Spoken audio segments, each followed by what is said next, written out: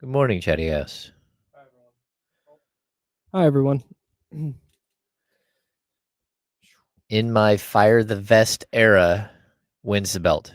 Hey, nice job in my Fire the Vest era. Well done. What's up, everybody? Good morning. Good morning. What's up? Russ Dog in the building. David, what up? Drew Down, what up? Warren, we are up in here. Indeed. Cousin Pete, hello. Johnny G. Oh, where'd Johnny G go? There he is. Ryan Faust, what up? Woolsey Stats. Hello, everybody. Germs, hello. Good morning. Jonathan, what up? Microwave, hello.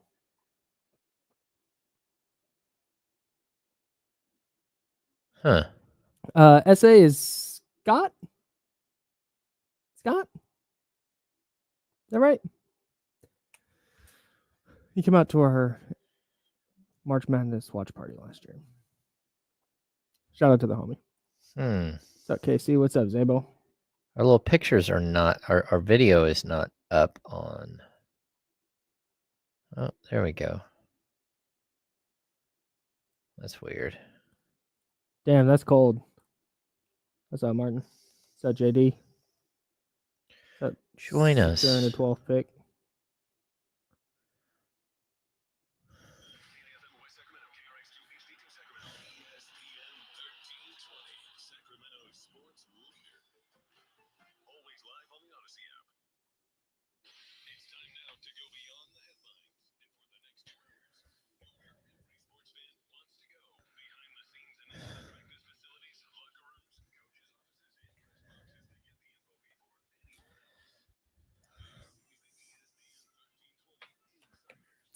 Good morning, everybody. A phrase I would like to eliminate from the lexicon. To those who observe. Okay. When it is actually like a religious holiday. Okay. Happy religious holiday to those who observe. Cool. Thumbs up. The amount of happy opening day to those who observe I've seen today. I'm punting that. I don't need it. It's opening day. That's a 2 thumbs up. If somebody's not excited about opening day, that's fine. That's on them. We don't have to do the to those who observe. We don't have to do that. It's fine. You don't have to put your cutesy little phrase on it. Just be excited. It's real opening day. That's James Ham. Joe Brazil's with us. We're sponsored by Jiffy Lube, and we're hanging out with you till noon. This is The Insiders. I didn't sleep last night. I'm mad today, bro. Kyle's angry. We got angry Kyle. Just pissed. No, it's Thursday. It's your favorite day of the week. It is the best day of the week. That's facts. Sam Amick said some really interesting stuff about Zach LaVine on Logan Murdoch's pod that I would like to get into. Okay. And of course, the Kings and Blazers tonight, and what I think is a make or break game for the Kings. We'll dive into that. Mock draft season in the NFL in full swing. But I want to start with a little baseball, because I don't think there's a better sport to just name some dudes in than baseball. Okay. I think baseball gives us the maximum amount of, like, you know, the meme of guys will literally just sit around and name random athletes. I think baseball is the best sport for that. Oh, interesting. I agree. Because a lot of guys get around to a lot of teams. There's a lot of guys who will have like a cup of coffee and they have maybe like a big moment and they just stick in your head. Exactly. Yeah. That's the best point. Yeah. And there are so many games that I think as a kid, the randos that just stick in my head who played for the A's, like Randy Velarde and like Frank Menachino and Terrence Long and just all these randos. So when we talk about like, hey, let's just name some dudes, I think baseball is the best sport for just naming some dudes. I could probably name A's players for like a good hour, maybe 2 hours straight. Supporting my thesis. Yeah. Like just random people.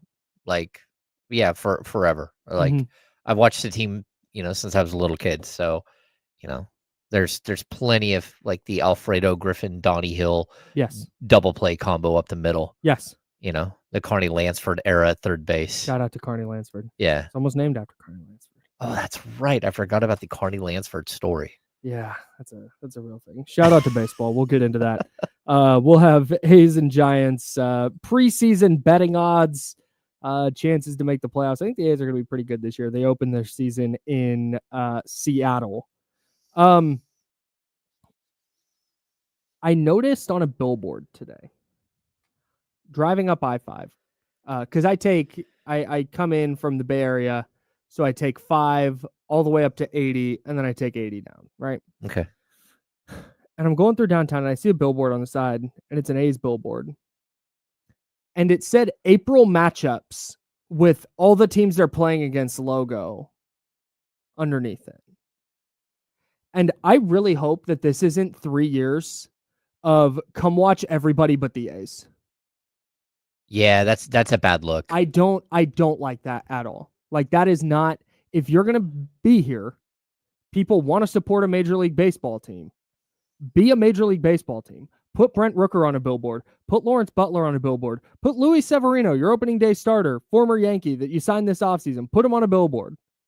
Make it about the team and not about like, oh, hey, the Cubs and the Padres and the Mets, they're all coming to town. I don't like that. Thumbs down for me. I agree. Like at the Kings game on what is today? Today's Thursday, on Tuesday. Mm-hmm. They had 5 players there, including Lawrence Butler. Mm-hmm. And they panned to him in the crowd. They had this little area for them, and then it looked like they moved them down, right down by Vivek. Like some guys cleared out, or people moved down, and they were able to fit them right next to Vivek. So, look, I think that while they're here, and we don't know how long that's going to be. They say it's 3 years. They could easily be a lot longer than that. Mm-hmm. I think it should be a celebration of this Sacramento Major League Baseball team. Yeah, and so I'm hoping they do that, not what you're talking about. I get like I saw Drew Down say that's Warriors mid 2000s advertising, and that's it. You see teams do that all the time. Like when you're watching League Pass, because you get a bunch of different broadcasts, right? Mm-hmm. And you watch the Charlotte Hornets, and they'll be like, "Hey, come to the final 5 home games and see this star player and that star player." And you see that the Kings, when they put up like the next game graphic, it's Jason Tatum, but it's also Domantas Sabonis. Mm-hmm. And I get that there's a marketing aspect of like other stars coming through. Yeah, household names versus the A's, who don't have household names because they spent the last 19 years not retaining their star players until this year. Yeah, so I get that's kind of part of the whole deal. Mm-hmm. I just don't want that to become the thing. I don't want the A's tenure in Sacramento to be about their opponents. That just can't. That and again, I'm not naive. I've been to hundreds of baseball games in my life. I understand that when the Yankees are in town, there's going to be a large Yankees contingent. The Cubs, there's going to be a large Cubs contingent. Of course, when the Red Sox show up in town. I mean, if you go to a Kings game, you see a ton of Celtics. I mean, there were so many Celtics fans in the building. That was crazy. The other night. It was wild. I mean, it might have been like 40, 60 Celtics to Kings fans. Mm-hmm. I mean, it was wild, like a sea of green. Yeah. So I understand. Like I said, I'm not naive to the marketing aspect of it. I just hope that that's not how this is going to go for 3 or 4 or 5 years. Yeah, that'd be disappointing. I couldn't agree more. And it goes to what I was worried about the other day. Like, is the atmosphere just going to be weird because nobody's rooting for the home team? I don't think so. I think it's going to be a packed house every night. I think it's going to be. I'm not worried about. I don't. Yeah. I'm not concerned about them selling tickets. I'm concerned about them marketing this as like hey, come just watch Major League Baseball. Not, hey, come root for the A's. Yeah, you need the fans to be rooting for their home team. Yes, or else it's gonna be a weird vibe. Yeah, I don't want that. Anyways, Sam Amick was on Logan Murdoch's podcast called Real Ones on The Ringer.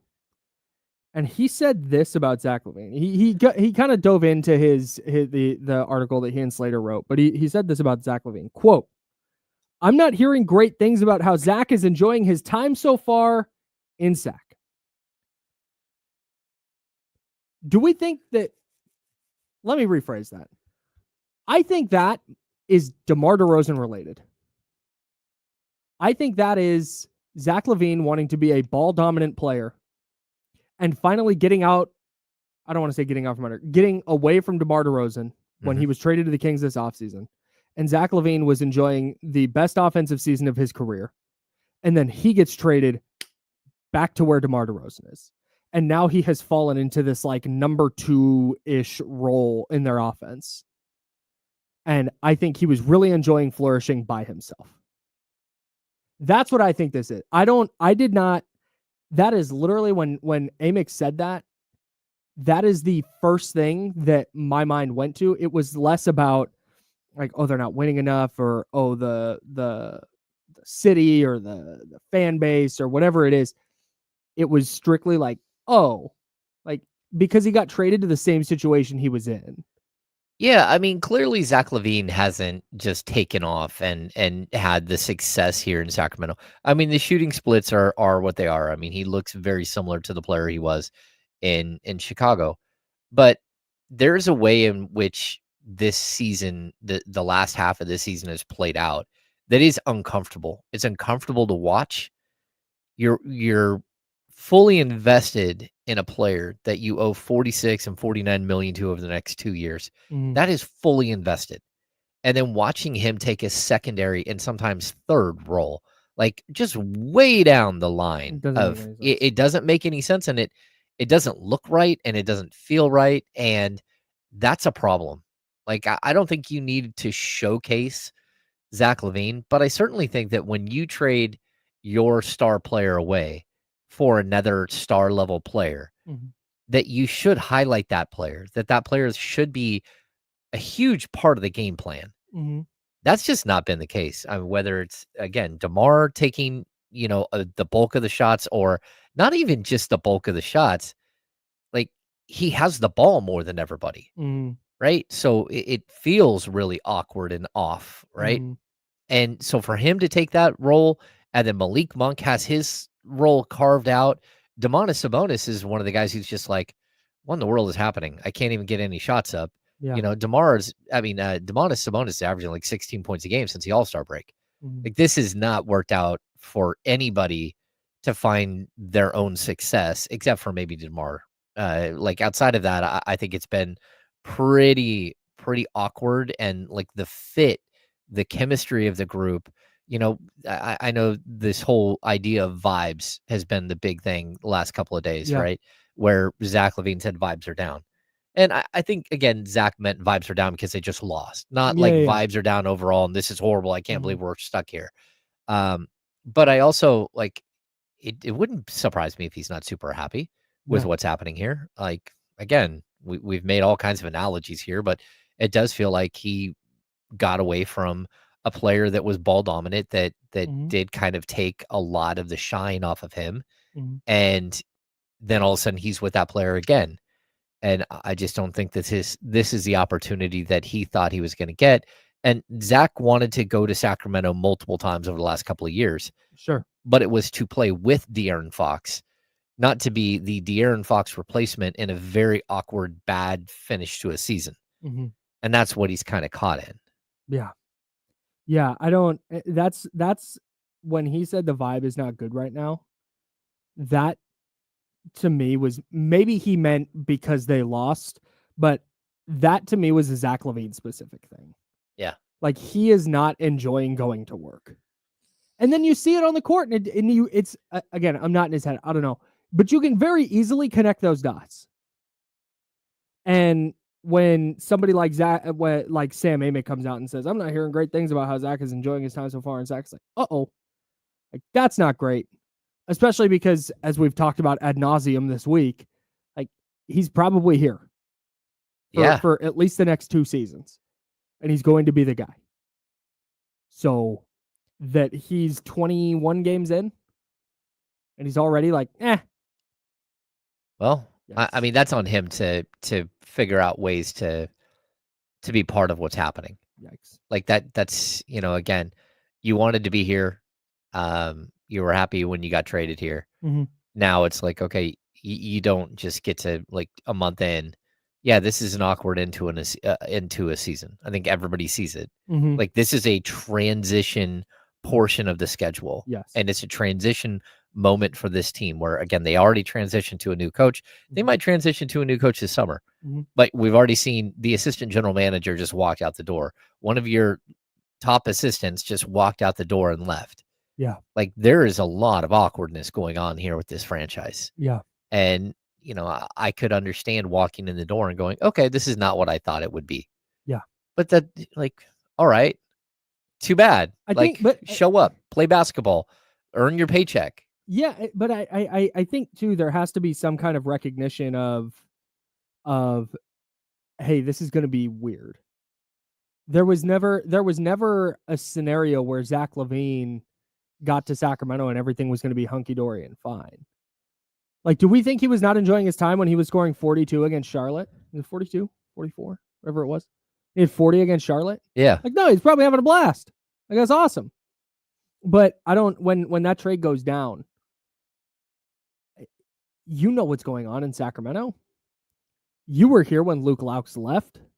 Yeah. Like, you knew that you came over in this De'Aaron Fox trade and that there was a new head coach. Like, yeah, man, it's going to be a little weird. I don't know what the expectation was. And you were rejoining DeMar DeRozan. Yeah, that, and look, he's got personal things going on. There's no question about that. His wife had a baby, in the 2 or 3 days before he got traded to Sacramento. It's nice. He can get to Newport Beach very quickly. Just hop on a plane, be there in 45 minutes to an hour, and can be around his wife and kids. But look, I don't know what's going on in his head, and I think the best thing for most of these players at this point is just to get to the offseason as quickly as possible. Just hit a reset button, figure out what's going to happen with this franchise in the first couple of days outside of, when the season ends, and then move on from there. And we'll figure it all out. This is so weird, dude. This team that's battling for a play-in spot. Yeah, hey, maybe they make the playoffs, but also everybody knows that the next major thing to happen is going to happen after the season's over. 2 weeks from now. 2 weeks from now. 2-ish weeks from now. Yeah. 18 days. Depending on if they make the playoffs and how many games they get. Yeah. Yeah. Everybody just knows where this is headed, but there's still 10 games left. Weird. It's a really, really sad. The vibe is at least weird. It might weird. not be bad. It's definitely weird. It is. All right. The Kings play again tonight against the Portland Trailblazers at Golden One Center. I think it's a make or break game.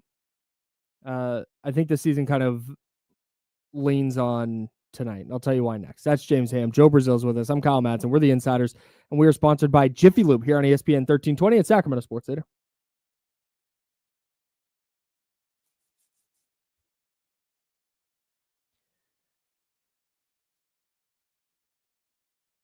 Man.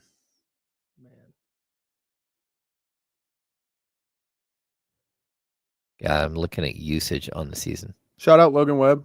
Shout out Rockland High School, whatnot, and Tri-City.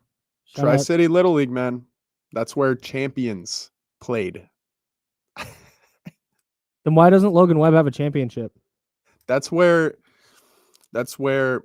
champion that's where a champion mindset is created. Cy Young contenders. Contenders are made. What up, Zach? And subpar hitters. Oh. Did you see this? No, what is it? Torn ligament in his thumb. What's up, Tara? Sustained ligament. Hey, the Athena channel loves your take. Shout out. Thank you.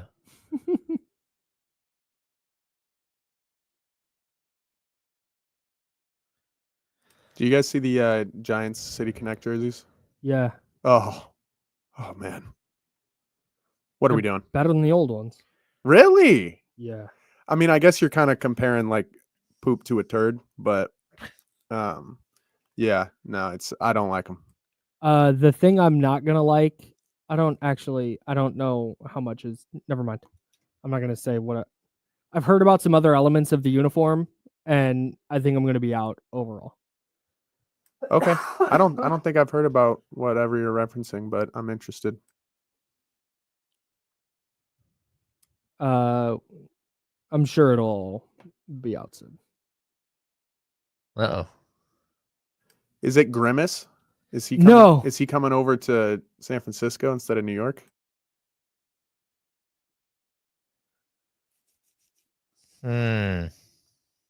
I don't know John Hamm, Zabo.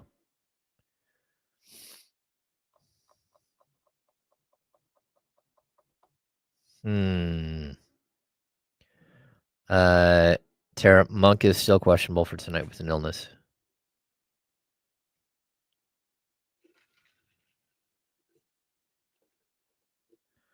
Do you know what? This is crazy. DeMar DeRozan's usage in the month of March is at 27. DeMarch DeRozan? It is DeMar DeRozan. What is it? It's 27%. Jesus. The month before it was 23.4, 24.5. In December it was 21.9. And in November it was 26.3. That didn't make any sense then.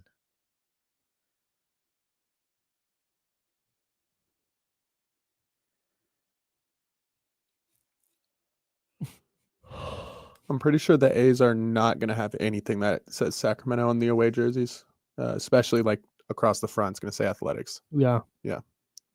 It's weird. It's so disrespectful, bro. Dude, and I'm telling you, and I'm in MLB The Show, like Sutter Health Park got done really dirty. Like they're just all around, it seems like the disrespect.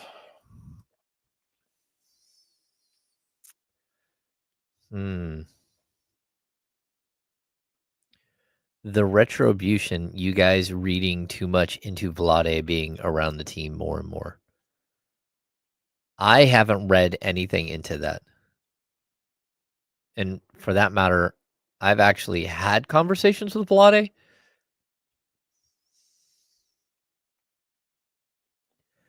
He is an advisor. Yeah, I don't.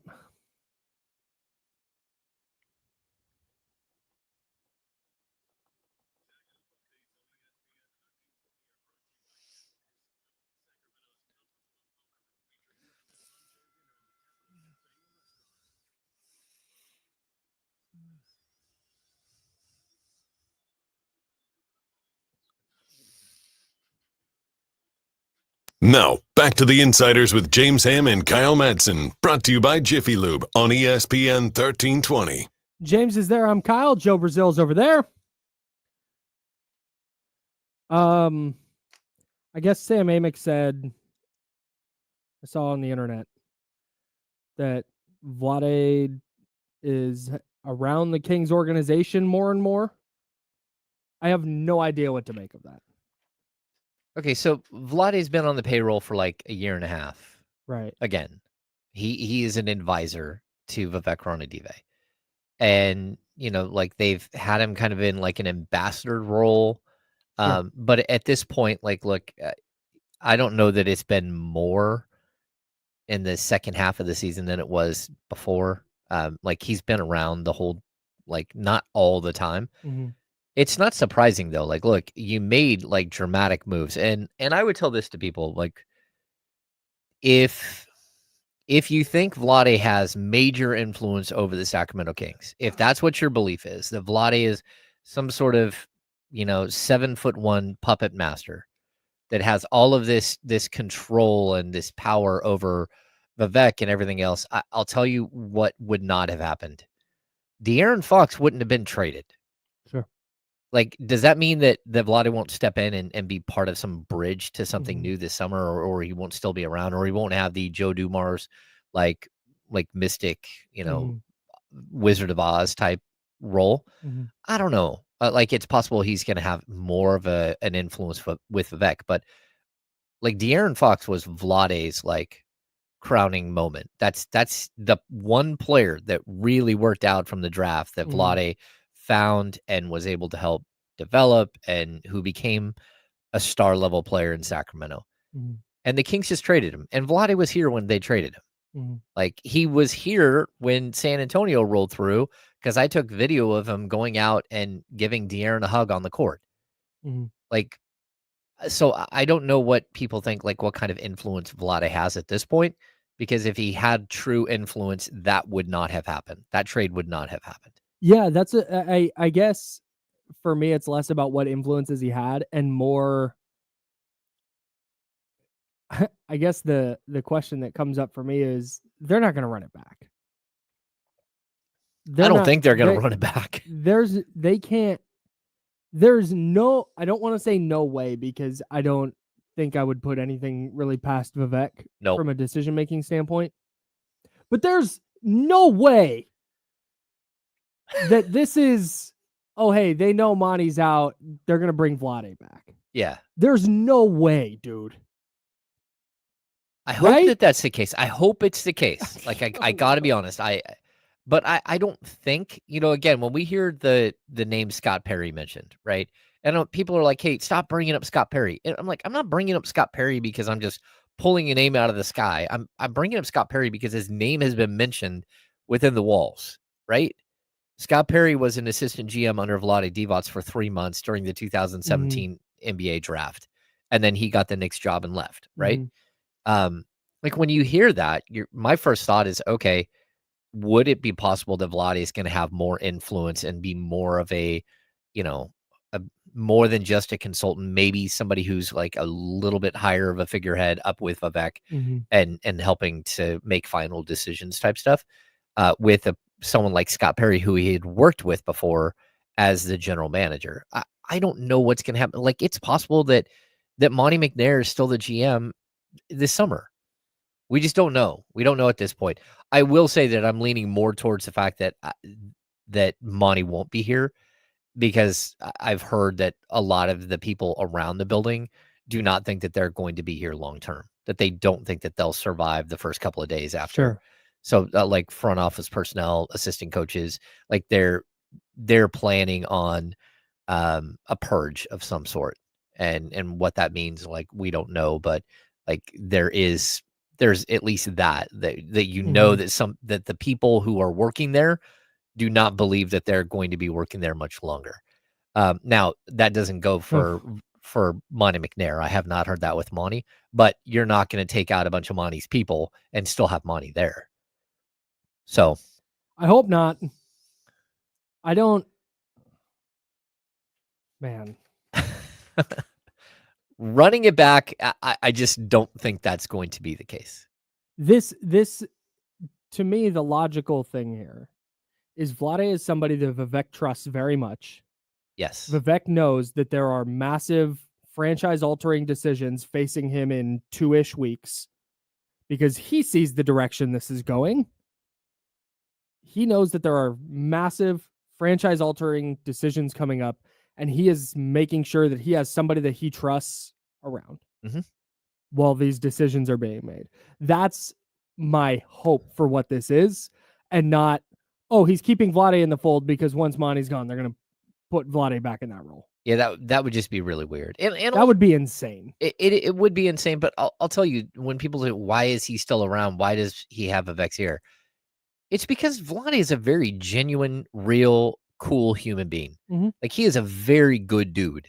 Like, should he be a general manager of a team? Probably not. No. Should he have ever had that role? Probably not. Yeah. But was he the worst general manager in the history of the Sacramento Kings? I hate to tell you this, he wasn't. Absolutely not.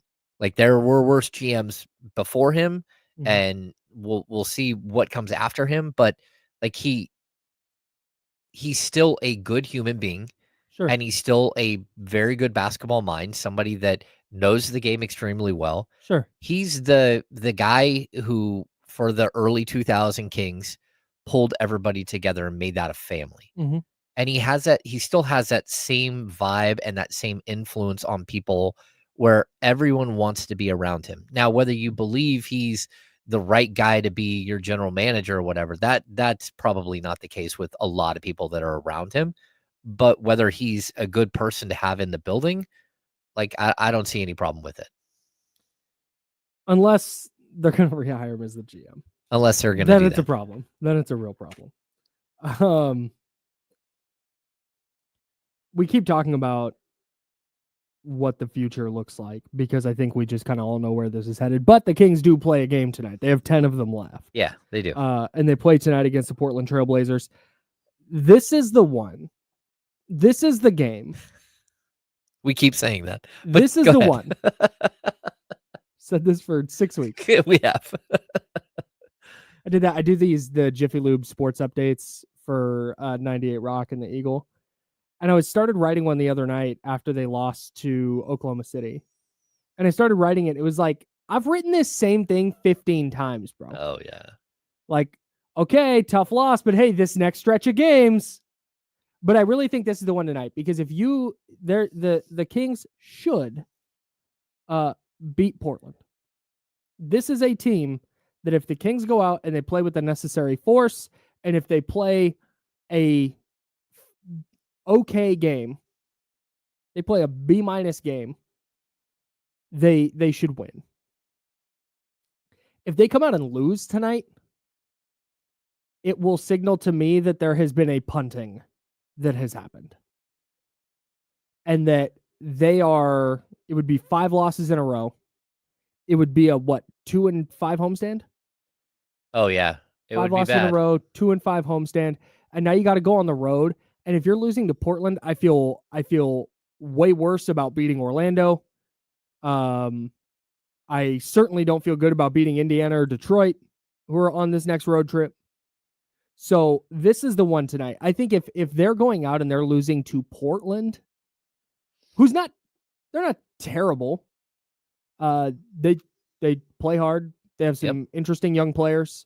I think Chauncey Billups is doing a really nice job as their coach. But if you're not able to, in this spot, with this level of urgency, get up to play well enough to beat Portland, I think that's a signal that they're done. I don't think there's any way to recover if you lose to Portland. You don't have enough games. Like we talked to yesterday. Well, what do you need to win, like, of your final 10 in order to make the play-in? And like, I think most of us believe 6-4 is probably the number. 6-4, 5-5, 7-3. If you can go 500, you're good. Yeah, but the problem is that, like, you have to go 500. You have to beat the teams that are below 500 in order to get there. And they've got like 5 or 6 of those. And then you got a couple of tough games that, you might not be able to win. But this is one of those games where not only do you prop yourself up and push yourself forward, but you can kind of end the Portland Trailblazers run and any attempt that they have at the 10th seed. And that's probably the best thing. That would be a great thing for the Kings to just like knock one of the teams off that's chasing. Yeah. Okay, you're out of it. You can't catch up now. Yeah. But like, if you lose, this could get to the point where we're wondering if they're the 11 or the 12 seed, if they just keep tumbling, because I think it's very possible. If you lose to Portland and you finish this homestand, again, you know what this feel like? It'd feel like that time that they lost 5 games in a row at home early in the season, and then somebody got let go, because that's where you're kind of at. Not that I'm saying that they need to let Doug go or they're going to let Doug go. I mean, they don't even have an assistant they can put in. But you want to talk about vibes. Yeah. If you lose this one, I don't think there's any getting it back. No, I would agree with you. So I think this is the one tonight. Yeah, it's like a do or die game. It's like, it's not an elimination game, but this would signal a very dark finish to the season. Yeah. Man, it's so funny. I asked our guy Danny Meringue, who does radio up in Portland, really tapped in with the Blazers. I asked him a while back. It's like, hey, are the Blazers trying to get the 10 seed? Or are they tanking? And he was like, they're trying, but heavy air quotes on trying. So I'm interested to see what tonight looks like. And if I think he said Tumani Kamara was questionable. Yeah, he's been really good for them. Just lengthy, really good defender. He's just a tough matchup for the Kings. Yeah, really, really good athlete. Can hit a 3. Like, he's questionable. It wouldn't shock me at all if Portland and their front office and their coaching staff is looking at this game and going, hey, if we're trying to not get in the play-in, this is a game we need to lose. So it wouldn't shock me at all if we see a couple of players on the injury report. Yeah, they do have DeAndre Ayton is out, Robert Williams is out, Bruce McGowan's is out, Bryce McGowan, sorry. They also have Jeremy Grant is doubtful. Kamara's questionable. And Kamara's questionable. Yeah. And it's funny, all the other guys are like considered much better players, but Kamara's probably the one that would kill the Kings. Yeah. Not the others. Yeah. Everyone else is like, all right, Aiden's there, he's not, doesn't really matter. Portland's 9-9 since the All-Star break. Mm. And what I say, they're 8th in net rating. Yeah, something like that. Maybe no, 8th in defensive rating, 11th in net rating. They've been like, oh man, Solid. that's a young team starting to figure it out. Denny Avdia has been awesome. Scoot Henderson had a nice little run there. We mentioned Kamara already. Shaden Sharp still figuring it out. Like there's a world where the Blazers over the next couple of years make a couple of moves and are really, really good. But they are the exact type of team that we'd go in. And if this was earlier in the year, I'd be like, yeah, I think the Kings are going to go out and play with the correct urgency tonight. And I think they win. I think they win going away. Like, let's see a blowout, blah, blah, blah. I've taken that off the table because I've seen the Kings lose too many games that I thought they were going to win by a lot in. But with the way Portland is playing right now, and with the way we've seen the Kings play over the last 4 games, specifically since the second half of the Bulls game, second half of the Bucks game, it's a scary one. It's kind of a gut check game. Like, do you have anything left, and can you right the ship? Because, like, look, you've got 10 games, right? You win this game, you go out on the road, you start getting a little bit of momentum out on the road. There's nothing to say this team can't, like, go 7-3, get, be the 9 seed, and 6-4, 7-3, be the 9 seed going into the play-in tournament, play well, find themselves a little bit, beat up on a team in the first play-in game, and then make it a good, potential good game in the second play-in game, and possibly make the playoffs. But if you're going to get any kind of momentum, any kind of run, it has to start with this team right here. Yep. It has to start with this game, because after this, I think you've got a 6-game road trip and 5 or 6. And then you come back for 3 more at the end of the season. This is one of those games where if you lose this, it just sets that road trip off on the wrong foot. And like, there's no recovering. Like, this is a team that very well could track you down if you lose this game. So tough. Yeah, it's a 6-gamer: Orlando, Indiana, Washington, Charlotte, Cleveland, Detroit. Yeah, some winnable games. There's a chance that you lose tonight. That's 5 in a row, and also they lost 4 in a row, 1-2, and then lost 4. So you've lost 8 of your last 10. Yeah. Yeah, their post All-Star break schedule is record is not good at all. No. Yeah, they have really, really struggled. So, and this would eliminate any chance, I believe, of getting back to 500 on the season. You're 2 games under right now. If you lose tonight? Yeah. Yeah. Yeah, I don't think that there's mathematically you can still get there, but it would be very, very difficult. Since I've come on the show, I think we've only won twice or 3 times. Is that right? When was your first day? It's been a month. I've only seen the beam in here, I think 2 times. There's the Grizzlies and Cavs. Yeah. Because March 7 was the Spurs game. They won that one. So it's been a month tomorrow, or I guess on Monday. I say we blame Joe. That's kind of what I'm getting at. Joe, what's your deal? It's Joe's fault. It was fun too. I would come by every day when we were doing good. Everyone was having fun. I would come in, vibes would be good. I start doing the show every day with you guys now, and all of a sudden, everything just starts falling apart. Everything. So I don't know, just food for thought, I guess. We should ask Doug about that at the game tonight. Yeah, about me. Yep. Yeah. Kings are 7-10 since the All-Star break. Yeah. Hey, Doug, what is it about Joe Brazil being full-time on the Insiders that has your guys not playing well? I would love to see the look on his face when you ask that question. That'd be funny. He'd be so mad. That'd be so funny. It's Joe's fault. # blame Joe. No, I'm kidding. I'm not letting the Kings off the hook that easy. That's true. # blame Joe /Kings. The Mavs are at the Magic tonight. So in the scoreboard watching, because the Mavs are currently in 11th at 35-38. The Kings are the 9 seed at 35-37. The Suns are also 35-38. They're the 10. So big Magic fans tonight if you're rooting for the Kings to make the play-in.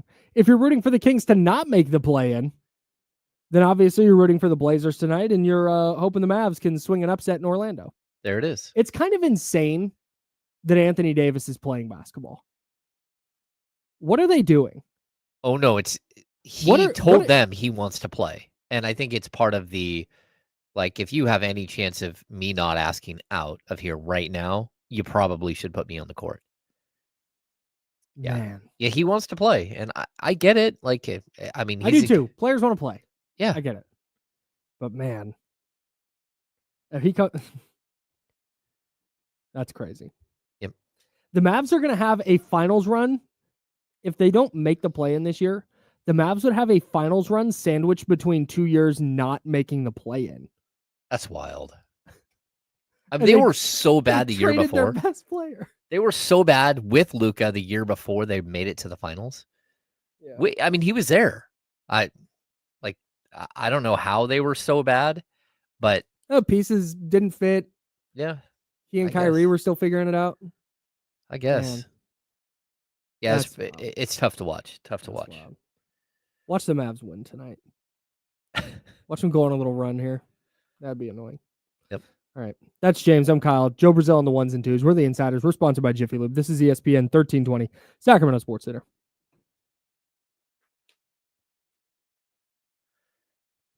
I'll be back in 2 seconds. Okay, good luck.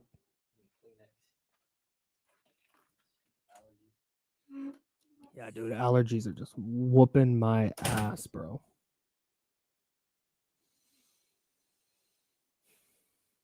Yeah, allergy season is among us, unfortunately.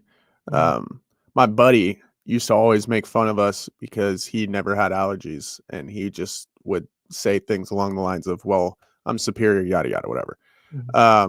2 years ago or a year ago, he comes to me and he's acting like he has something to tell me that's very serious. And I'm like worried. And he's like, I think I have allergies. And it was like this moment. So he's one of us now. Shout out to Welcome him. To the club. Yep. It's a real thing that you can't escape. Justin does? Yeah. Of course. Which one? In Discord or on Chadia?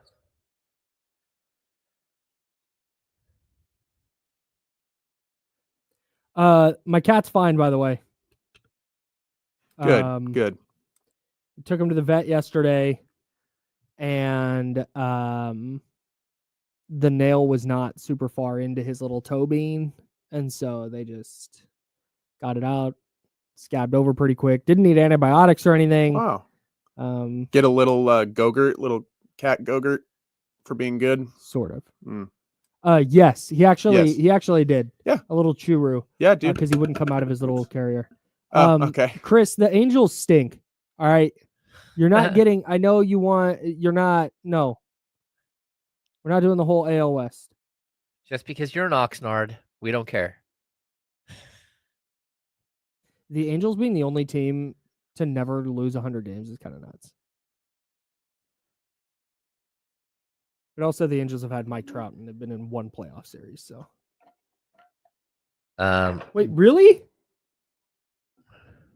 Yeah, I feel like you're pretty very open about my very cat open about cats. Now, if they're being sarcastic, then salute. That's a good.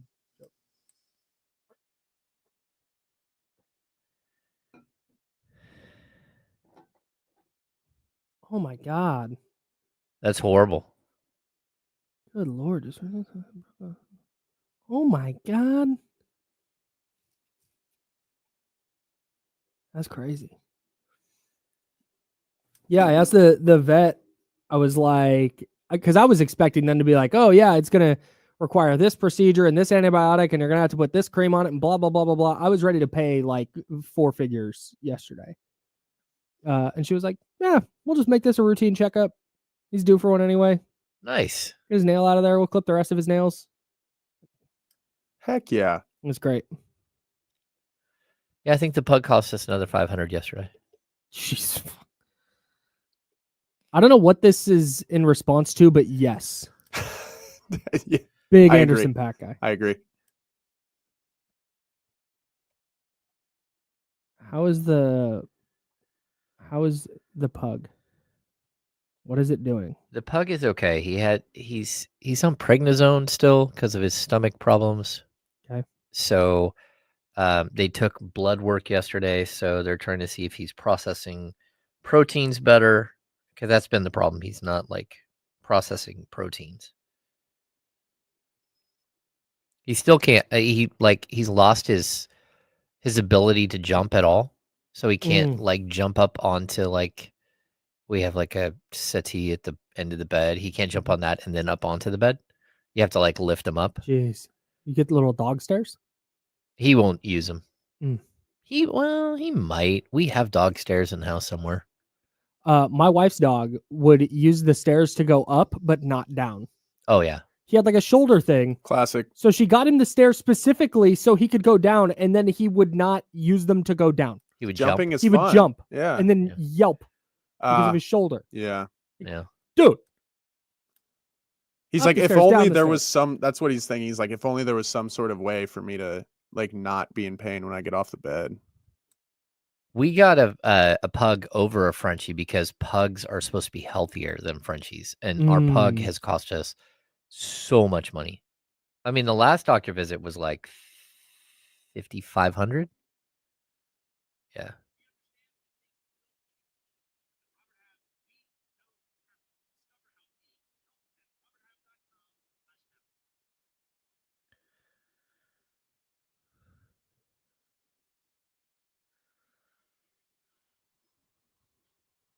Now, back to the Insiders with James Ham and Kyle Madsen, brought to you by Jiffy Lube on ESPN 1320. Jesse Tapia, the producer for D-Lo and KC, is taking shots at me on the internet, Oh yeah. and I need to craft the perfect response. You guys talk amongst yourselves. Okay. We'll just continue pet talk. Yeah, Drew absolutely. down. We're talking a lot of pets today. Drew down in the chat asked if I have a corgi. I do have a corgi. She's a nightmare. And then we have a golden and we have a pug. Oh, you have a golden too? I didn't know that. Yeah, I have a golden retriever as well. Our golden is he's almost 10. And the corgi likes to attack him. So we have to keep them separated at all times. Oh, lovely. Yeah. It's not great. Yeah. And pugs are money pits. Our pug, he's super sweet. He's only 6, but he's cost us a ton of money. Salute to the pug. Hope he's okay. Salute to you guys for vamping while I replied to somebody on the internet. We're the Insider, sponsored by Jiffy Lube. Hey, do you know the thing that I care about the least of all the things that have ever existed is the LeBron James, Stephen A. Smith beef? Oh, yeah. I could not, and this is not old man yells at cloud. I get the appeal. And I get why there's an argument here. But I just can't bring myself to care. I don't feel negatively about it. I've seen people waxing poetic like, this is why sports media is the way it is now. Nobody talks about the games. They only want to talk about the draw. Like, no, we've been on that. We've been on that for a while. But this specific LeBron Stephen A thing, I thought it was done. And now it's back, and LeBron's on Pat McAfee show talking about Stephen A. Smith. So Stephen A. Smith is obviously coming back out, and now he's talking about it. I just like, bros, call each other and figure it out. The fact that your little tiff is being played out in public, you could just call the person. Yeah. You guys have the ability to interact with each other in a space that's not public, which to me means most of this is manufactured. Oh, it's fake. And even if it's like there's like some realness to it, like the fact that if it was that serious, you would go through the proper channels to have a real conversation about it. Yep. But no, they're going on different shows and saying what they need to say to the person, making sure everybody just like, all right. It just feels like fake man. beef. It's weird, it does. dude. Yeah. It's so weird. All right. It's opening day. But speaking of which, new life goal is to be in Cincinnati on opening day. Dude. Cincinnati does opening day right, dude. Oh, really? There's like a parade. Yeah. It's a whole thing. Huh. Like I did kids not know the Reds kids went get all taken out. out of school. Yeah, man. It's a tradition that goes back yeah. like 50 years, maybe more. I don't know. I've never researched it, but that's a new thing that I never cared about until today. One of my friends is there and posted a bunch of photos, and now I need to go. Yeah, I've recently learned about more about it as well. Yeah. Dude, imagine like waking up, you're young, out of school that day, you get the whole day, and then you make your way to the ballpark. That's how you get people. Real. That's how you get kids to love baseball. Exactly. Oh yeah. Take them out of school and take them to a ball game. Let there be a parade involved. Get them a hat. It's a cotton candy. That's how you bribe a child to like baseball. Now I'm feeling like I just need to take my youngest out of school on Monday and go to the A's game. You should. Absolutely, you should. Yeah. I probably won't do that. Is it a night game? It is a night game. It'd be super funny to take them out of school for a night game. Come hang out here. We're like, yeah, we're gonna be talking about it. Just gonna vibe out. He would be fun. MLB power rankings are out from MLB.com. The A's are currently 25th. They have a 15.5% chance to make the playoffs. Again, that's according. Is this the Athletic? I think it's the Athletic. It's the Athletic. Yep. They're 200-1 to win the World Series and 22-1 to win the AL West. That is last. Their win total is set at 72.5. Maybe I'm missing something, but I'm going way over on 72.5.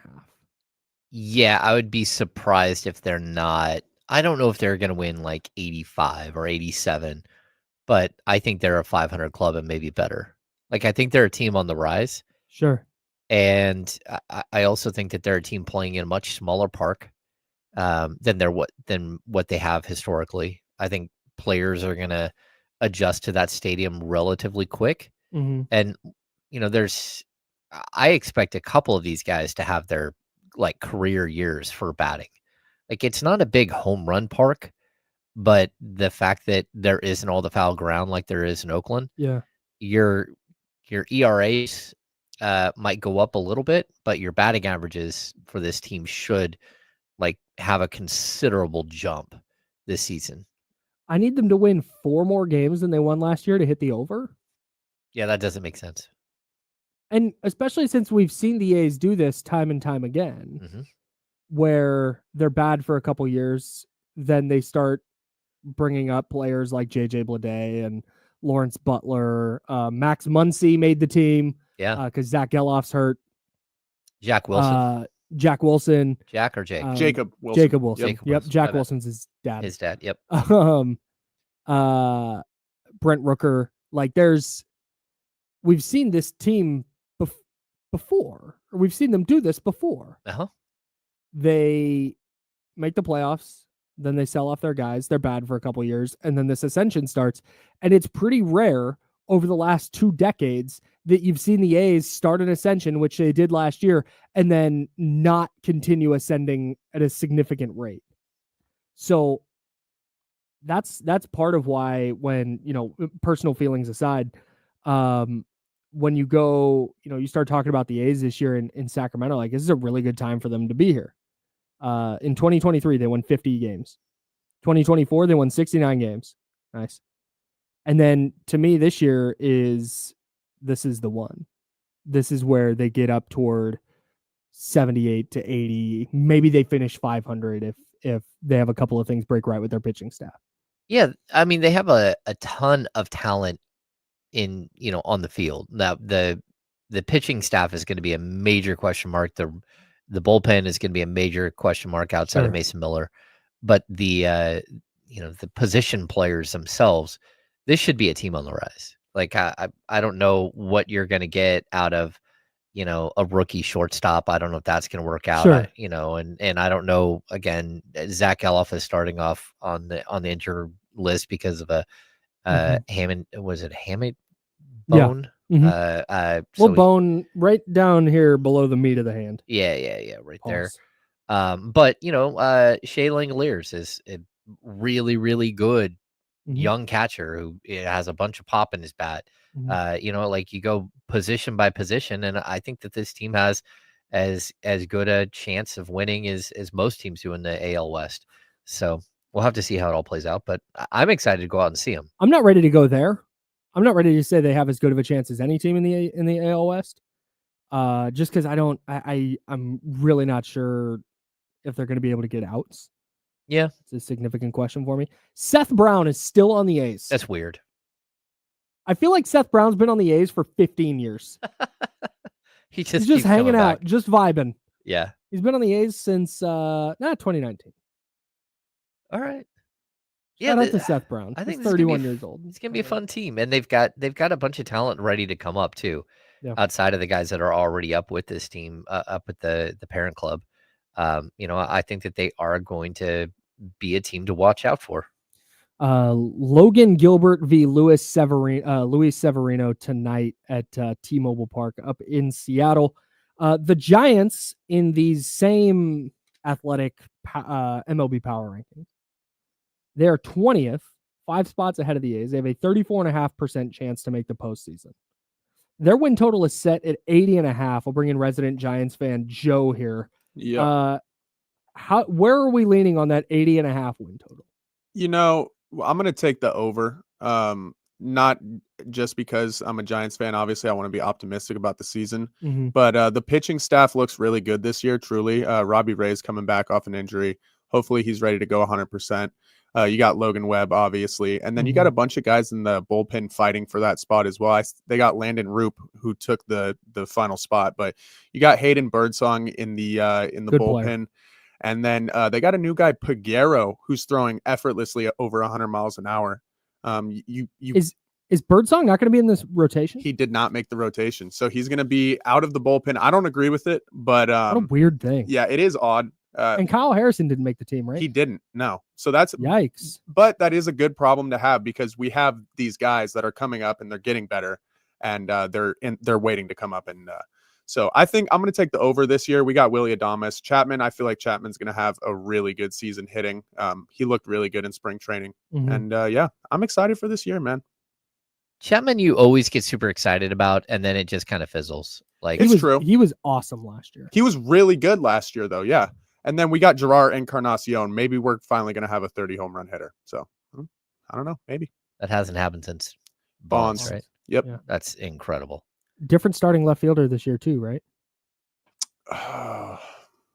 Let me take a look. See here. It's a good question. I know they moved Fitzgerald over to second. I don't know if this is public yet. So that's another person to look out for this year. Who started in left field for them last year on opening day? Oh man, that's a good question. That's a crazy thing to ask. I don't know why. Yeah, it's a hard. It might have been David VR. It might have been. Is that your final answer? Oh, okay. I have the answer. It's not David VR. Okay, it's not. No, dude. Yeah, I don't have an answer for Michael you. Conforto. Okay, that makes sense. Yeah, and then he got injured, right? Michael Conforto, one of those guys that just like, hey, let's name some dudes. Remember Michael Conforto? Yeah, absolutely. It's a good one. Blake Sable, shout out Blake Sable. I met him outside of Oracle River Park. Cats legend. He was awesome. He was an very nice. Absolute hoss, by the way. That is a massive human, Blake Sable. Yes, I was driving outside Oracle Park, and I see him on a bike, and I go, "Has anyone ever said you look like Blake Sable?" He's like, "Yeah, I've gotten that before." Huh. Well, and then you realized it was him. And then I said, "You're Blake Sable, aren't you?" He said, "Yeah." Like, yeah, you got me. Doggone it. If I was Blake Sable and somebody recognized me, I'd be so pumped. I'd be so fired up. I was fired up, man. Oh yeah. Love that for you. All right. We'll get back to Kings. We'll have more Kings Blazers. I have a question about the Kings long term as we continue to keep that in the conversation. And Joe, you have some baseball questions for us. As we keep talking baseball here on opening day as well. Second hour of the Insiders coming up next. We're sponsored by Jiffy Lube. He's James Ham. I'm Kyle Madsen. That's Joe Brazil. This is ESPN 1320 at Sacramento Sports Center. Oh, buddy. Top of the show. I totally forgot Encarnacion fractured his hand. Oh, man. Yeah, Elliot Ramos. Ramos might hit 30 this year. Yeah, you always have someone who might hit 30 who never does. That's a fact. It was Brandon Belt for 10 years straight. I'm going back through the A's, who are like a broke ass franchise for the last 2 decades. They almost always have at least one 30 home run guy. I mean, I've got a hot take for you after Yes, the break I love with this. that. I think I there's love one this. season outside of the pandemic season. I'm all the way back to 2017. They've had at least 130 home run hitter in every year except for one season since then. I'm going to go to 2010. I'm in the Chris Davis era right now. Shout out to Chris Davis. Russ Dog, the Giants are my team. God, Chris Davis just mashed. I'm all the way back to 2016. Now 2015. 2015, they did not have a 30 home run guy. Find. So of the last 12 years, 11 years, I think I've found 2 seasons. If we take out the whatchamacallit season, the pandemic season. 2014, Josh Donaldson led the team with 29. He did not hit 30. Brandon Moss hit 30. How can you not stumble upon a Brandon Moss or a Jack Cust or somebody if you're the Giants? It's the park, unfortunately. It's 100% the park. But Josh Reddick, 32 homers in 2012. The Josh Reddick era was weird. It was weird. Since 2000, in 2000, Tejada Giambi. 2001, Tejada Chavez and Giambi. 2002, Tejada Chavez. Then nothing in 03, 4, or 5. Then in 06, Frank Thomas, of course, with 39 dingers. Nick Swisher had 35. Yeah. Nobody in 07. Cust in 08. Nobody in 9, 10, or 11. Remember that one year they had Josh Willingham? Weird. What a weird season. Josh Willingham, great guy. Just naming dudes. Yep. Wow. 29 homers in the 2011 season. Oh, the 2010 season had nothing. Oh, that's a bad year. Kevin Kuzminoff led the team with 16 jacks. 2010 was 2011 was the year I had season tickets. Oh. Yeah, it was like $220 for 20 games in the bleachers. Oh, yeah. Okay. Oh, yeah. And then 2012, the ticket rep called me back and they were like, hey, you going to buy tickets again? And I was like, no, this team stinks. And then they went to the playoffs. Oh, the Johnny Gomes year. So, okay, funny thing about Johnny Gomes. At FanFest that year, I covered FanFest for the place I was interning at.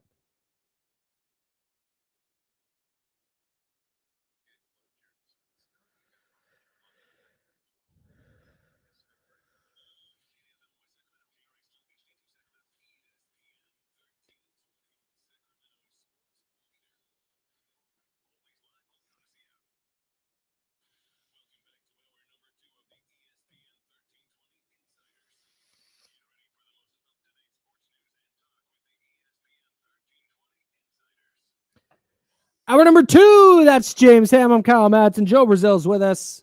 We're sponsored by Jiffy Lube, and we're hanging out with you until noon. Then we'll hand it off to D-Lo and KC. Yeah, we were just talking at the break. We were talking about like random A's teams that have been good. And I remember in 2012, because they were not good in 2011.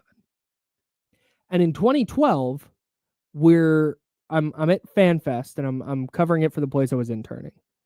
And Johnny Gomes, Rays legend, is standing there and the way this worked was there was a press area at underneath the Coliseum, and players in the midst of their day would just drop by the press area and there'd just be a scrum. Oh, just okay. hang out and chat. And Johnny Gomes, while he's up there,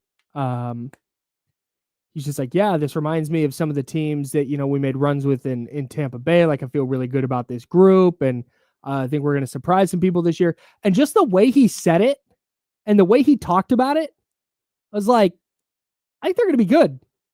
I feel really good about what Johnny Gomes is saying. And I'm as pessimistic as anybody. Dude, if Johnny Gomes is telling you that though, Yeah, and then that was the year they tracked down the Rangers and won game 162 and went to the postseason. What a year. It was great. It was so much fun. That's what I think baseball. The cool thing about when the A's are good, and I would say the same thing about this team right now, is that when they're good, it's because like random people just become so much bigger than what you thought that they would be. Mm-hmm. I think like Brent Rooker is like one of those crazy A's finds, right? We see that. And Lawrence Butler is like the guy this year. But in order for the A's to take some like gigantic step forward here, they're going to have somebody step up and be way bigger than we think they are today. And I don't know if it's Langoliers or, if it's Soderstrom or, who it will be, if Wilson, but somebody's going to have to be that guy that changes some of the, for them to take a leap from, 75 to 80 games to 80 to 90 games. And, and I think they've got enough random dudes that maybe you do get that from somebody, but I'm not sure. Yeah. Matt George in the chatty house says 2012 A's season was genuinely one of my favorite memories in life ever. So that last game of the year against Texas, the A's were getting smoked. There was like a pop-up on the infield and they like dropped it with the bases loaded. And it was a mess. They were losing. And I had a test that day, so I couldn't skip class. It was this mandatory test. It was a day game. It was a mandatory test, like in the middle of the game. But as I'm going into my class, I was listening on my phone, and they were down. They were losing. And I remember Ken Korak saying, and the wheels are coming off for the A's, or something to that effect. The wheels are coming off is a phrase he used. And it was right as I was walking into class. I was like, okay, perfect. They lost, whatever. They're going to be a wild card team. It's fine. I finished my test as fast as humanly possible. It was the first one done. And I check my phone real quick, and it's like tied. And so I sprint to the round table on campus. I watched the rest of the game there. It was great. That's a cool memory. It was great. That's I had awesome. Such a good time. Yeah. Yeah. I was so mad. It was one of those classes that I never had to go to. And then it just happened to be test day. Just brutal. I love, again, I've been to so many Kings games. It's crazy. But with baseball, there's so many games that you have such great memories of, sitting in like high school, like during the summers, going with buddies and heckling the left fielder the entire time, whether it was Ricky or whoever else. Like the first time you go to a ball game, I went with my cousins and my uncle. Like there's so many, for whatever it is, there's a nostalgia to baseball that I don't think other sports have. The first time you went to a game, the first time you sat there and had, popcorn or whatever. I dig baseball. I'm excited to have it back right now. Joe, you had some baseball related questions for us. Yeah. Go ahead and what's your first question? So just to preface, I like to start every season out with some predictions, some questions. This is how me and my friends always do it. So you guys talked about it a little bit. I would like to hear a set number on what you guys think the record will look like for the A's at the end of the year. I think they win 78. Okay. I literally, that was the number in my head. 78 games. Okay. That's the official prediction of the Insider. Cool. 78 and 84. Yep. And I liked what James said, 85. That just sounds a lot more fun. So we'll move on, but 78 sounds about right. Thanks. We're taking the over 72.5 for sure. So I was talking to Jackie, and she actually had a really good question. Jackie from Promotions. Correct. Mm-hmm. She was saying, well, how do you think the fan base is going to sway? Are we going to see any new A's fans? Any new baseball fans in general in Sacramento? How do you think Sacramento is going to take to this team in the first year? Great. I think every game will be sold out without any question. I think it's going to be a lively atmosphere. I think the hill is really cool. Like the thought that, like going to River Cats games, that's always been cool. Yep. And I think that fans will glob onto that, especially the tickets go on sale the day of the game, I think. And they're only selling like 250 for seats for 20 or $25 a pop for the hill. I'm interested. And again, we've talked about this before, but I'm fascinated to know if it's just a general interest in Major League Baseball games. Yeah. or if it's like a diehard fandom being created here. bleeding green Yeah. and gold. Is it going to be like a spring training atmosphere? Yeah. Is it going to be like a River Cats atmosphere where it's just like not bad, but no, we're chilling, we're just hanging out, relaxed. Yeah. or is it like, hey, it's going to be loud? It's very small. So is there going to be this intensity? I'm really, really interested to see that. But Same. I agree with James. There's not going to be a game where there's an open seat. No, and Sacramento has such passionate fans too, so Yeah. I'm not too worried about that. Do you guys have Did a you have something? sleeper? What's that? Did you have something? No, go ahead. Oh, okay. Oh. Go ahead, Joe. Yeah. Do you guys have any sleepers? Anyone on the A's that people might be sleeping on this year? Ooh. Good question. This is not a sleeper, but I'm kind of wondering how Zach Geloff bounces back. That is this year. literally who I have written down.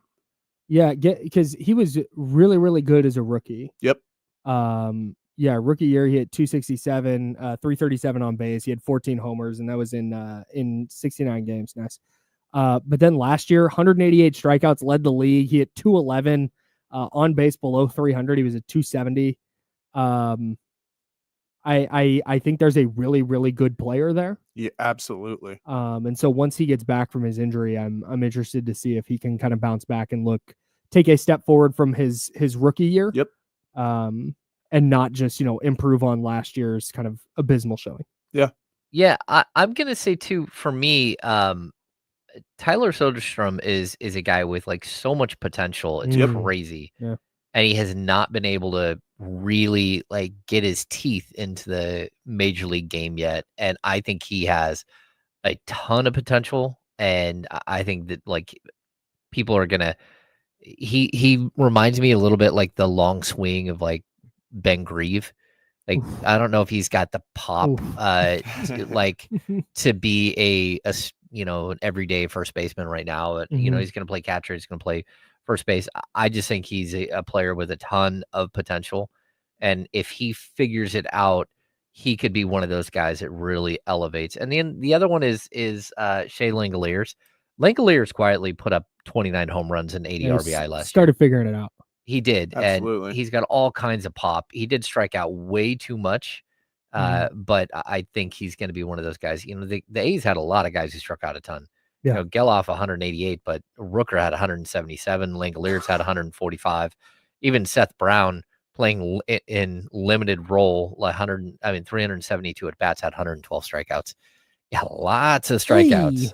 Hey. And same thing with Max Schumann. Max Schumann struck out 119 times and quietly put together a decent season playing almost every day. But yeah, I think we're going to continue seeing that because I think the A's are very 3 true outcomes oriented. So I think we're going to see them continue. I think they're going to hit a lot of dingers, and I think they're going to strike out a lot. Yep. Got a couple more? Yeah. Cool. Let's go. So, how do you guys think Sutter will hold up in the first year? Sutter Health Park. Do you think we'll hear anything negative from opposing teams, the players, or anything like that? Yes. Absolutely. Yeah, you're definitely, some pitcher is going to have a tough night. Yep. And have something to say about Chris the Sale. ballpark. Yeah, that's 100%. It's going to be Chris Sale. It's 1,000% going to be Chris Sale. Yeah, I think at some point someone will have something to say, and you may hear stuff like these little veiled shots. Yep, I feel like that's gonna be very prominent. But overall, I don't think it's gonna be like a problem. Like I don't think that it's gonna be a lead story of like, hey, we're in the middle of June and the A's home ballpark is a disaster. I don't think that's gonna be the case at all. They've taken a lot of steps toward making sure it's at least major league like viable, and then B, they've brought in like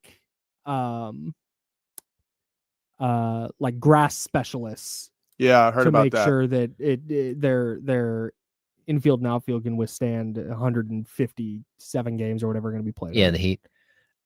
Yeah, I don't think you're going to hear a lot of negativity, to be honest with you. I mean, people might have some gripes, but then when you really get into a season, I think everyone's going to look at the players like, man, that's like some next level first world problems. Yeah, Mhm. good point. I think what players are going to come out of the game, they're going to say, that was a packed house and it was a fun crowd.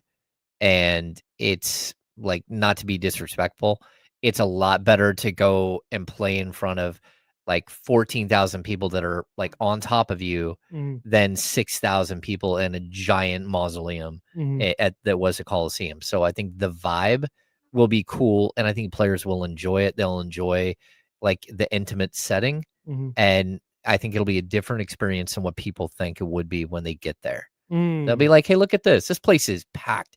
These people are like here and they're like engaged, and it feels like they're on you because it's a very, very small park, like inside. And the other thing, I think like fans that have not been to River Cats games, they'll realize very quickly that number one, the seats don't feel like they're normal Major League Baseball size seats. They're like 2 or 3 inches smaller. It's like you're flying on Spirit Airlines. The seats in Sutter Health, shots fired at Sutter Health. They're very narrow, and they also, for whatever reason, when they design the park, most of the seats don't face home plate like properly. So there isn't like a bow to the rows of seats, so they face. So a lot of times you're kind of jammed in your seat, and you're kind of having to look to the right or the left to actually see home plate, which is very different. And that's why fans get hit with foul balls all the time at Sutter Health Field. What's your last one? So for the last one, let's make it simple. Do you guys have any hot takes? I got one. I'd love a hot take. Okay, so in the offseason, I said Brent Rooker will hit 50 home runs this year. Jesus. I kind of want to peel it back a little bit to 45. Okay. But what's the fun in that? So I'm going to stick with it. I talked to Charlie a lot in the offseason about just how the ball flies at Sutter Health. And if you kind of put that spray chart over how Rooker's been hitting, it's not impossible. So we'll do. I'll meet it right in the middle. 47 home runs for Brent Rooker this year. He's going to have stick with 50. 50 it is. Don't come off your hot take. 50 it is. Brent Rooker is going to hit a lot of home runs. Lead the league in homers? Yeah. No. Okay. No. Right. That would be crazy. 60 again? Yeah, something like that. But 50, man. 50 for Rooker. There we go. Hot take. I think the A's are going to have 4 All-Stars. I like that too. I had him at 3, but 4 is a good number. Mason Miller, JJ Bleday, Lawrence Butler, and Brent Rooker. Yep. What? That's a hot take right there. Going 4 All-Stars. I'm going to say my hot take would be that, well, maybe it's not a hot take, that their starting pitching isn't going to hold up. And that's going to be the reason why they don't reach. I think that might just be the correct take. Another level. Outside of that, I think it's possible. Well, here's one for you. I think it's possible that Wilson wins Rookie of the Year. Oh, there you go. I actually had that down as well, and I really like that. So all right. There we go. I think we're all on the same page here. We're all very excited for baseball to come to Sacramento. Yeah, man. I've actually got an underdog lineup tonight ready for baseball season. Yeah, dude, because baseball's here. It's opening day today. And so I jumped into Underdog on the Underdog app. I would love for you to join me. Never mind. I'm not going to. I'd love for you to join me. Download the Underdog app. You sign up. Use the promo code Kyle M. It's all one word, Kyle M. KYLEM. Here's my lineup tonight. Logan Gilbert, starting pitcher for the Seattle Mariners. I'm going higher than 17.5 pitching outs. So that means I need him to get to 6 innings. Oh, he went through 7 in last year's season opener. I don't think the A's are going to be a team that's going to make you throw a ton of pitches. I don't think they're going to work a ton of counts. And so I think Logan Gilbert is going to be able to get through at least 6 tonight. Very good pitcher, opening day starter for the Mariners. Lawrence Butler, I'm going higher than 1.5 runs, hits, runs, and RBIs. Okay. If he hits a home run, even a solo home run, he goes higher. And I think he might do that tonight. So I'm going 1.5, higher than 1.5 hits, runs, and RBIs for Lawrence Butler. And then Luis Severino, I'm going higher than 5.5 strikeouts. I thought that felt like a lot, especially for a pitcher who may not go much beyond like 5 innings.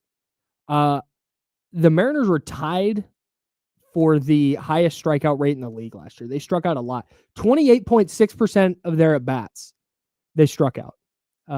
Luis Severino, I'm going higher than 5.5 strikeouts against a free-swinging Mariners ball club. Okay. And that's my lineup on Underdog. I would love for you to play along. Download the Underdog app and sign up now using promo code KyleM to unlock a special offer of up to $1,000 in bonus cash when you make your first deposit. Join in on the fun when you sign up with promo code KyleM. Claim your special offer today and get up to $1,000 in bonus cash instantly upon first deposit. Must be 18 plus and present in a state where Underdog Fantasy operates. Terms apply. Void in Colorado. Concerned with your play? Call 1-800-GAMBLER or visit www.ncpgambling.org. In Arizona, call 1-800-NEXT-STEP or text NEXT-STEP to 53342. In New York, call the 24/7 Hope line at 1-877-8-HOPE-NY or text HOPE-NY. All right, let's dive back into Kings, Blazers. I also have a Demonis bonus question for you when we come back. That's James Ham. He's Joe Brazil. I'm Kyle Madsen. We're the Insider, sponsored by Jiffy Lube. Here on ESPN 1320 at Sacramento Sports Center.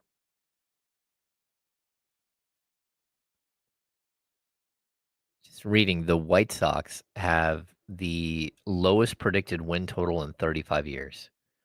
Their sports books have them at 53.5 wins. After they lost 112 last year? The A's? 121. No, the White Sox. Oh my God, dude, the White Sox. 121 losses. Do you remember their social team finally by the end of the year just leaning into it? Oh, yeah. That's so good.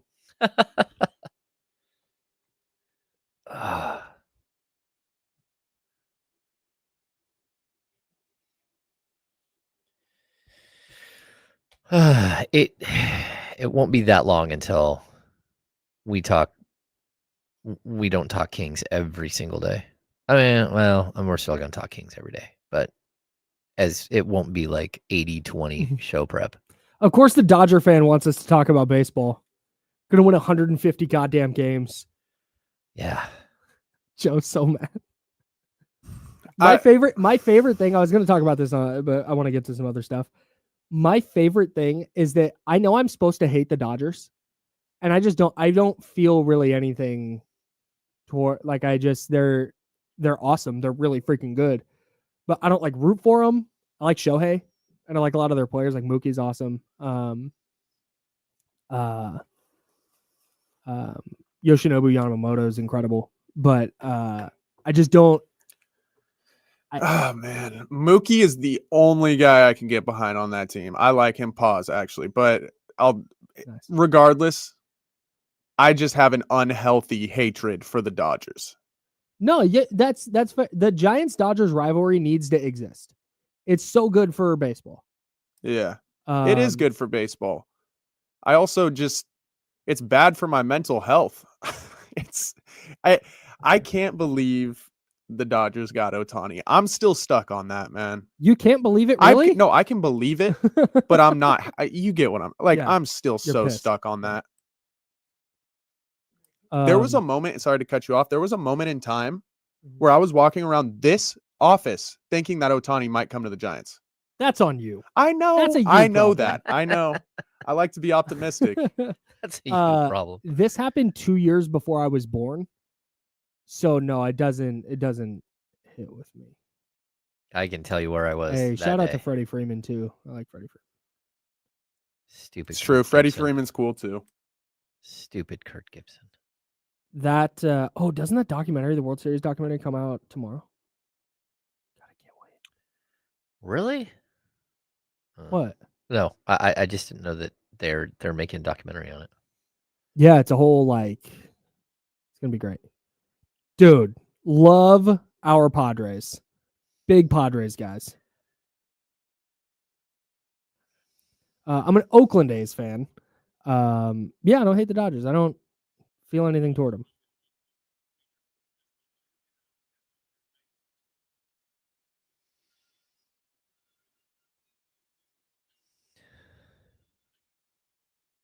Now, back to the Insiders with James Ham and Kyle Madsen, brought to you by Jiffy Lube on ESPN 1320.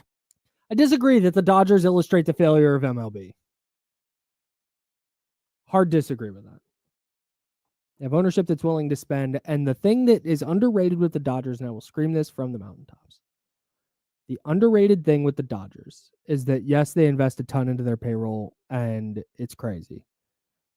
They've also invested a ton into their player development, and their ability to make these huge trades that involve like 3 of their top 5 prospects, and they're bringing in a star player, and then they just immediately restock their farm system. It's super, super impressive. I think more teams should be trying to emulate the Dodgers instead of trying to cut their legs out from under them. Well, that, and I mean, in Hot all take. honesty, that's where putting money into your actual program, like your scouting, your development, all of that stuff. That's where, like, you can say that the A's have been so cheap with their major league roster, but they also have not been able to develop the talent that they should have been able to develop over this time. They do. Their player development program is a joke. Yeah. Like, that's a huge problem. So, and it wasn't anyways. at one point. It was incredible at one point. That's why you had like the late 90s, early 2000s was all farm system guys, Zeter, Mulder, Hudson, all of them were, brought up through the system. Chavez, Giambi, like it's just one player after another just kept coming up through the system. Tejada, and then to abandon that, like to just basically build up players and then trade them for somebody else's top prospects, and then not be able to have many of those materialize as well because your system wasn't built to support the high end talent. That's what was so shocking. And I want to get to the Kings, but that's what it was always so shocking is how often the A's would acquire these like top prospects and then would never have a top farm system. Yeah. Unreal. Anyways, we'll get to Kings Blazers in a second. I have a question though. Okay. We talked about the Kings and just kind of some of the long-term stuff. Are they okay long-term if they decide moving forward that they are going to build around Domantas Sabonis? If they go, hey, this is going to be our guy. This is our 1A. We are building around him. I think they are. I mean, look, you're going to have an elite scorer to go with him, right? Yeah, that's right. But that's not that big of a deal. Like, again, the Kings traded one elite scorer for another elite scorer. And when we talk, people could argue with me whether Zach LaVine or De'Aaron Fox are elite scorer. Like, Fox was top 10 in the league in scoring. Zach LaVine's top 15. If you're scoring 26 plus a night, you're doing a nice job. Well, even if you're scoring like 24 with LaVine came to Sacramento scoring in Chicago, like that's a very, very, you're in the top 20 in the league in scoring. So you're always going to have not just one, but multiple scorers around him. I think the brilliance to Sabonis is that so many players in the league can just fit alongside him. And you need 3-and-D guys. Is that true though? Yeah. I then why are they not better? Because they just haven't gone and got many of those guys. Like you have to have. That doesn't line up though. Okay, so like the DeMar DeRozan type player is not going to play well with Domantas Sabonis, right? Sure. Outside of that, like the 3-and-D type player, which again, the Kings just haven't been able to go out and get. The Kings have not added the players, the long athletic 3-point shooting 3-and-D players. You look at all of the best teams in the league, and they're just packed with them. Look at the Cavs. Look at the Celtics.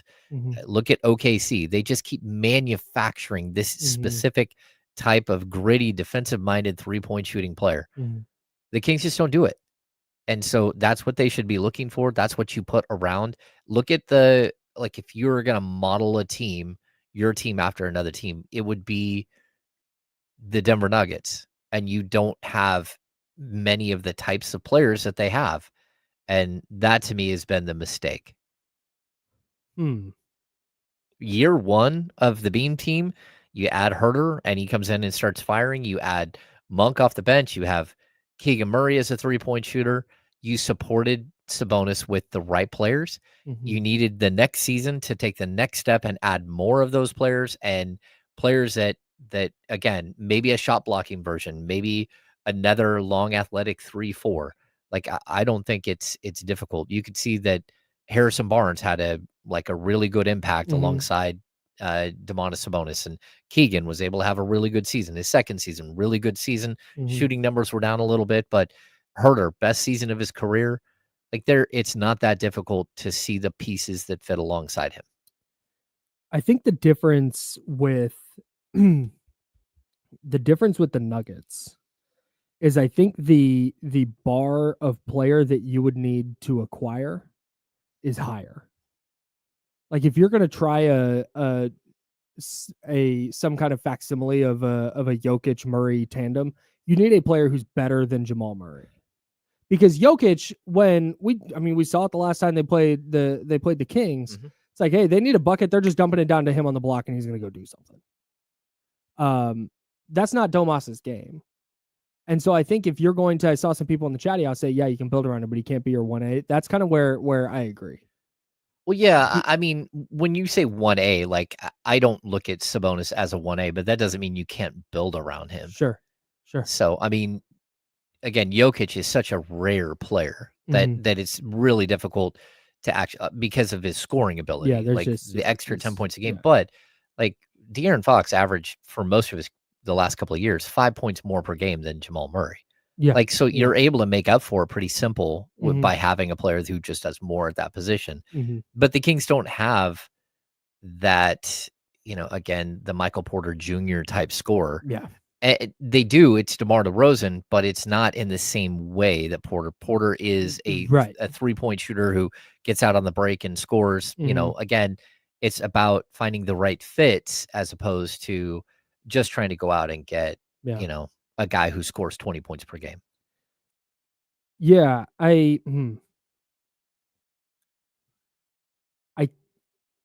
think I think I agree. If you're going to roll forward, if you're looking at next year and you go, all right, it's Zach LaVine, he's going to be here, Domas, and we're going to try and make this. We're just going to go pick and roll heavy with these two guys, and we're going to try the 3-and-D thing.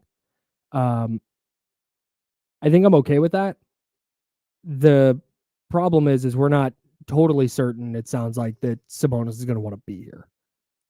And that changes the calculus immensely.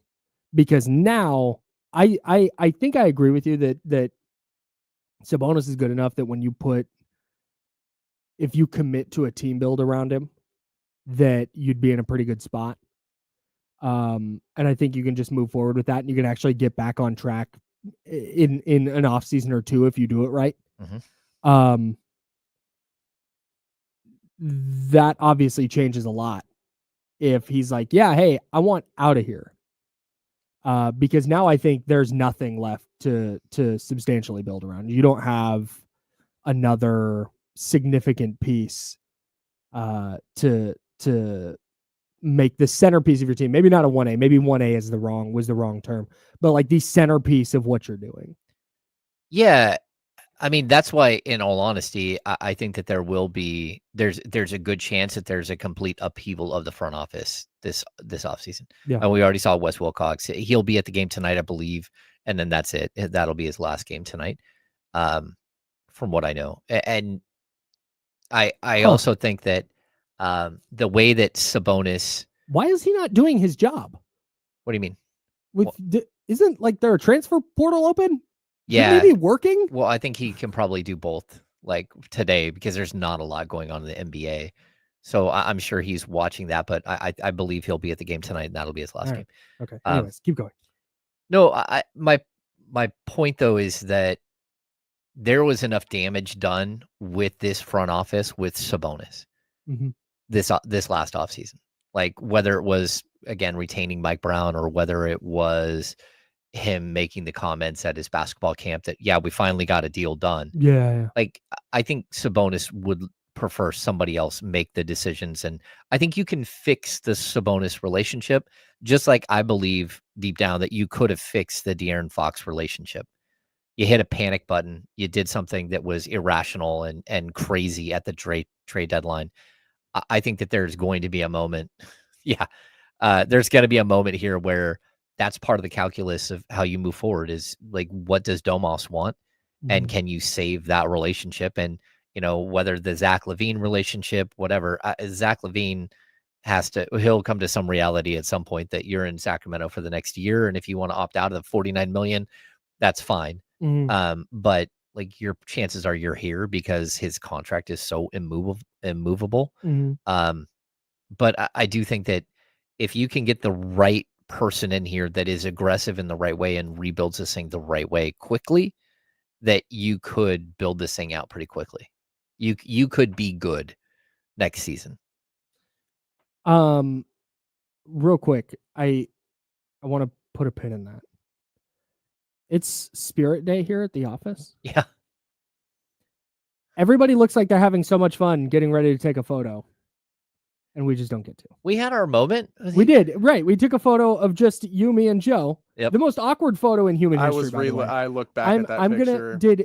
Do we know? Did new Aaron or did Aaron Miller post that? It on will his Instagram? be. I guarantee. I'm going to tell him not to post that. Oh, yeah. all right. Not the most flattering photo. It's an awkward. It looks. I don't like it. I don't love it. Yeah, it's not. You look fine. I look like the You happy. look fine. Like I'm like James and I look like. you guys don't want to be next to me. Yeah, that's Yeah. it. Absolutely. That's the vibe I get from that picture. No, I need him to not have that. As somebody, I'm just breaking news. So I don't know if this. I didn't know if this was a bit or what. No, I'm just seeing this. Okay. That works out perfectly. According to our insider Joe Brazil, Mm-hmm. they're gonna wait 7 minutes until our break. And you want to know If we wanna why be in the group that photo. is? Because you went out there and Because told I them? peeked my head out there and I said, "Would you guys mind waiting 6 more minutes?"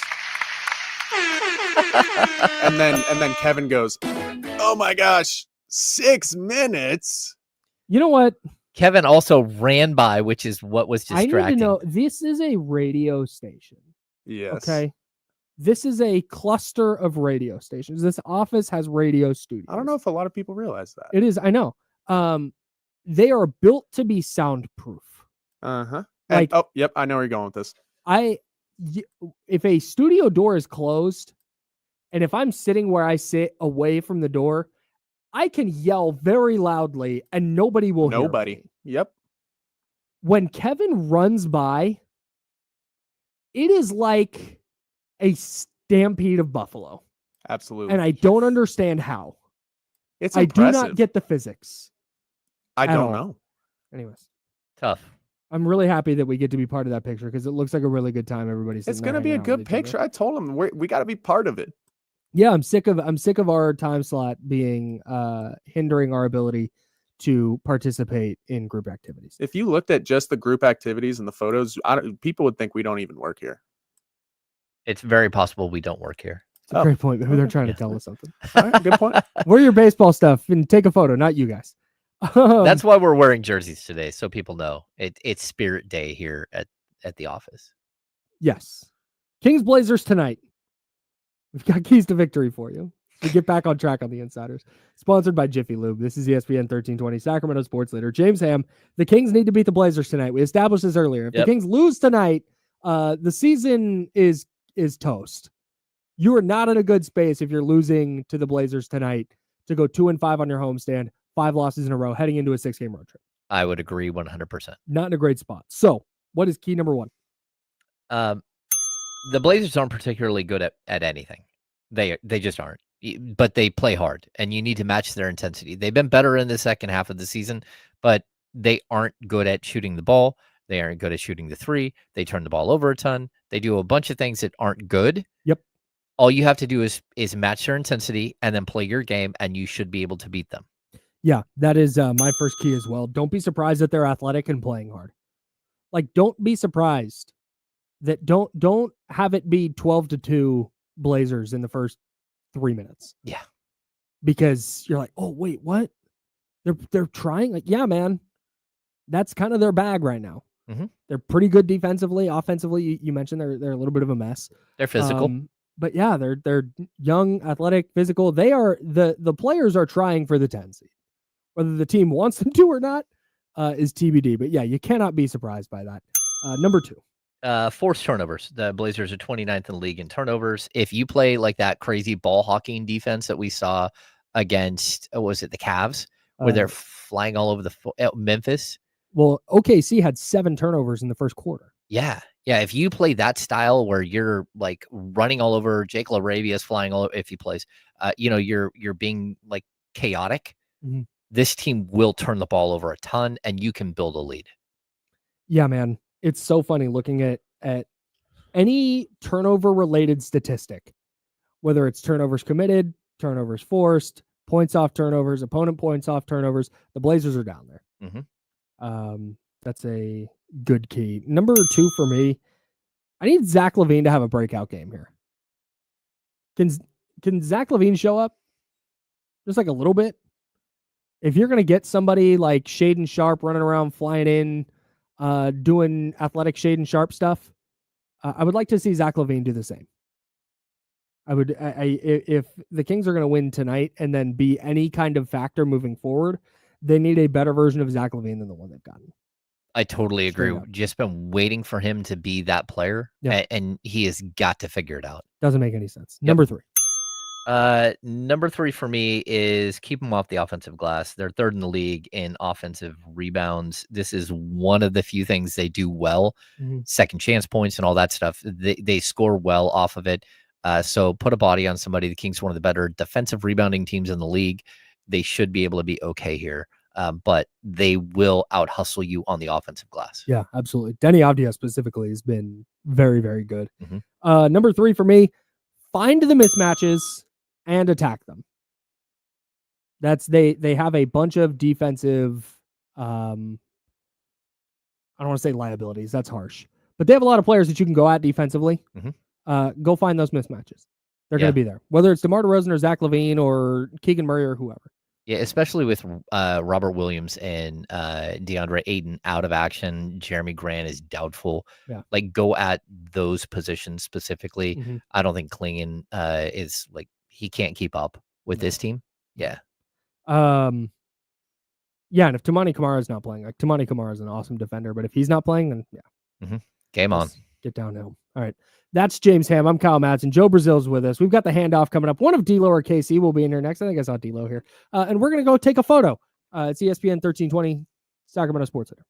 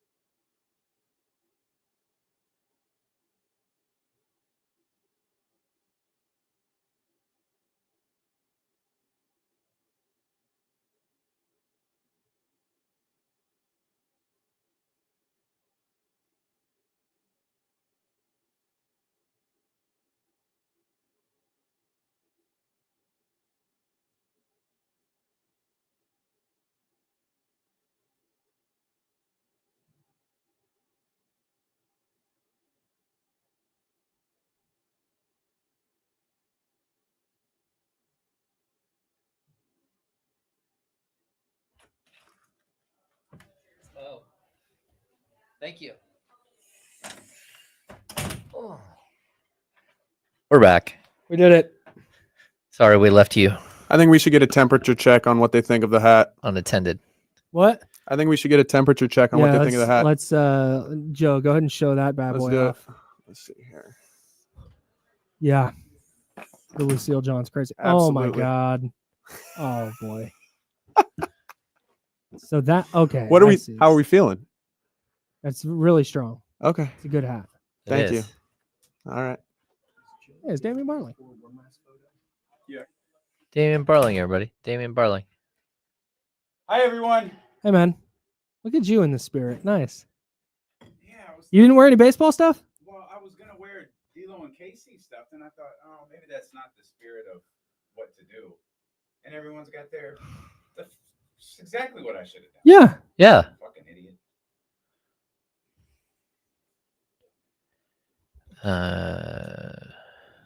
Huh.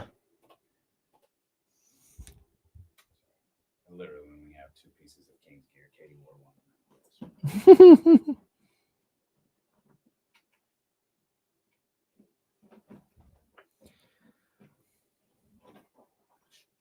Yeah, this is facts, Joe.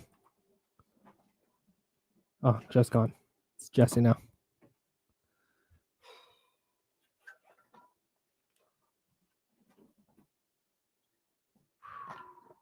$30 seconds.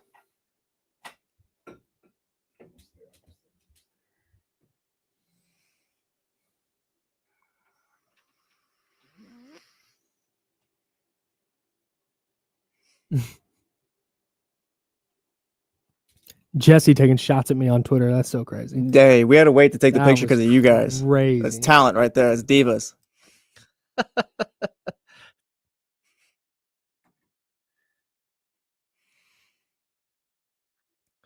Do I need to log in? You need to log in. Now, back to the Insiders with James Ham and Kyle Madsen, brought to you by Jiffy Lube on ESPN 1320. He's James Ham. I'm Kyle Madsen. It's Jesse Tapia now. I was gonna say it's Joe Brazil, but is Joe, Joe take a just what is picture. Joe doing? Is he just schmoozing? What is he doing out there? Yeah, he's taking a picture, I guess, right now. What? They're taking a Giants Do they picture. not know he's working?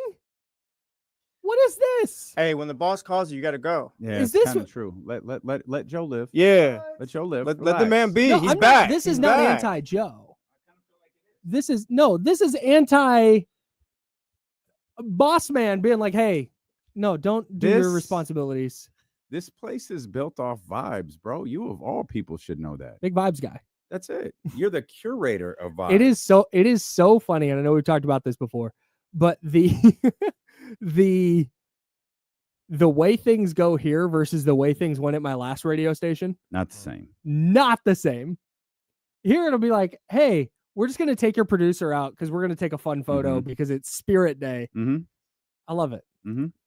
Am so I in fun. trouble? No, No. no, you were I'm not. just- No, I'm no. just kidding. That's What? all- No, I Kyle, was not. You're I'm being just a kidding. hater. No, I'm just not hating. Do you want to go take an A's picture and me and Hammer can fill this few minutes? No, You and Karosh, I think, are the only two. it's fine. It's literally dozens of us. No, I was not hating. I I'm was turning not up for hating. A's games this year. Oh yeah, I'm gonna be outside. really? Yeah, Dude, absolutely. How many professional baseball games have you been to in your life?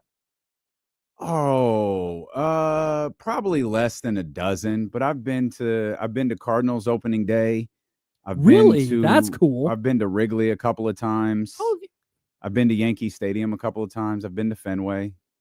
I mean, I lived on the East Coast. Like, I guess that's true. Yeah, New York that's was right. an Yeah. easy get. Boston was an easy get.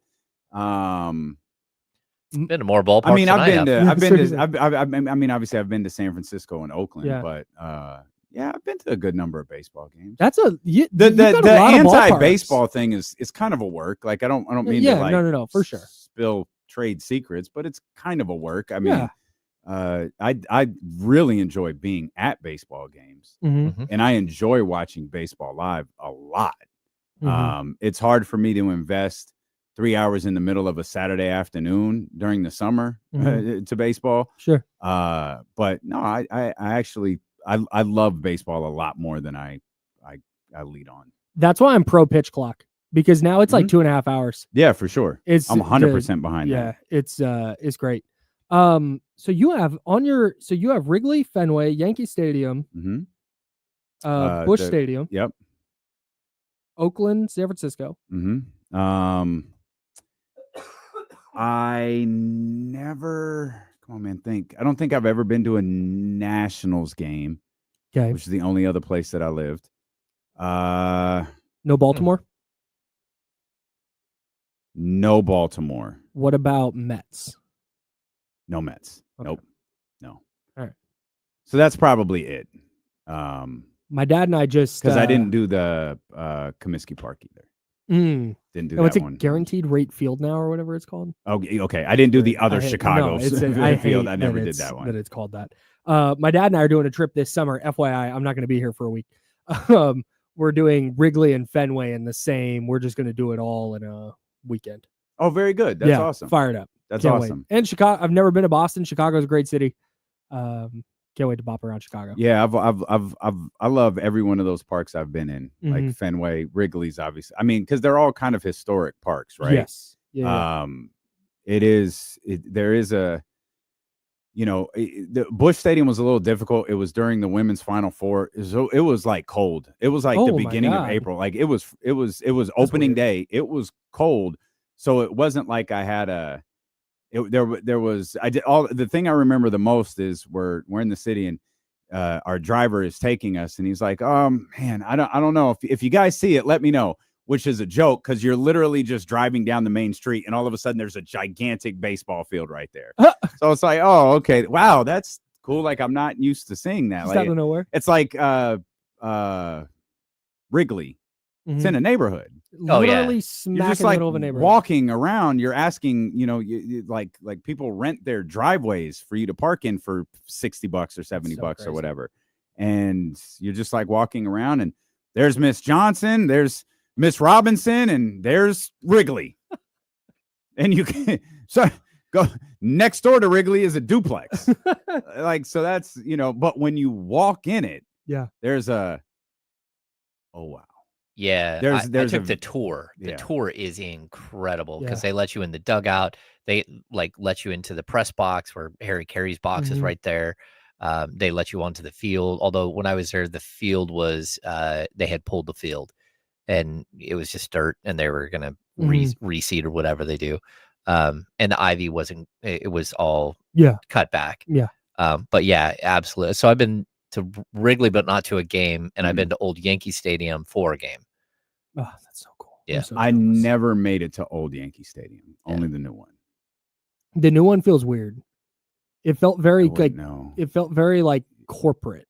Oh, for sure. And we had like Levi Stadium vibes, except that it's trying to look like Old Yankee Stadium. So there was the Connecticut Sun are owned by the Mohegan Sun tribe, and they have a suite at Yankee Stadium. So we were able to go kind of do the sweet life, so to speak. That's and you have this lounge buffet and it's all of this amazing thing. And then you could just walk out to it was one of the most fascinating baseball games I went to. It was the Yankees. We were on the third base side. Alex Rodriguez was playing third base. The game is whatever. And then it starts to pour like it is raining. Everybody runs inside. Maybe an hour less than that passes. And they get everyone back out on the field. 2 innings later, it's scorching hot, uncomfortably hot, and probably hella humid because it just rained. No, the rain washes the humid away. So it was humid to start. It pours, dries up. The sun comes out, and it is just scorching hot for the next hour and a half. Rain washes the humid away. Oh yeah. Oh, in that China? A real thing? No, in China, I remember. Maybe it wasn't. You've been to China? Maybe it wasn't the humidity. Maybe it was the fog. I'm learning a lot about you today. No, of course. I went to the 2008 Olympics. You knew that. I did not. I had no idea. Yeah. How much about my life do you know? We need to talk more. I guess so. No, I had no idea you'd been to China. Yeah, so in China's like Beijing, it was disgusting. But one day, maybe a week and a half in, it poured, and all of a sudden you could go outside and breathe. Huh. So I think it would wash some of the humidity, but it was mostly smog that it like Yeah. got rid of, and it was like, oh man, air, very nice. Weird. It Because lasted a day, but it was very nice. because in Arizona, when you get those monsoons that come in the middle of the summer, and then it rains like hell, and then it's 115 the next day Yeah. with the wet, it is not a pleasant experience. Sure. Yeah, that is kind of like what I feel like DC is like. Yeah. DC in the summer, like DC can be so frustrating in the summer because, and that's probably why I never went to a damn Nationals game, is like it's dark. Like it's 2:00 in the afternoon. Yeah. But it's just overcast. Yes. Uncomfortably hot. Yes. Yeah. You feel like you're getting burned. Yes. But there's no sun in sight. Nothing. Yeah, it's not a DC is not a vibe. good. I always felt with Florida, like Florida, you go outside and it's so humid and you're like wet and sticky, like instantly.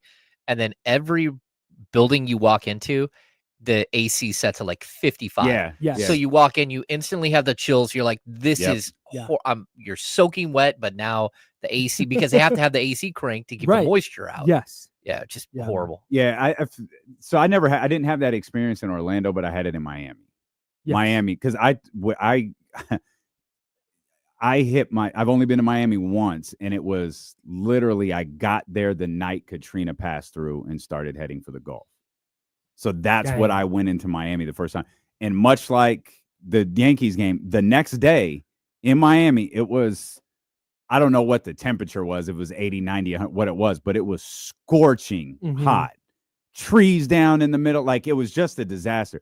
But it was incredibly hot and humid. Like you're changing clothes. Like because we were working, going to events, you're changing clothes multiple times a day. Yeah, it's just gross. Yeah. The whole time you feel gross. Not my favorite. Yeah. I've never been in a rush to go back to Miami. Plus, you better be Kenny Caraway rich to go to Miami. Everything is so expensive. Miami seems and it's like worse when there's people there. Like I was there for the MTV Video Music Awards. Way worse. Like everything was $100 to get in. I mean this in the most respectful way. Miami seems like a fake place to me. Oh, very. Like Very. when they were, because the Warriors played in Miami and they did that like outside shot of the stadium, and there's like cars on the road. Yeah. Like you don't live there. Do you? Like I know they do, but it's weird that people just live in Miami. Do you remember not the opening scene of Beverly Hills Cop, but do you remember when Axel Foley first gets to Beverly Hills and he's looking around and there's like leather jackets and then like women walking around in bikini? That's Miami. Like that's what Miami is. And you look around and you go like, I've been to LA. It doesn't really look like, maybe it looked like that in 85. Like it doesn't really look like that. That's exactly what Miami looks like right now. Wild. And everyone drives something out of a car collection. Yeah. You have to drive like especially on South Beach. Yeah. Everybody, I feel like Miami is Rick Ross as a city. It's facts. Yeah. Perfect analogy. What do you guys got coming up on deal? Kings got to show us something tonight. Facts. And I think tonight is a good indicator of the next 10 games. Yep. Yeah. And we'll explain why. No doubt. D'Lo and KC coming up next for James Ham and Joe Brazil. I'm Kyle Madsen. We're the Insider, sponsored by Jiffy Lube. This is ESPN 1320, Sacramento Sports Leader. We're back with you tomorrow at 10 a.m. Until then, drink water. Be nice to people. See ya. Thanks, Chatty House. Appreciate you guys. Thanks, everybody. Chatty House, I will be out at an event tomorrow, but I will see you all Monday.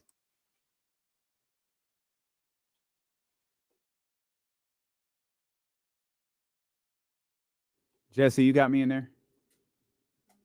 No, everyone's checked out. All right.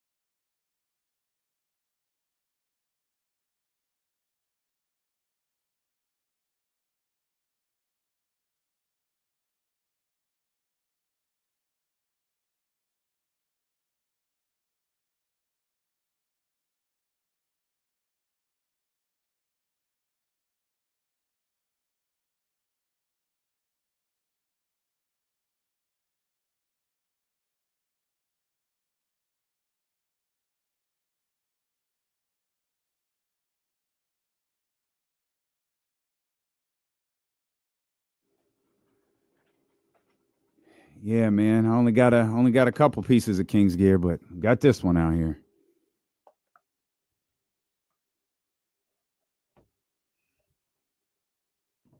That might have been my first team spirit photo I was part of. That's good stuff. I missed it again. By the way, we lost Matt. Matt got called into a meeting at 3:00. Oh, it's like, my God. He's not dead. Matt is not dead. No. Matt is alive.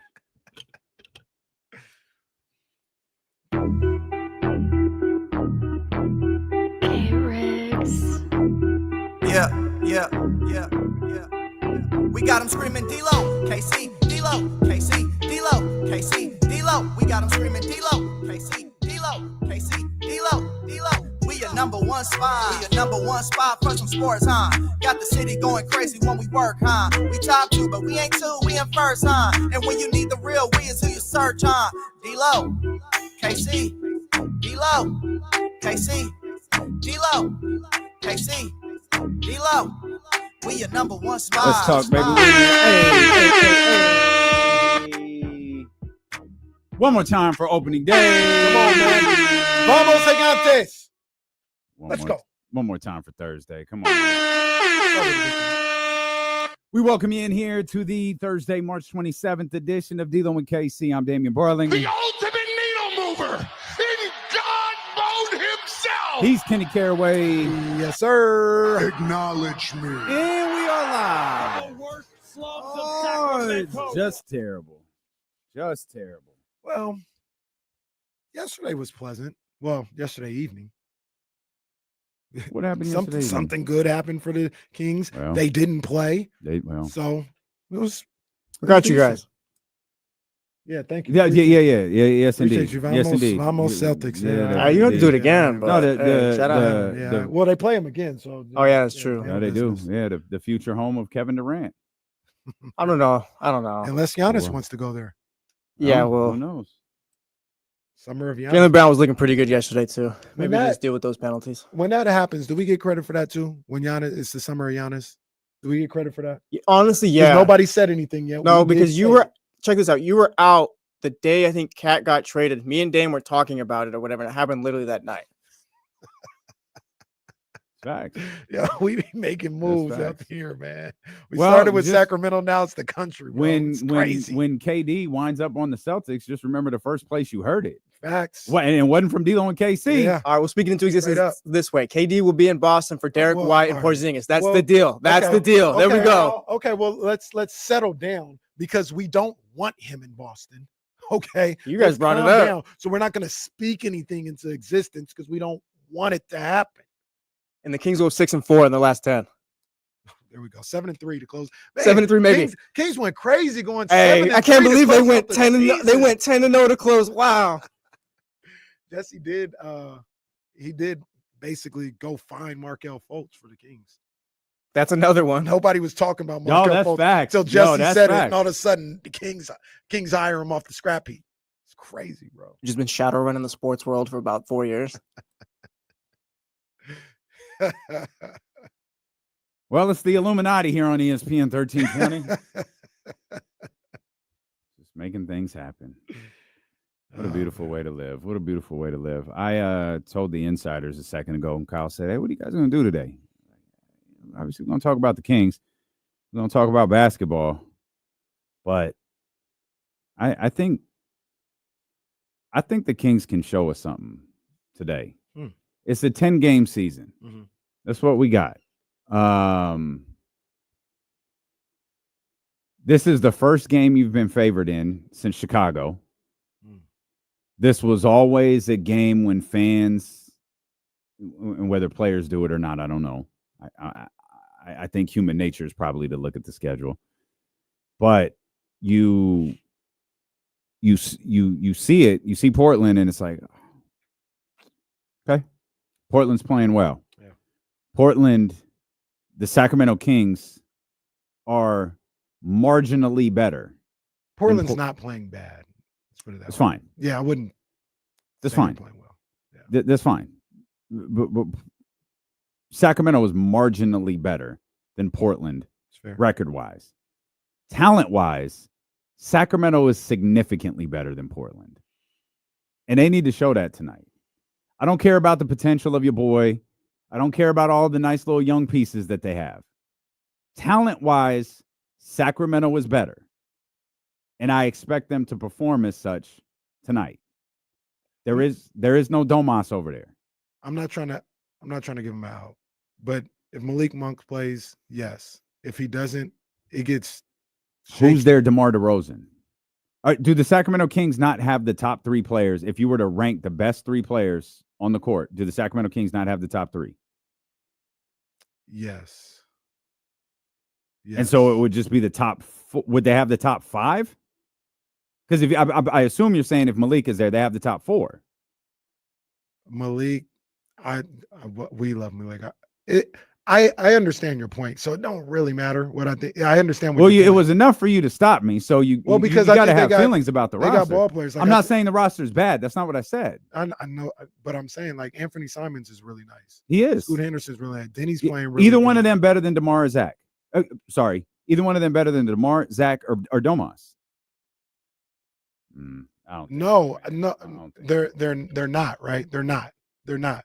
But today, are those players playing better? Is Denny playing better than Zach LaVine? But that's what I said. The Kings are marginally better than Portland record-wise.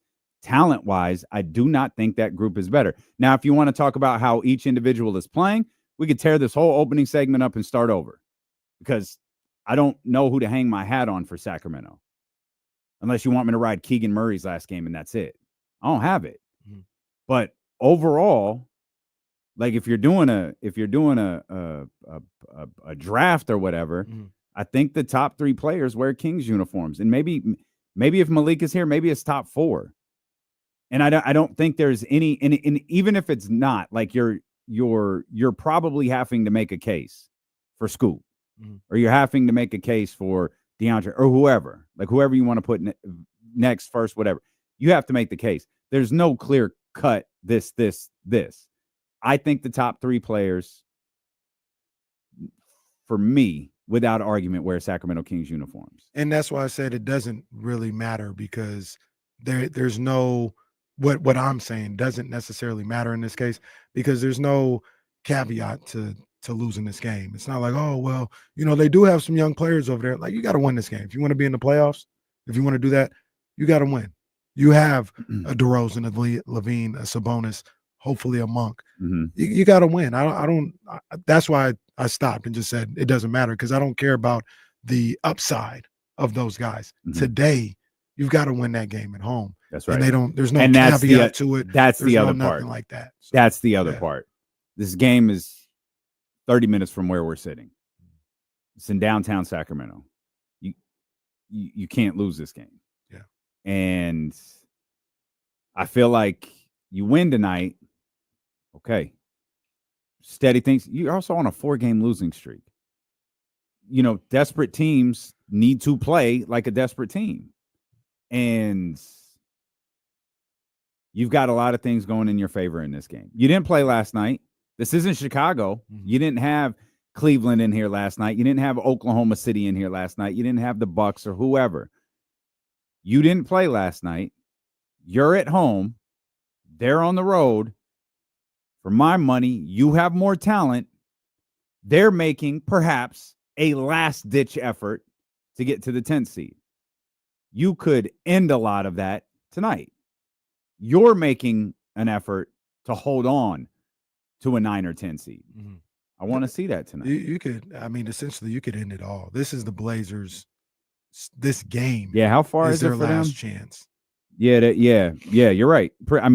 This is a swing game. If you win this, you've got a real shot for the Blazers. If you lose this, it's probably over for you. Yeah, this is because they're looking at Phoenix's schedule too. Mm-hmm.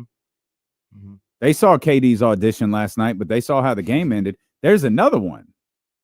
Yeah, they got another one. They got OKC too. Mm-hmm.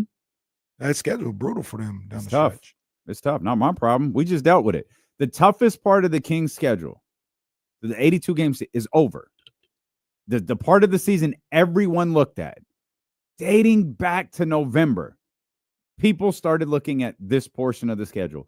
It started getting hyper analyzed in what, January, the end of January, February. It's over now. And you have a chance to close out the homestand with a win. You have a chance to be the team who, like, you essentially could put the final nail in their coffin. And you have the chance to hit the road, play some winnable games with a little bit of momentum. Yeah. And it's a big time game. This is a game that, I'm not going to go as far as to say it's going to make or break your season, but this is a monster game tonight. This is a big time opportunity for everything that you just laid out. And if they want a good shot at staying in that play-in and possibly getting a 9 seed and hosting a play-in game, man, they got to find a way to win this game. This to me personally, this is absolutely JT WDG. Oh, Jesus. Just win the damn game. I don't care how it gets done. JWTDG. Just rolls right off the tongue. You can't even remember it. JWTDG. Just win. If it's a 1-point buzzer beater, I'll be relieved. JWTDG, right? Yeah. All right. Yeah. That's Yeah. Just No, one it's of great. them. Yeah. No, say it again. What is it? JWTDG. Yeah, Who this guy can't say it? No, I asked you to say it. We're team on D-Lo and KC. Okay, all right, yeah. Shows will work. It's easy. It's just easy as Say it again then. JWTDG. You say it. JWTDG. You're looking at the screen, man. I saw you. Don't do that. Don't do that. Don't do that. Shout out Russ and Jacobson. Securing the 12th pick says KC didn't even say it right. I'm going to trust securing the 12th Well, pick. the first time He ain't never been I wrong. got distracted, you know what I'm saying? I was watching the Yankees, so I got distracted. Yeah, you were watching your favorite team. Not my favorite team. Do you see the gear I got on today? No, It's opening day. You see what the gear is? You see what it is. Don't ever get it twisted. It's the Giants on here, man. I'm Giants, and I'm always going to beat Giants. Who was talking about you? The energy right there. Who was he talking about yesterday, though? He was talking about the Yankees. He was going to bat. I'm a for the Yankees supporter. No, Don't get it twisted. I'm Giants, and I'm always going to beat Giants. No, Vamos Gigantes. We're in the opening conversation of a critical Thursday show for a critical game tonight for the Kings, and he's not paying attention to me. No, he's watching his Yankees No, play. I didn't say I wasn't paying attention. I got distracted because Aaron Judge went out in the right field, and I just got distracted, so I messed up. I said JTWDG. It's JWTDG. So that's securing what the happened. 12th pick was right. I'm explaining what happened. Why are you yelling? Because I'm turned up right now. Well, why don't you take a breather, pal? I was gonna press the button, Jesse. I don't know where it's at. I don't know how to read this screen. I need to anymore. reorganize the soundboard. Yeah, probably. It's not in great shape. Like I could. Will you stop? Yeah, I don't know. The fact remains. I thought I had these properly labeled, but I clearly don't. The fact remains. JWTDG. I don't care about style points today. They just need to win. Who was talking about you? All right, we'll come back. All right, we'll talk more about the Kings. We'll talk about everything that happened in the Western Conference yesterday. The Clippers. Did you see who the Clippers beat yesterday, Jesse? Did you catch that? They are the latest team to win at Madison Square Garden. Oh, they beat the Knicks. I didn't even notice that. Wow. Second night of a back-to-back. The Clippers are over 500? They are. Oh, yeah. Second night of a back-to-back. What are you talking about? For who? And Brunson's still not back. Oh, what man. are you talking about, bro? Like this, Boy, this don't even matter right now. All right, tune in for more excuses here on 1320. I love when we go to break like that. It cracks me up.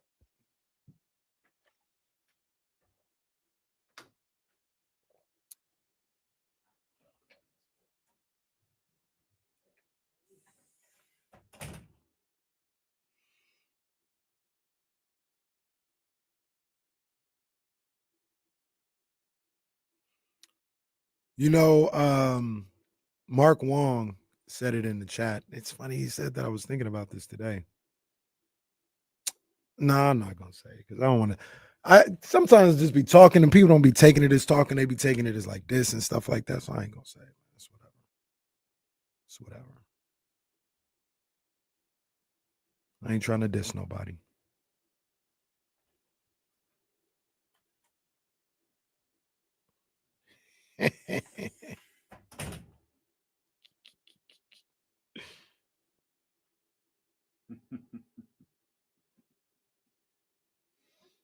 That's funny.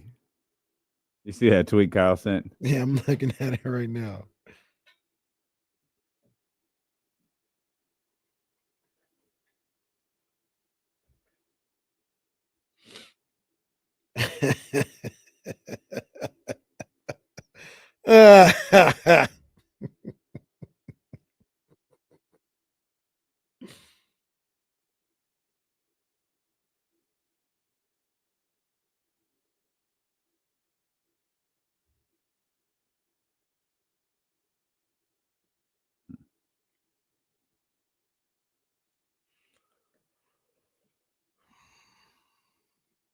The world is just one big ass pause, I've realized. Oh, all the time. It's never going anywhere either.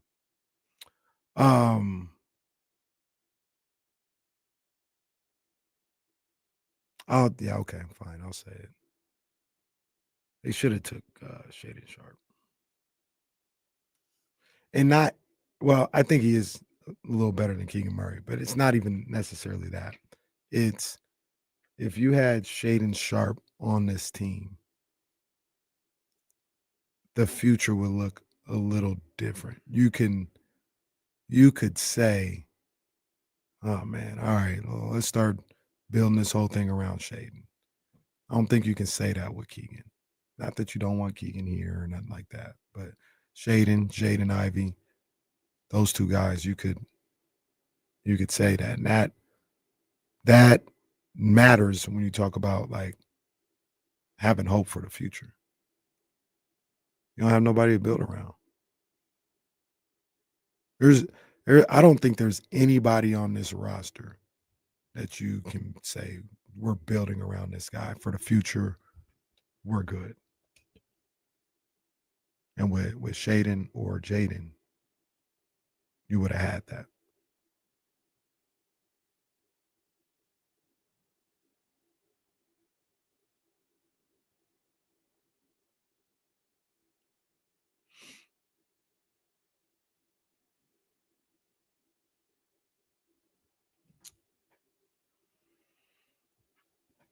Mm-mm. Mm-mm-mm.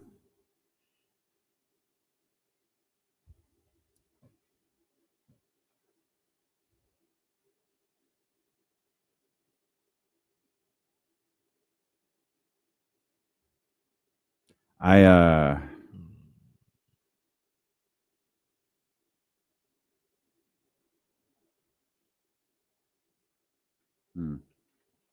guess I'll save that. I'll actually mention it on the air. Sorry, you were gonna Kenny us for a second. No, I'll save it for the because it's written into the show. So it was a note I was gonna just say, but I realized no, this is part of the show, so I'll save it for later in the hour. Once again, Mr. Tapia, them damn clovers. We don't need them. No, you're fine. Send the clovers.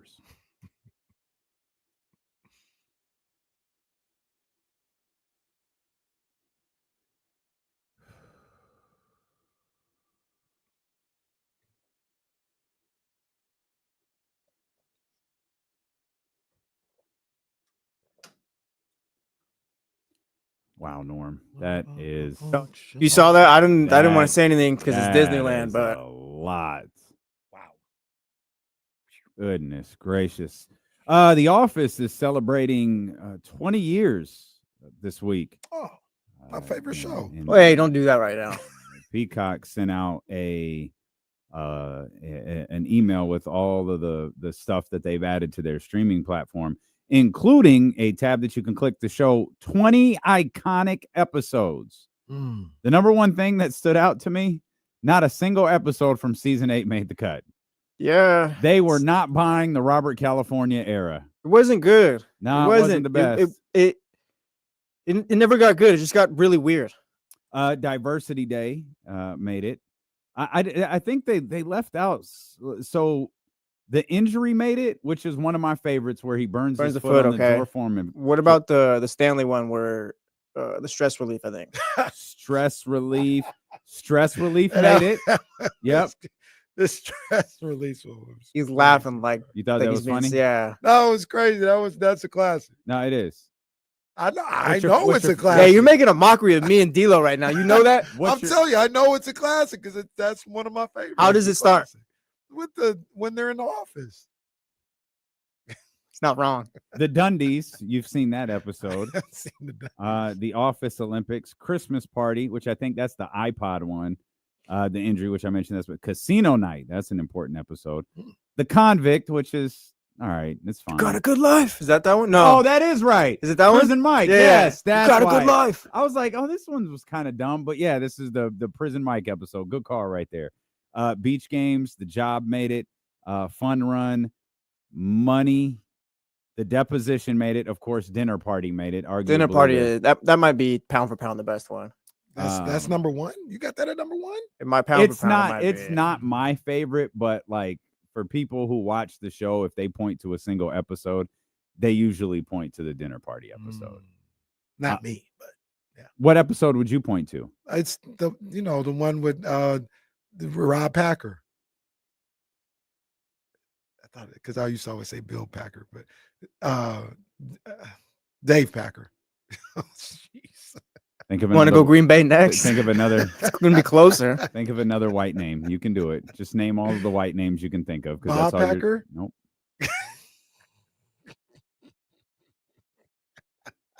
Yeah, Kenny, go ahead and fence him back. Go ahead. Fence him back, pal. We could spend 4 hours. doing Dave this. Packer? No. I already said Dave. Yeah, you said that. You're really doubling up on names. He You is. feel He's already like doubled up on like two you different you names. feel like you've named so many names already. You've doubled up on Dave. Todd Packer. The other episodes that made the list: Gossip, Niagara. Gossip is funny. Yeah, Gossip is funny. Another one of my favorites: Threat Level Midnight. That's just the whole movie, right? The show, yeah. And then Michael Scott's last episode. The two that I love that they left out is the fight when they went to Dwight's dojo. Oh yeah. That's one of my favorites. And then Pam gets all mad at Jim. Yeah, that is so cringy. Oh, that is so bad. And then what was the other? Pam The was duel. funny. The duel. The duel was great. With Andy and that was James Ham versus Kenny Caraway the other day. That's right. Are you hurt? No, my leg is just falling asleep a little bit. I saw Pam the other day. She was in a commercial, and I think it was for like something serious, like, and she has cancer, I think. Oh, that's okay. I believe that was Pam. Okay. Because they were talking about The Office. I believe, I could be wrong. So it was a commercial for cancer? Like getting checked up, Okay. getting checked on. You I probably believe- saw her in I think it was like maybe Verizon or some No, it commercial, but it's like the whole cast essentially. There's a Honey Nut Cheerios commercial they're in. Pam? Not Pam, Or all but like of them? Stanley and then Oh, Oscar's Stanley in and it. I do. Phillips did a I remember commercial that together. one. I didn't at the time. I didn't know who was who. So Stanley Now I has all that hair? Yeah, I guess. Or it could Or did maybe Stanley maybe Floyd Mayweather did. Do we need to hook Devin Carter up with Stanley's guy? Maybe. So that's a good list of episodes over there on the Peacock app.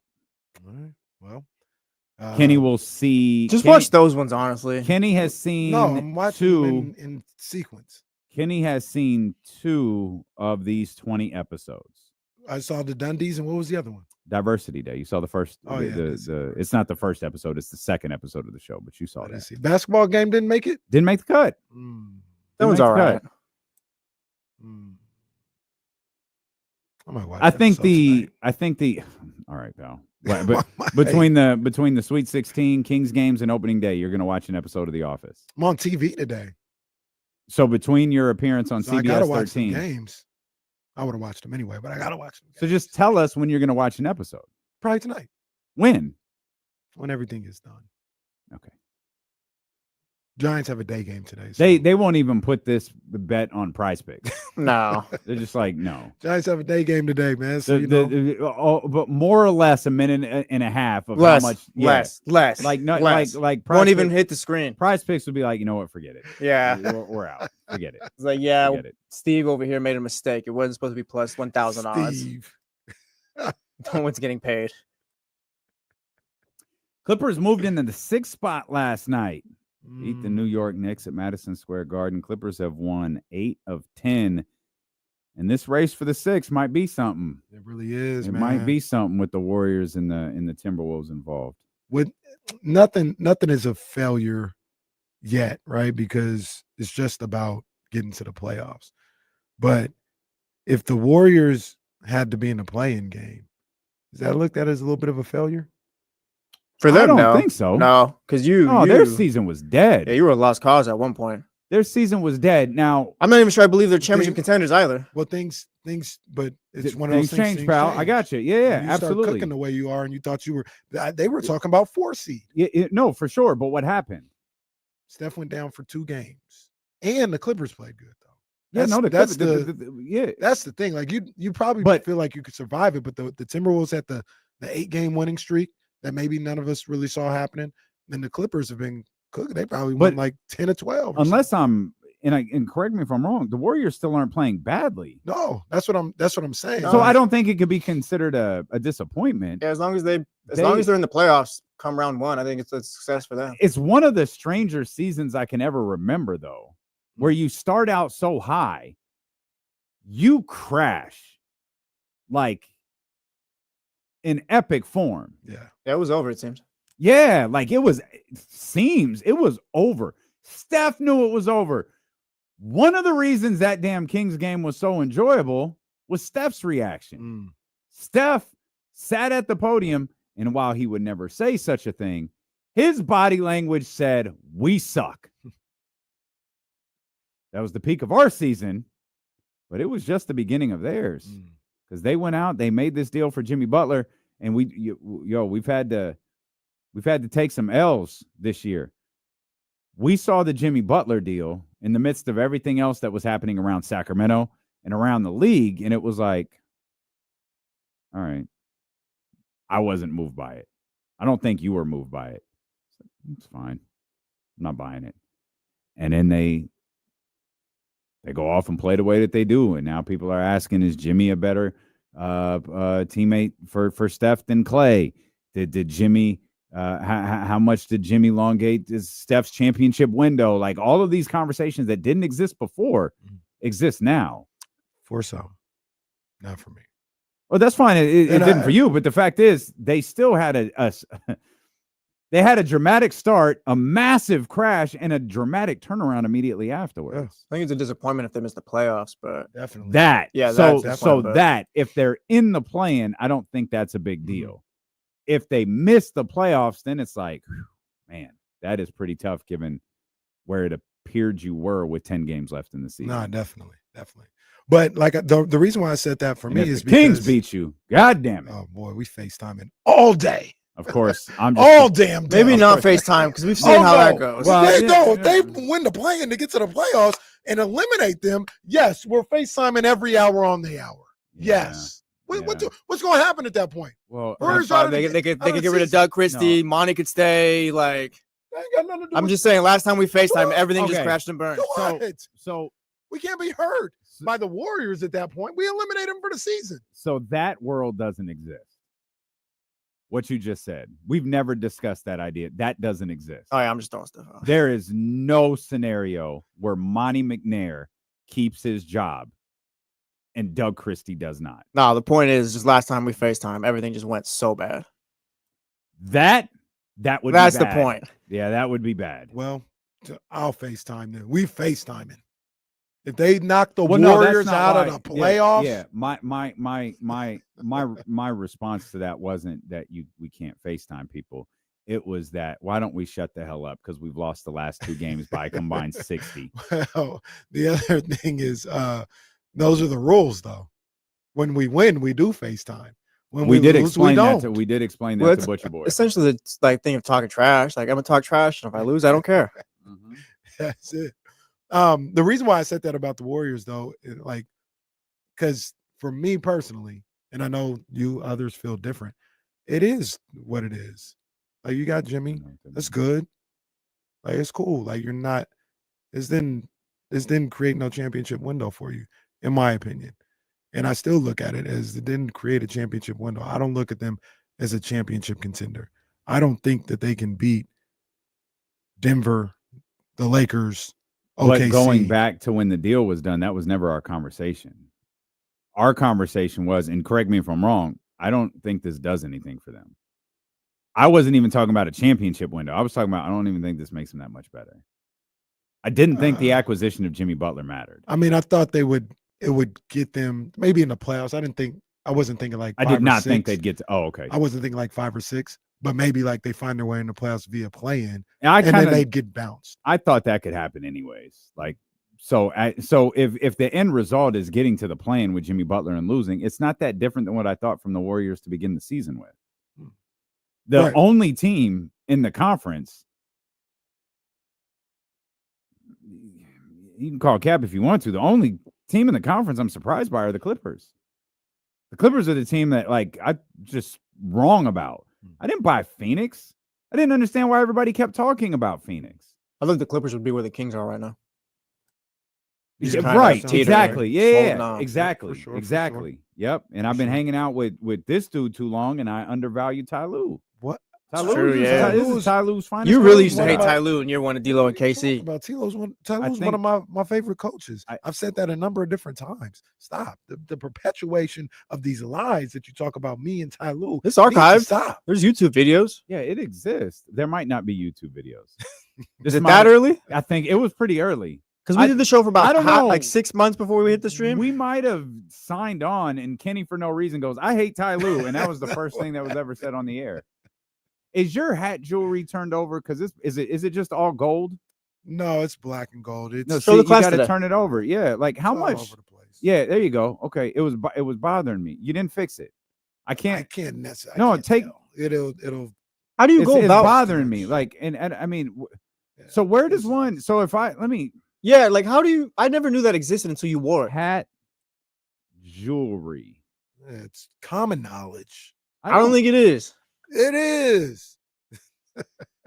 And it's affordable. You too. literally have one to match your Giants hat. Well, yeah, look at somebody created the I found The one on replica Etsy. There's no way pancake. Kenny got it from Etsy. no, I tell you exactly where I KC's got it. twins hat was looking like Deion Sanders yesterday. Well, shout out to I'm about to find a name. I'm gonna shout him out right now. Hold on. I can't even find it. Give me a sec. During the break, I'll find it. It's like reserve or something like that. And $329 for that piece. What You're are you- lying. He Stop. is lying. He is lying. No way. $140 for that piece. Don't listen to Hey, how much is the jewelry on your hat? Don't listen to this guy. How much? No, is how much the is the jewelry jewelry? on How your much is the hat? It's like jewelry on your hat? $10. What are you talking about? Nah, I don't know, like $10. What is it? It was like $10. Maybe he Be took a fine. 0 off. Yeah. Let me find This it. was what I'm seeing. I think he took a 0 off. Well, It's no, fine. I didn't get it It's from like where I tell you're people, looking. yeah, like I'm like I 5'6". just- Where my I people just at? found a pin that goes on a cowboy hat that costs $500. You're on the wrong Instagram page. Okay, maybe it's the $75 one. No, mine was buy one, get one free. No one believes you. Where is it at? These are my people too. They got some good stuff. I think I'm maxed out on what I like on their I site. don't think that's but- $10. It's kind of glowing in the light, bro. Hold on, man. I'm about to find it right now. No, Where it's they fine. at? No, look, he's trying to get. It's like reverb. Maybe it's or his something company. like that. Maybe he creates the jewelry. Yeah, is that true? Maybe this is like remember when Jimmy Kimmel, was it Kimmel? I think it was Jimmy Kimmel, faked the video of There the we girl go. twerking and starting the fire. So he said it. He basically Jimmy Kimmel said, "I bet I could go get a video to go viral."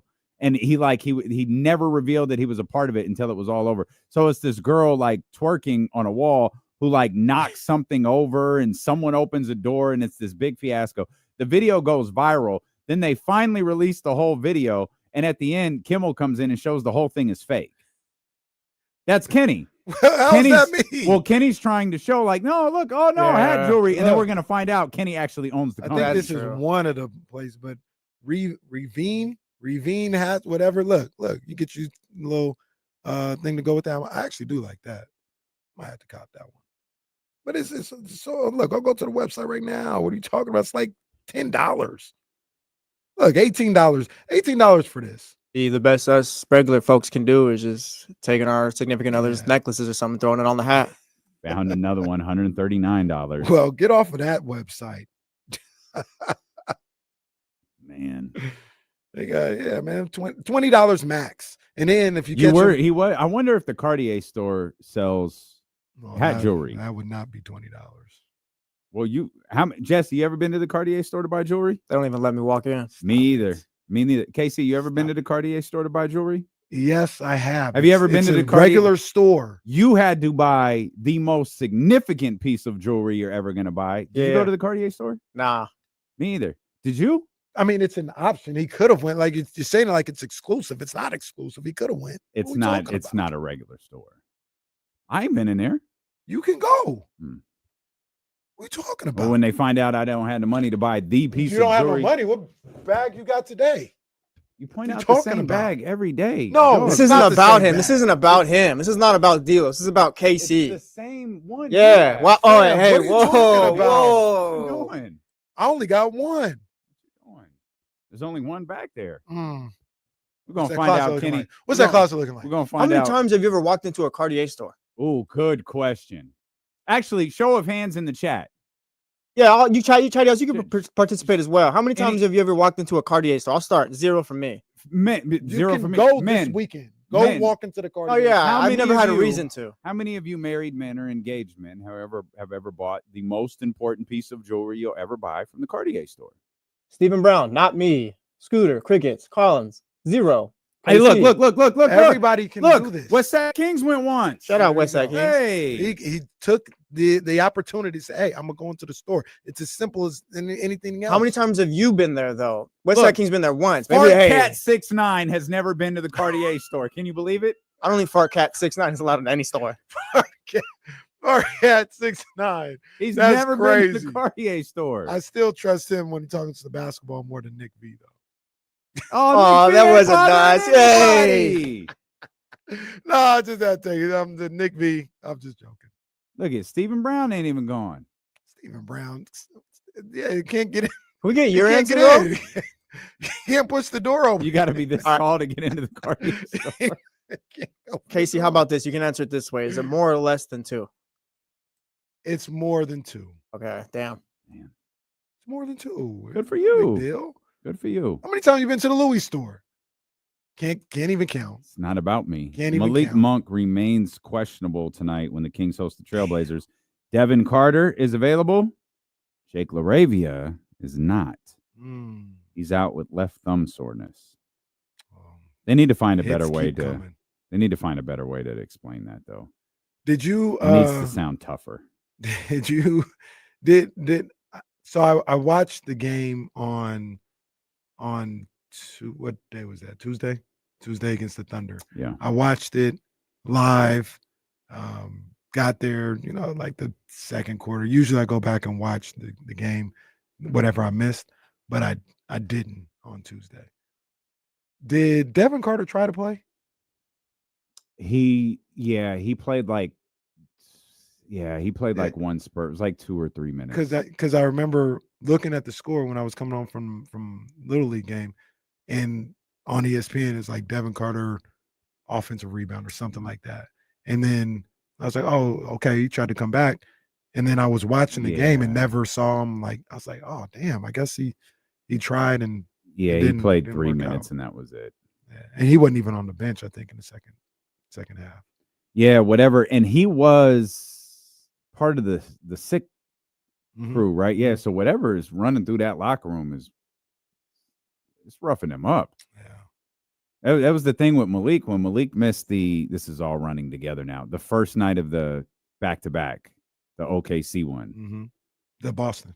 Okay, so he missed the Boston game. It's like, no way he gonna be like. Right. We're not talking about pain. Like the man's sick. He ain't gonna be ready to play tomorrow. Yeah. And if he is, he's probably gonna be ass. And he clearly wasn't. And the fact that he's questionable today tells you how bad he was laid up, and the fact that we've had 3 or 4 guys on the injury report over the last week and some change dealing with some sort of illness shows you that whatever these guys are dealing with is tough. Tough, man.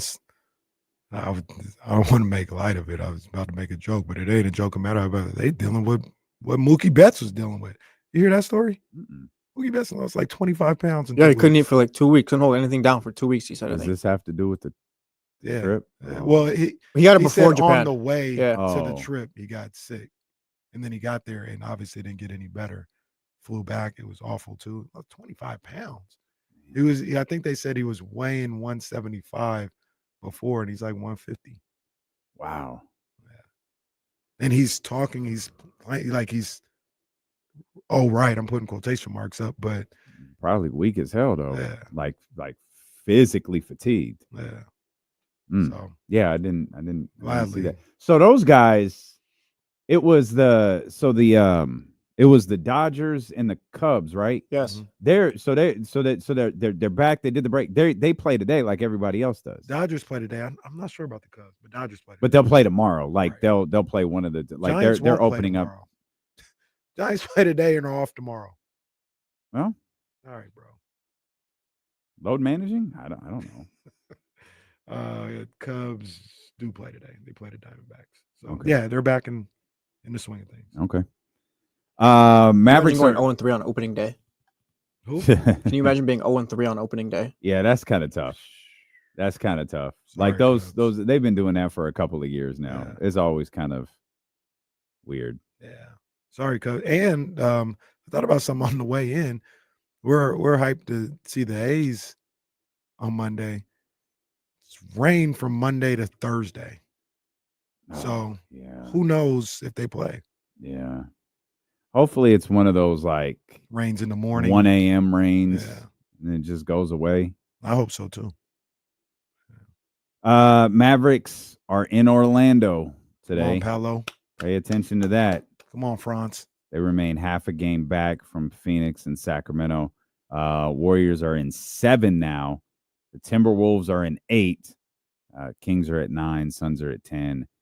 Dallas is right there at number 11. Kyrie had surgery yesterday. I assume he had some pretty nasty swelling, maybe some fluid in there, and that's why it's taken so long. And what's it been, about a month? Wow, has it been that long? It's been. Maybe I mean, 3 yeah, weeks, it's been. It feels like. I know it's been a while. Yeah. So I have to assume that that's part of the reason that they know what the timeline is. Right. I assume that's part of the reason that they. Sometimes like an Achilles snaps and you could fix it that night. I mean, fix it meaning you could repair it that night, start the process. It was about 3 weeks ago when he tore it. Yeah, I have to assume it might have been pretty ugly in there, and they had, hey, gotta let this chill out a little bit before we do any work. I thought about that with Juju, like, 'cause that was so bad. I wish I had Is she never gonna be seen in the the- video you showed me. That's when you can't like really watch back. I haven't. I don't like watching that vantage point, or just in general. Like I'm good. I don't need to see that no more. We'll come back. I had a chance to catch up a little bit on the LeBron. I had a chance to catch a good portion of the LeBron James, Pat McAfee conversation, and well, watch your back, bro. We'll talk about it. Steven with Casey here on Sacramento Sports Leader, ESPN 1320. I don't know if they're still here, but shout out Legends. Legends was in the chat. Let's go. Let's go. Yeah, I skipped out like the last 20 minutes of that LeBron interview. I feel like it kind of ran its course at that point. I Not was in a bad way. They didn't have anything else to really talk about. I was just kind of listening to it, and then I felt like it started distracting me, so I hit pause and never went back to it. I still had it up on my screen. That's what I was looking at earlier. I got 32 minutes into it. It's a long interview, though. Yeah, I think I stopped at like 58 minutes or something. Okay.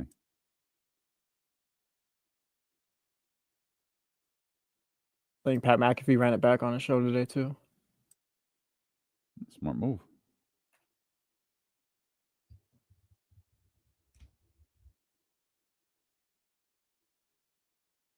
I think they asked him about the book. Did you get to that part? About him but only I getting saw page the one? quote. Yeah. Yeah, I saw the quote. What did he say? Believe it or not, I've read all those books. Yeah.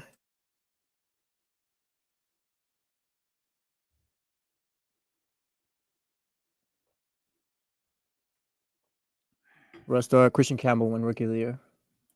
I don't even know if it's a bold prediction though. He's probably gonna be high on the odds.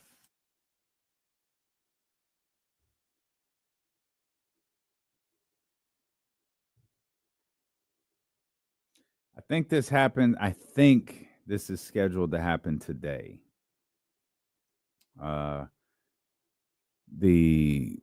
It should be full probably within the next. It'll be full before I get home. It should be full within the next couple hours or so. It's right there, like on that line. Oh, the fireballs are up. Let's go. Yeah, it's at the tile line right now. It has to get to the midway point. So it's at the tile line right now. Oh man, this looks amazing. Let me see if I can. This looks amazing. I don't know if you guys see the fireballs in the back. Yeah, that looks fire. Seeing the water in it is pretty dope. Now they tell me I gotta brush it. Oh, that's fire. Oh my God. One day Dame's gonna stop showing up to work, guys, and it'll just be us. I can't lie, there's a possibility. And Scout, if you're in there, there's the fence, bro. There's the fence. Dead as can be. Damn shame. I'm pretty sure I saw the Costco and the Thomas from his little video right there. No, I don't think you did. What? You can see the whole city. That includes the Thomas, West Sac. I never said I don't even know if that counts. South Sac. I never said anything of the sort, but this hits a lot different now that Oh yeah, I show can see Kenny. the water moving. Well, it's rich now. We made progress. Oh yeah, we got progress. Let's go. Hold on.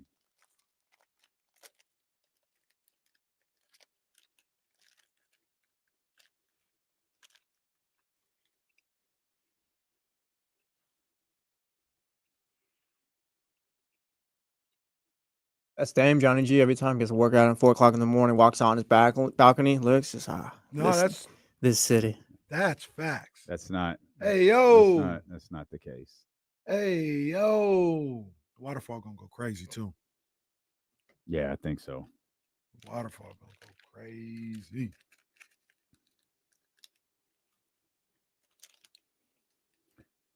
Yep, and like you said, it's gonna rain for a week.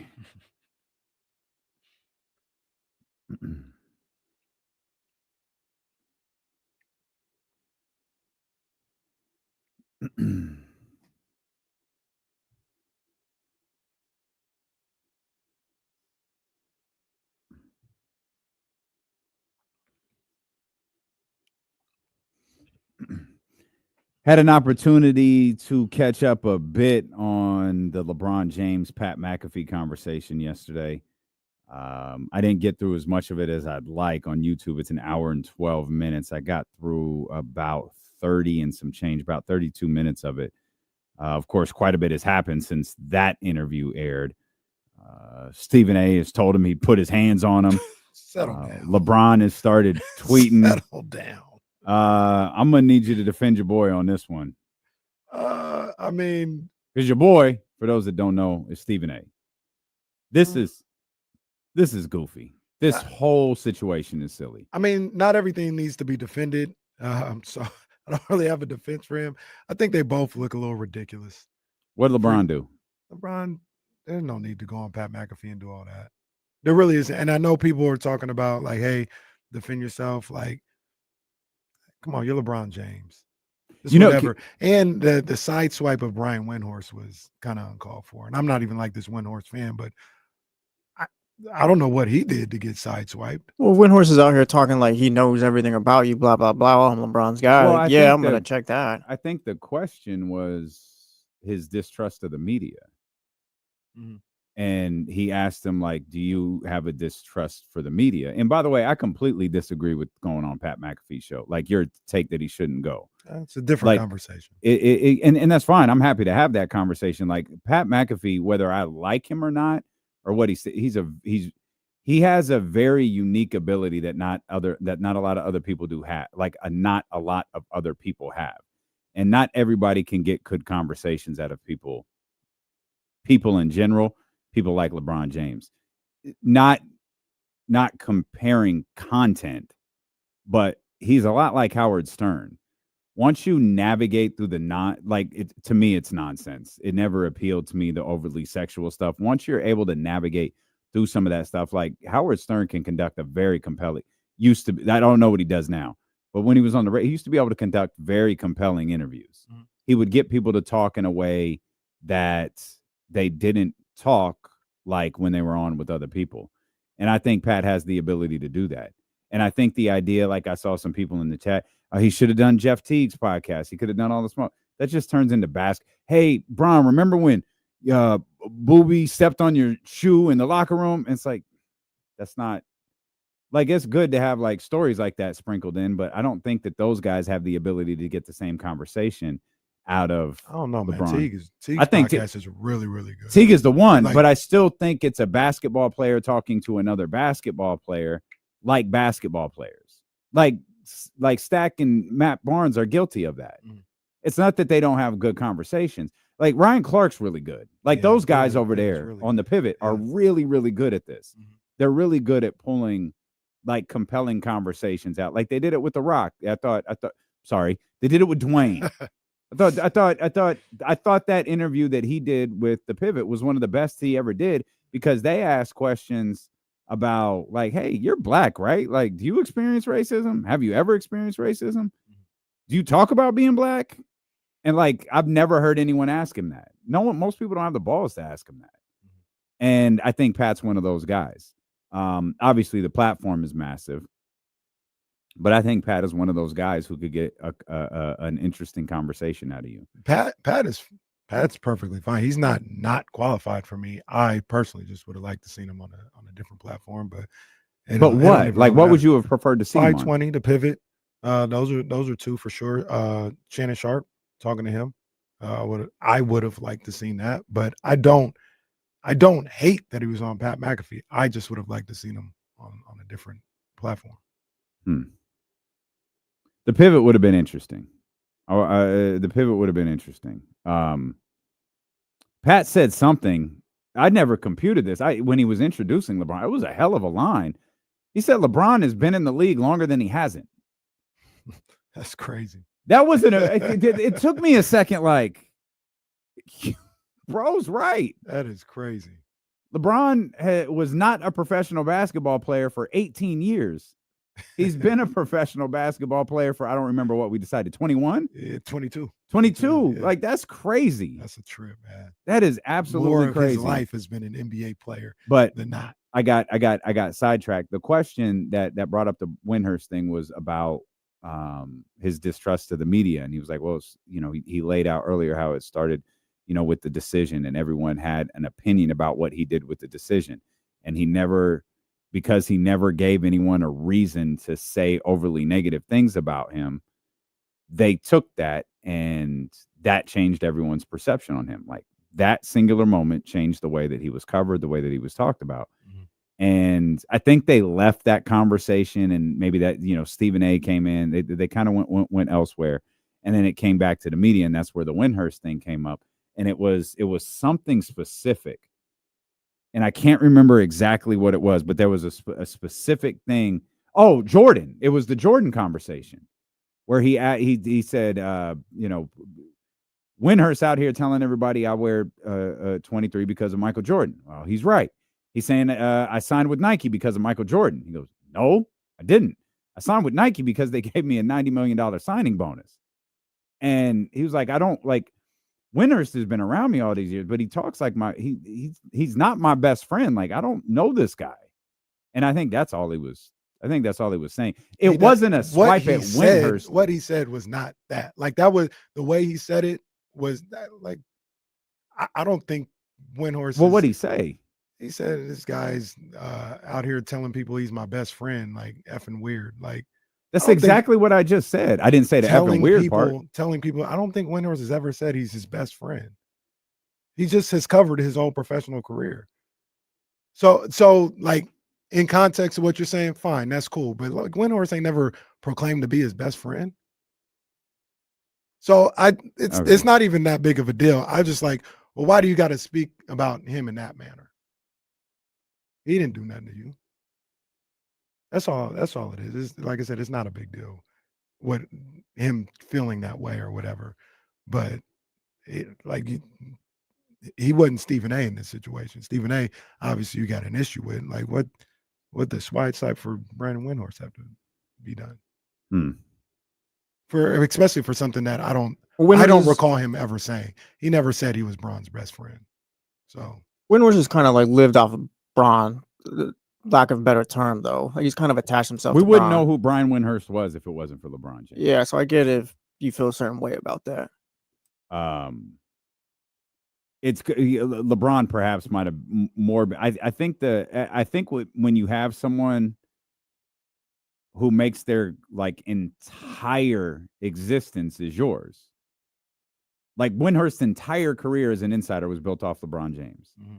And so for years, books, everything, it's been like Brian Windhorst.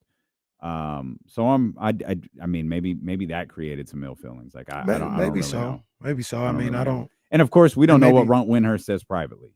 Yeah, maybe he's got a. Maybe he's. I don't know. I don't know what he's done to LeBron. So maybe LeBron has all the reason in the world to feel some type of way towards Windhorst. Stephen A's got to reel it in though. I think he's the one who's got to reel it in all this. Because the video came out of him talking to Bron, but like you made it content after that, and you've been making it content. You lied for some reason about him not being at Kobe's memorial service today, which was weird. Crazy. Like you lied, straight up lied about that. And then I don't know why media members talking about swinging on anybody. Like you work in the media, like what are you doing? Like he legit needs to reel it in. He's doing too much. Yeah, I also think LeBron was talking a bit. Like I'm reading the quote when it's full. Yeah. That feels like a line LeBron said. There were times where LeBron was talking and you could actually hear him lose train of thought. He did it when he was talking about Stephen A. Mm-hmm. Like McAfee asked a question and LeBron started to answer and then started firing off jokes about sitting in his tighty whities and eating ice cream, like just feasting off the fact that LeBron is talking about him. And then he forgot to go back to the question. He like completely forgot. And this is where I think Pat McAfee is good. I think he recognized that right away and kept going. Because LeBron just kind of like, it was almost like he powered down. Like he completely forgot where he was going. And Pat McAfee just picked it up and they finished the conversation. Or I think he took the conversation in a different direction. Yeah, I mean, Stephen A, he's doing a lot. Like somebody gotta, and maybe LeBron will. LeBron probably don't have nothing else to say about this. Probably won't ever speak about it again. But this is all nonsense. Somebody's got to stop it. Parkins, yeah, LeBron followed me on social media, so I blocked him from my phone. All right. For you, Perk. Y'all acting like a bunch of high school teenagers. Like, what are y'all doing? Yeah. At the same time, like this is I can't, and I don't know if LeBron has the same outlook or whatever, but this is their job. Their job is content. They're creating content though. Like they're creating like nonsense. Like why is Stephen A talking about swinging on LeBron? Who brought like who even thinks about like why would LeBron even think to swing on Stephen A? Like why is that even something being brought up? That's just nonsense. So so we really do live by the moniker content over everything. Like some people do, some people do, and they have shown that they do. And Stephen A does. Stephen A does. ESPN, like what they do, they've got content to fill. When it's ESPN, Fox, it is what it is now. I guess that's what sports talk is. For me personally, I mean, there's certain things that don't need to go to the airwaves. Like if I have an interaction with somebody or something goes on, like and not everything has to go to the airwaves. That's how I go about things. But there are people out there that feel differently. Feel like, hey, this is part of my job. This is what I got to do. So I thought the whole thing, while entertaining to a certain degree, I think it's all silly. I think it's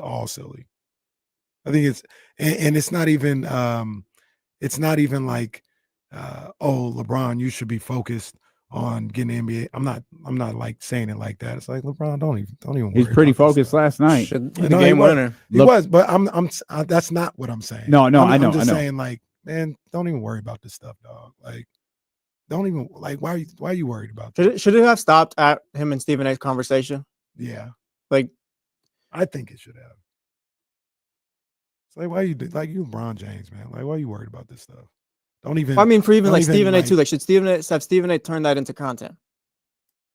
Like, LeBron obviously came with him to something, like came to him with something serious. I'm sure LeBron also knew there'd be cameras out and stuff. I wouldn't have, but I understand that's Stephen A's job. That's the contract he got. What is Stephen A's job? To create content. That moment So I was think for content. That was a public moment. All this other stuff.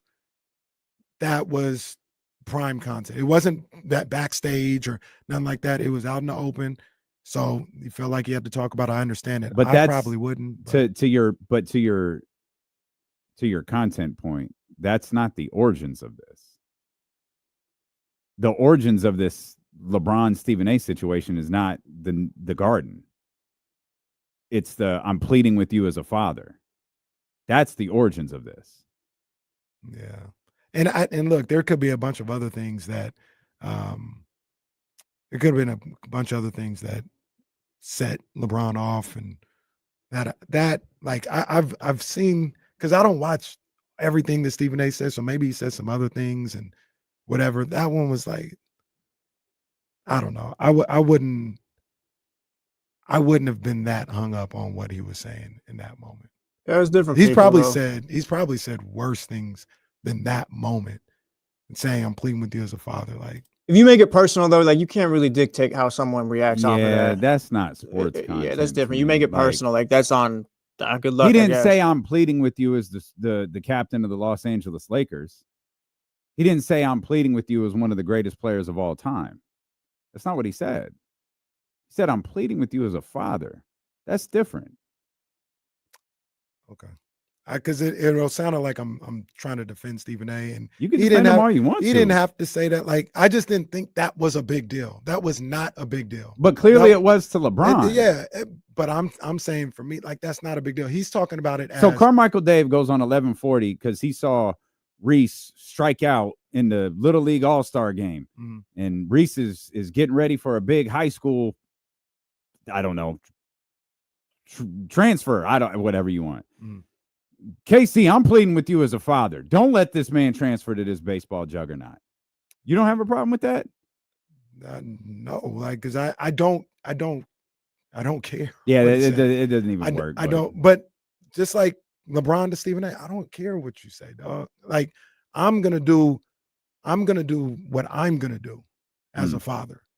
And you saying all this on the airways, like, it's whatever. Now, it could have been a situation where Bronny felt some type of way. Like, so if Reese saw what Carmichael Dave said and he felt some type of way, that may trigger me to feel a certain type of way, and I may do something. And that's one of the things Stephen A said. He said he hypothesized that Bronny felt some type of way when he saw Stephen A, and maybe LeBron saw that. Yeah, he said Bronny was sitting there sulking, looking sad. He said he walked by him and just had a sad look on his face, and that could have triggered LeBron to feel. And that's the thing. Like that's the difficulty with, and I'll use the term content creators. That's the difficulty because not all content is real. Mhm. And Stephen A is a born writer. He is a storyteller. That's why he makes $20 million a year, because he tells stories. That's why the news division of cable television is storytelling. Mhm. The sad part of all of this, whether we're talking news or we're talking sports, is we've blurred into this world where not all of the stories are reality. And the one place you can go to social media and get whatever you want to. You can have an Instagram profile, an algorithm that is catered to your likes and your needs and your desires, and you can live in that world.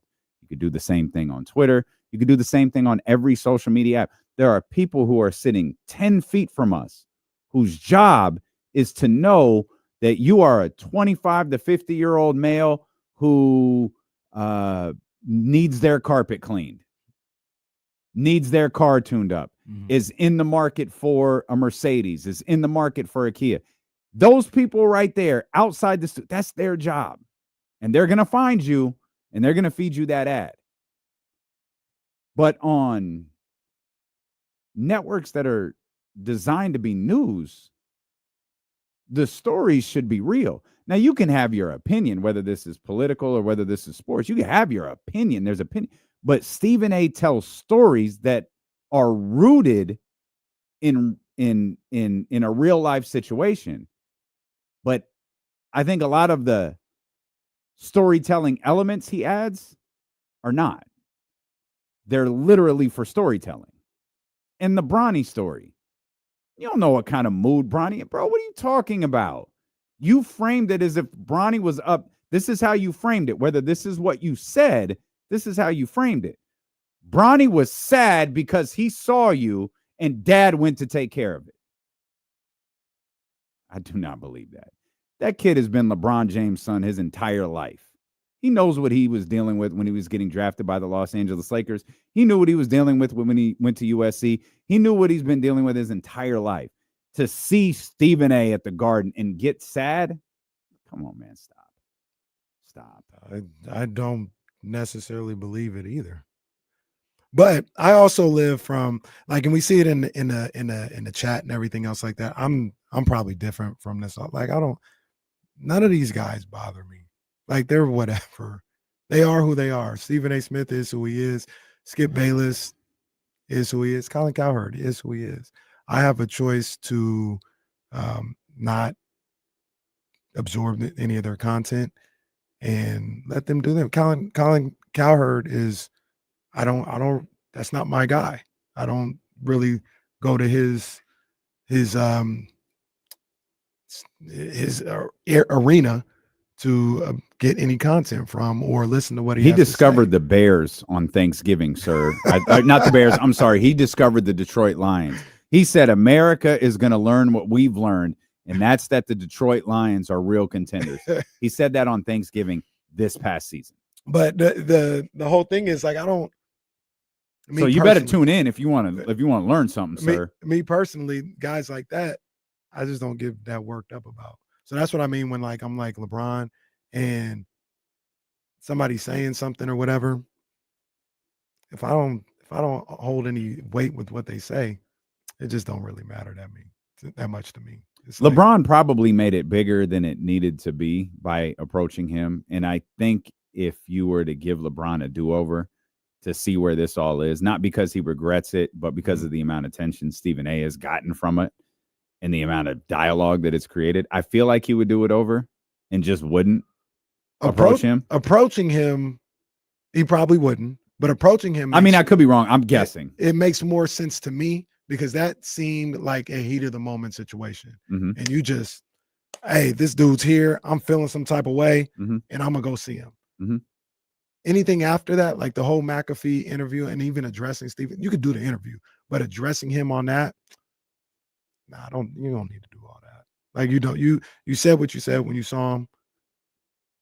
And to me, that's all that's needed. Like we don't let that go, man. Let that go. Cause now you just feeding this guy that you don't like. You're feeding him with more stuff to make him popular or pop off more, man. I do wonder if, because Pat McAfee doesn't like Stephen A. either, or at least I don't think he does. Mm-hmm. I do wonder if, I assume it wasn't someone, because when you have a show like the Pat McAfee show, there are people who will reach out to Tyrese Halliburton, who will reach out to Peyton, Shams, whoever. I feel like, and I could absolutely be wrong, it was probably Pat McAfee that reached out to LeBron James. Maybe. I don't even think nobody reached out. I think LeBron did that on his own. LeBron did that on his own to get at Stephen A. He knows what the relationship is. I don't think he went on that show to get at Stephen A. That was an hour and 12-minute conversation. That was 5 minutes of that conversation. It wasn't even 5 minutes. No, that's not what I'm talking about. They got beef. Go to the competitor and get his numbers to pop off over Stephen A. Huh. Like that's what I took it up as immediately. So you think LeBron went to Pat McAfee? Yeah, because I don't believe that for a second. Maybe not. I don't Maybe believe that. maybe not. But I think LeBron to get back at Stephen A. or Now to maybe dig at he him, got the call and thought, oh, okay. Maybe the scenario is exactly what you think it is. I just don't think LeBron called first. I mean, who would think to call LeBron in that situation? I guess it could happen, but like, why would you call LeBron and say, hey, you want to come on the show? Why would you? Yeah, You're why in would you? Indiana. You're in Indiana. You're Pat McAfee. Like you. Why wouldn't you? I'm not I mean, saying it like shoot it's it. a bad thing, but it's like and it's different, obviously. If LeBron came here, we wouldn't, when he's here with the King, we wouldn't say, hey, let's see if we can get LeBron on. They'd be like, oh, LeBron's in town. Like, you wouldn't think to like, let's get him on the show. I mean, I appreciate it. Come on, dog. I understand it's different, but like I said, so like what I mean is Pat could probably call LeBron. So can you call LeBron? No, you probably can't. No, I can't. If You I can't. could, I'd try to get him on. I wouldn't have no problem. LeBron, do you know that your first game was in Sacramento? Can you come on our show and talk about it? I just think it's like random. It's really random to like, he's in town. Let's call him and let's see if he can get on the show.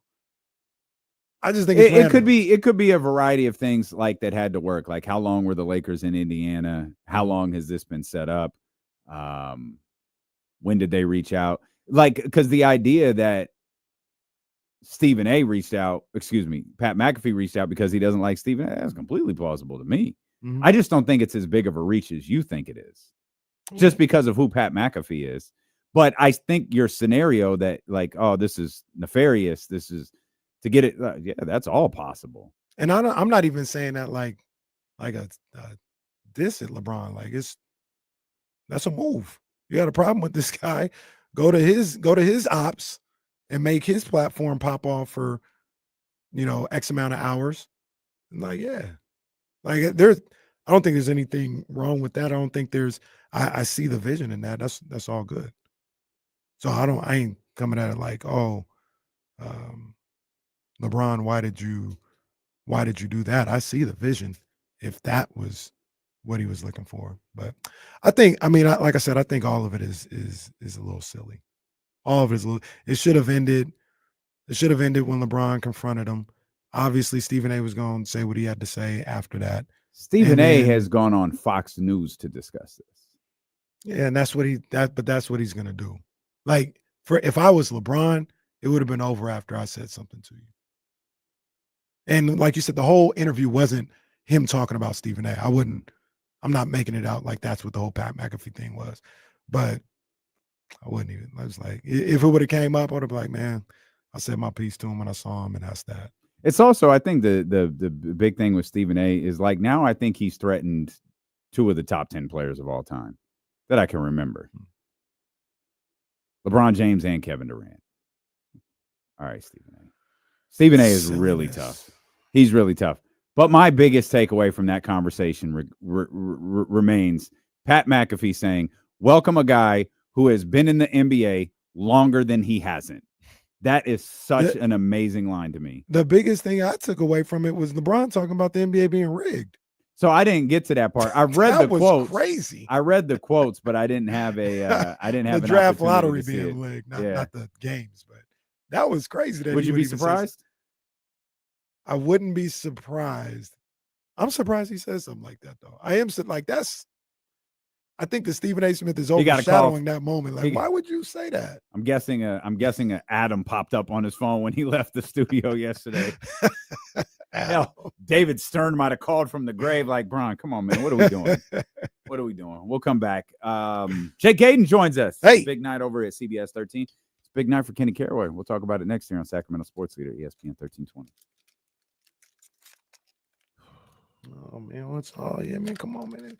You got to turn this Yankees game off, man. The boys is playing. What's up, Jake? How about my Yankees already winning? Well, settle down. Nobody asked you about all that, Jake. We just said, how are you doing? What you guys are the Yeah, you were defending them all day yesterday. What are you talking about? Giants are on. Giants are on? I got to turn that on. My boy put it Willie, on the big TV. Willie Adamez.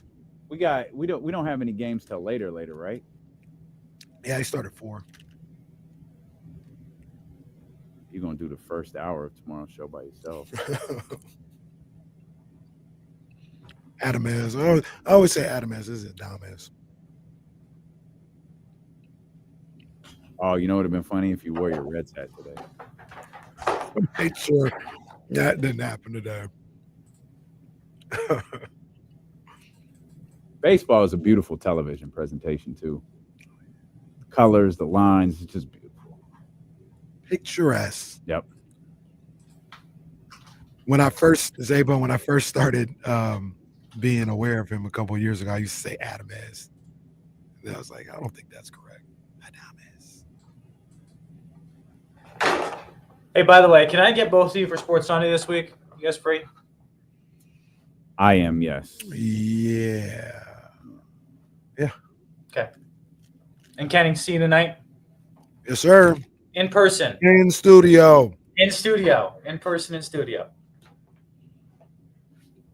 Who you got on today? Who's it? What's the jersey? Buster Posey. Who? Buster Posey. Posey. Jake. I'm gonna tell my mans. We gotta get you to 99 with no judge on the back, man. Come on, man. Know that. Not wrong. I was gonna get a Soto 25, but you know, good. Yeah, I'm glad. good call. Good call on that. All right. Waited the off season. That would have been a really bad $125 to spend. It's a good question from Drew down here. Jake, do you have any hat jewelry? What do you mean by hat jewelry? Well, Kenny, if you would mind. Absolutely not. No freaking chance. Yeah, get you. There was a time where Jake was going to do his earrings, but you know that don't work on me. That would be bad. Mama Gadon would have probably disowned me. Oh man. Hey, Smirk Slim. Yeah. What up, dog? We're going to talk how the Kings might lose another game tonight to the sorry Portland Trailblazers. Nah, they ain't gonna do that. They're gonna get the job done tonight. We'll open with that, and then we'll get to all of the other stuff. Got you.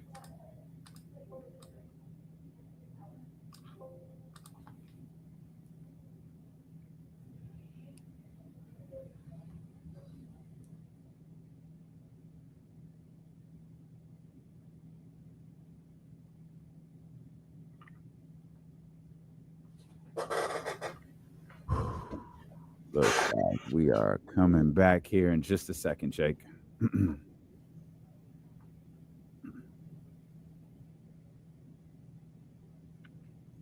Our man Jake Gadon from CBS 13 joining us here. A big night over on CBS with the tournament getting back underway. We'll talk about that. And who will be joining you coming up here in just a couple of minutes is Jake's got his Yankees jersey on. He's excited for opening day. Everybody's geared up for the return of baseball. Some of us are geared up for the return of the Sacramento Kings final game of the homestand tonight here. The 7-game homestand, Jake, that every Kings fan had been looking at for the last couple of months comes to a conclusion tonight. And it sounds like, from the way we were talking during the commercial break, maybe you don't have a ton of confidence in them heading into tonight's game. The vibes aren't, like we talked about this earlier the week, like, you know, Zach LaVine saying the vibes aren't good, people aren't happy, and then Doug turns it around and says, like, hey, you know, when you're upset when you don't win. But like vibes aren't right. Like people are jumping ship. Like, look at it. Like starts with Mike Brown, you know, getting fired at the beginning of the season. Then Luke Laux leaves middle of the season to take a job at FSU. And then Wes Wilcox, who has his hands on all this mess of what we had this season, takes the job with Utah. And like I was talking with a couple assistant coaches prior to the game against OKC. And I was like, guys, are you surprised at all? And they're like, nope, this is the NBA. And I was like, what are the vibes? They're like, we don't know what to expect. Like this season has been so many different twists and turns and roller coaster rides. Like we don't know what's next. So like for me, I'm not riding this roller coaster of everything's going to be, you know, sunshines and rainbows and everything like that for the next couple of weeks. Right now, you know, it's a one game at a time type of situation. And honestly, I'm hoping that they can figure this thing out over the next couple of days, especially on this road trip right now, because otherwise you're fighting for the 9 and 10 seed against a Dallas team that's limping into the playoffs and a Suns team that should not be playing well right now, but for some reason they are. You know, you want to have some hope for this season, but you know, everything that they've had done this year has been lackluster.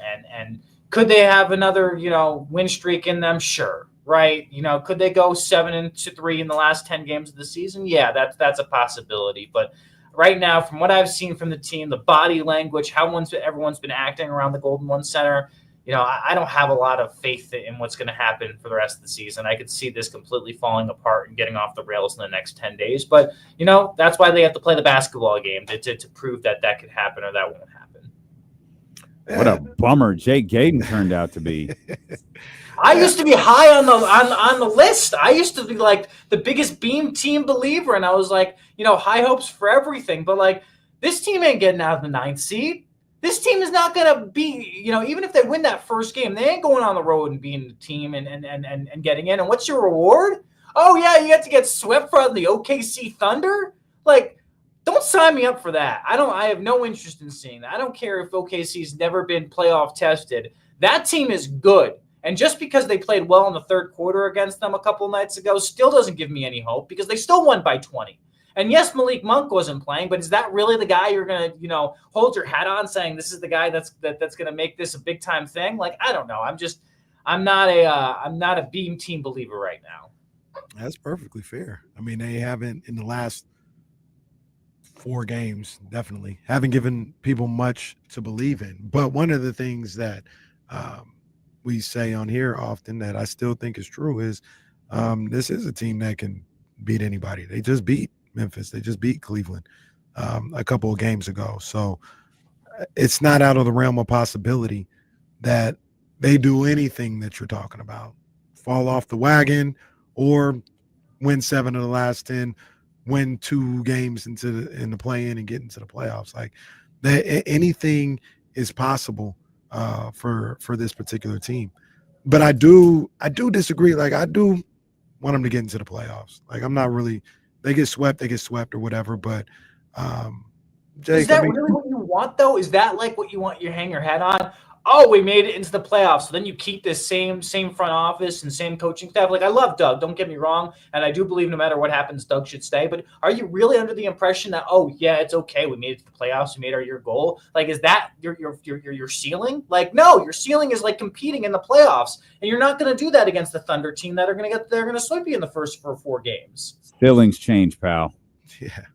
With what they like that, like it's different now. Like, right. I know that wasn't our expectation entering the year, but when you start 13-18, you fire your head coach, you trade your star player, you move multiple pieces along the way. Like, expectations have to change a little bit. And to that respect, if that is how we cover it, I don't ever want to hear anybody get mad at somebody for quitting. I don't ever want to hear nobody, because if you are saying like, oh, you don't want to do that, you want to compete for if these guys quit tonight, I don't want to hear anybody disgusted about it. I want empathy for it all. Like, yeah, I could understand why you would quit, and we know that's not the case. Mm-hmm. If they quit tonight, they will be lit up on every platform that we have in this city. So you can't say, why are we even doing this? Because like, it don't matter. You're gonna lose, and then if Zach LaVine shoots 4 times, talking about how strange it is, or if DeRozan quits or somebody like that. Like, we can't have it both ways. If people say, why are we even doing this? You have no shot. Then accept that these guys might quit and be like, yeah, I understand why you quit, but nobody do that. Nobody would do that. I don't think Debo would be a guy that quits, though. I'll be honest with you. Debo's a guy that wants to win at the highest level, and that's why I feel bad for anybody on this team, it's DeMar DeRozan. This guy was brought in at the beginning of the season to help this team compete, and now he's trying to bring them to the playoffs. And I don't know if you've been watching his games lately, though. He looks tired and like mentally drained. Like, his shots are all short. Like, and I've been wanting to ask him, like, hey, is it a legs thing for him, or is he just, is it just follow through not working out? Like, I don't know, but I don't disagree. Expectations can change throughout the season, but at the same time, you want higher expectations for a team, especially that wants to win at the highest level. Well, and that's the other issue, Jake, because I don't know that this team is capable of winning at that high level. Like, no matter what happens over the next 10 days or maybe 2 weeks or not 10 days, 10 games. But over the next 3 or 4 weeks, man, this team will probably should look drastically different when we return to this conversation next October. You would hope, but you know who's in charge then? I think that starts the whole conversation. That's one of the things that might have to look different. Like one guy left for Utah. We'll see what happens with Monty, but I'm not even talking with that. I'm talking with your ownership. I'm pretty sure he'll be the owner next year. He's going to be the owner, but from my everything I've heard, like I understand that you own the team and you have to have a say, but sometimes you need to step back and realize maybe this isn't my expertise of business. Like maybe you could be a good business leader and a great businessman, but it doesn't mean you're going to be a good owner of an NBA team. Some of the best NBA teams, the owners, do make decisions at the end of the day. Don't get me wrong, but they make educated decisions and have the right people around them talking to them and listening to the right people, which I don't know if this ownership group has that right now. Interesting. I'm worried that there's going to be more poor decisions made over the next couple of weeks than what's going on right now. What do you think of the decisions that Vivek Ranadive made? Well, the way they went about firing Mike Brown, I'm not a very big proponent of. I'm not very happy about that. I'll be honest with you. I'm not a big proponent of bringing in a guy like Zach LaVine and not knowing how that's going to affect the locker room and if that's going to be a good or bad thing. Not saying that it has affected the locker room, but I just don't think that they've looked at that in the totality part of it. I also don't like how they've dealt with the way they broke up with De'Aaron Fox. Like, don't get me wrong, every breakup's going to be messy, but don't think it was held in the most, great, in the best way possible.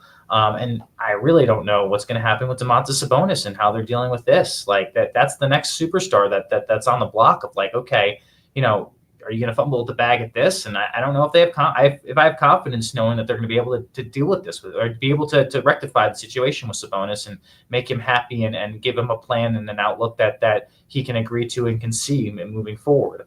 Guys like Keegan Murray are under contract still, of course, as a rookie. And that's another conversation probably more for this summer of what his future looks like within the team. But there's just questions, guys. And I'm not I think that's the question that you have to ask yourself. There's a lot of things happening behind the scenes that a lot of us aren't privy to, especially fans as well. And you don't know who's really having that voice in that room. And that's where the decision-making process that I don't feel confident in. Yes, we do. It's Vlade. We know Vlade is pulling all of the strings. Okay. It's only a matter of time before they tell us publicly. Well, I'm a little bit more excited and a little bit more high on the Sacramento Kings to get the job done tonight. One thing Jake said that I think he's 100% right on. We've talked about this now for weeks, but I'll repeat it. It's a game-to-game situation. It's a night-to-night situation. We had fun with how many games did the Kings have to win to make all this work. That's perfectly fine. Right now, the 1-0. The focus is to leave Thursday 1-0, beat the Portland Trailblazers, and whatever you got to figure out as you head to Orlando and you hit the road and all that, figure it out then. Beat the Portland Trailblazers tonight and start this final 10-game stretch on a positive note. I'm with you. Hey, can I give a shout out to one person on this team though? Sabonis. This dude is he's like his father. Just playing through injury, playing through toughening out, being the mark of a good soldier, as I would say. He is you should see his ankle. It's just, I sit there and I'm like, bro, I don't know if I could go through that. You're tough individually, more mental than physical, quite honestly. And I think Domas, he may not look like himself, especially in that OKC game where he just didn't play that well, but just know that guy is doing everything he can and putting his body on the line for his team and for this city. Absolutely, man. I won't question his toughness, but I'm going to ask him to shoot more. Yeah. He don't have his legs, though. He even told me that. He's like, I was like, you're short on your 3-point shot. He's like, Jake, I've been off You don't have to shoot threes. Okay. Don't disagree with you on that. What was he the other night? 6 of 10? 6 of 10, 0 for 4 from 3. That's fine. Okay, that's fine. Look, you've been great from 3 this year. It's fine. You have a bag by the basket. Utilize it. Look for that shot.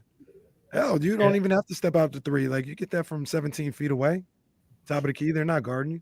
Go ahead, pull that. But they need his aggressiveness on the offensive end, man. But to your point, I mean, the guy is tough as nails.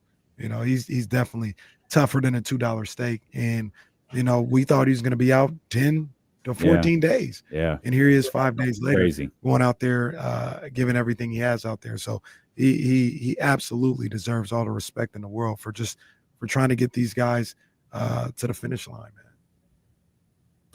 Agreed. And then I think who comes along with him is going to be the big question mark over the next 2 weeks of who's going to step up, like, and solidify them spot. I think Keegan has a chance to really solidify himself as a future of this team over the next 2 weeks if he can perform like he did against the Thunder. He did the other night. I think the opportunity is there for him, and they're playing well defensively. It's just on the offensive end, they look bad at sometimes. Bad.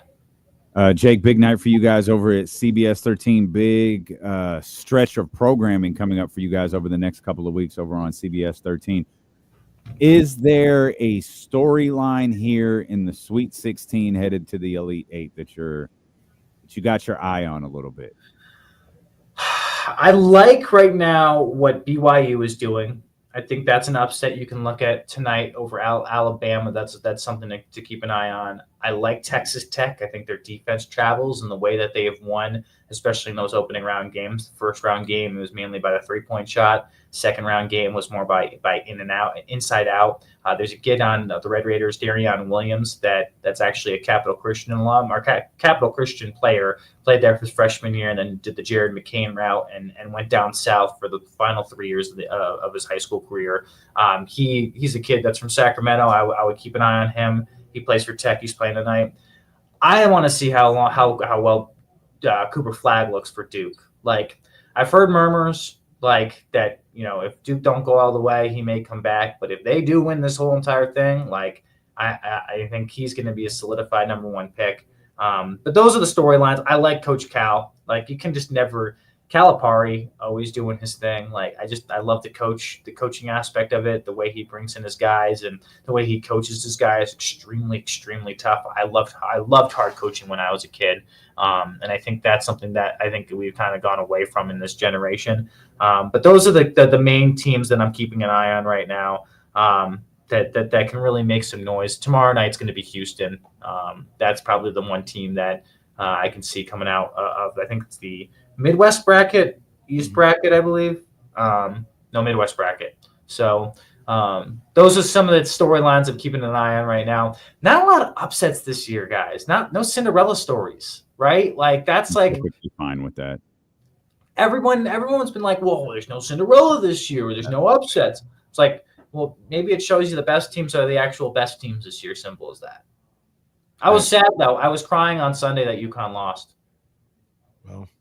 That's funny because I think you actually were shedding tears, and for some reason, that brings me a smidge bit of joy. But I don't know. That damn Dan Hurley was at it again as they're walking off. Hey! Just a whiny little something. He's our psychopath, okay? He's our psychopath, okay? I think you glossed over a really not interesting. I think you glossed over a really compelling storyline that I didn't really like. Michigan? That's never been a thing. Well, it was back in the early 90s. No, you know, Casey and I were watching Cal and Patino the other day, and Coach Cal, like, looking at the Elite 8, that's a pretty dope story to me. Like, Cal is he's special. Like, I mean, that's not breaking news. It's not a hot take, but like, I just think him, you know, potentially winding up in the Elite 8 and, you know, beyond with Arkansas too. That's pretty special to me. That's a hell of a storyline. The fact he's doing it again, because he's done it in every spot that he's done it at. You know, he's done it. He did it. You know, coming from the Northeast, he did it. You know, when he was, I think it was BU or Northeastern, one of the two. No, it was BU. UMass. What's up? Oh, UMass. It is UMass. It was UMass. My bad. Because Pitino was at Northeastern.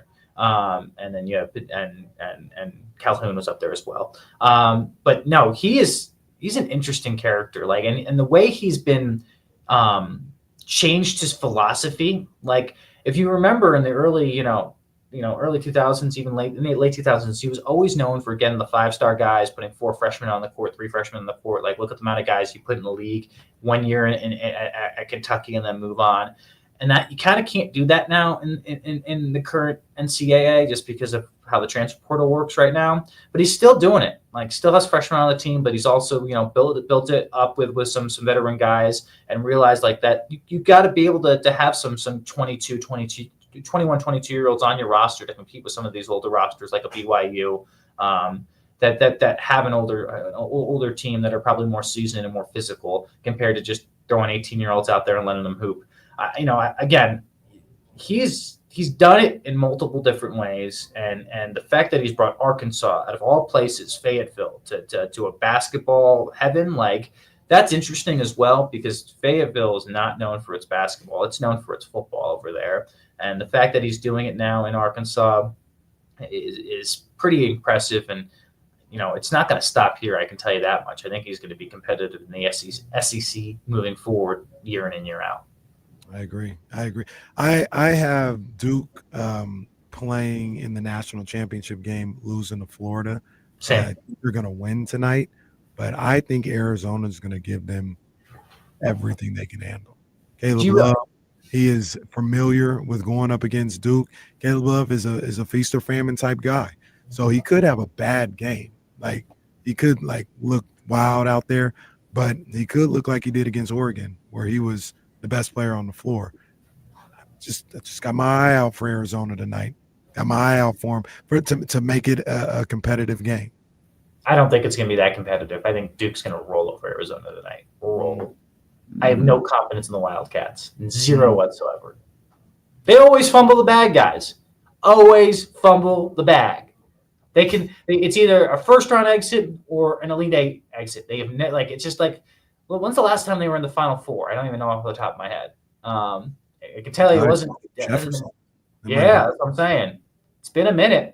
And they've had some good players roll through that program there. And they got that new guy, Pete from Arizona, from Perry, that committed to them this morning. So they got 2 4-stars, one of them being the younger James and son and Bryce, and then you also have this. I think it's Kea Pete.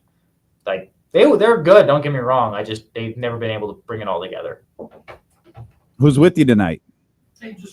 Kenny Caraway. Oh, hey, can you guys quiet down in there? We're trying to do a show. People just have no idea that we're trying to do a show in here. I'm the most popular person at CBS 13, and it is just getting to a point where people don't realize when you close the door, don't come in. Oh my goodness! All right. Like, it's just rudeness to the emphasis tables over. Shut, y'all keep out of here. Yeah, straight up though. We're on tonight with the man Kenny Caraway making his only stop of March Madness this year. It's okay, we'll forgive him later. But it's all good, my guy. It's all my good. Hey, we're gonna have great ratings though tonight coming on after I believe that Duke Arizona game, which will be. I still think it's gonna be, like you said, it's gonna be a good matchup, but I don't think Arizona's won this. I think it's going to be Duke, but from 9 to 10 o'clock tonight. Coach Katz tomorrow is back in action, and then we'll have our final sports extra before Final Four National Championship on Sunday to wrap it all up. So, it's been fun, man. Like, there's nothing wrong with March Madness in terms of it always delivers. It never doesn't ever not deliver, and doing it again once again this year. Unfortunately, like we said, no massive upsets. I will say this though, Kenny, you're a year late on McNeese State. Okay, you predicted it a year late. I was thinking about the future when I made. Oh, is that what? Then you called Will Wade and said, "Hey, figure this thing out for next year, please." Yeah, made me look like a dumbass. Is that what's going on? Just real quick, I was projecting. Projecting. Okay. Hey, can you one more thing about March Madness that I don't know if you guys have noticed this. The amount of guys that have transferred to these big time programs that came from smaller schools like mid-majors. Like, did you guys see that list on Twitter at all? I hadn't seen it. No. So I'll send it to you tonight. It's really interesting. The amount of players that are in the Sweet 16 this year that played on mid-major programs last year, it's like half of them. Like, or if they didn't play on a mid-major, they played on a Power 5 but didn't get minutes last year, and are actually getting minutes within one of these programs this year. It's wild what's happening in college football or college basketball. How these big Power 5 schools with all this NIL money are plucking kids from a mid-major program that was a star there, have them be a role player, and now the team is ridiculously good and doing their thing in the Sweet 16. It's just NCAA transfer portal. It's crazy. It's the new JUCO. You know what I'm saying? Just the mid majors are the new JUCO. You got a guy like what's my man at Florida? Clayton. I think Walter Clayton Jr. He was the UConn killer. Played at Iona under Pitino. Yeah. Full circle moment for him. Okay. First time UConn won in that 13-game streak was against Iona and Clayton Jr. And then the last one, when that streak ended, it was against Clayton Jr. as well. He got his get back. But to your point, that's a guy that was a mid-major guy who, elevated to another program. I can't wait for the reverse when the Power 5 guys start coming to Sac State. That's what I'm looking forward to. I love the Bibby hire. I hope they have the money. I hope they have some money there for him. They got money. They see a big donor. They got major money. They got money. They'll be all right. All right. Jake, we appreciate you as always, man. We'll be tapped in tonight. Thank you, my brother. Appreciate you guys. See you on Sports Sunday this Sunday. Yes, as always. sir. You got it. Jake Gadon, he'll be on with KC tonight following Tap in with us, man. Duke in Arizona. I hope it's a good game. That's always. I do think that's going to be a good game. I don't agree with Jake on that one. I think Arizona's going to come to play. I don't think they're going to win. I don't think they're going to win either. But I think we're going to be like, oh man, it's a 5-point game with 5 minutes to go. I think it's going to be something like that. Yeah, it's kind of along the lines of what I was thinking, but we'll see. Obviously, it's March, so I'm a college basketball expert like everybody else. I do love the Coach Cal story, though. That didn't even register with me, really. It was till today. Yeah. Like, yeah, okay, what do we got? Arkansas, Texas Tech. Like, wow.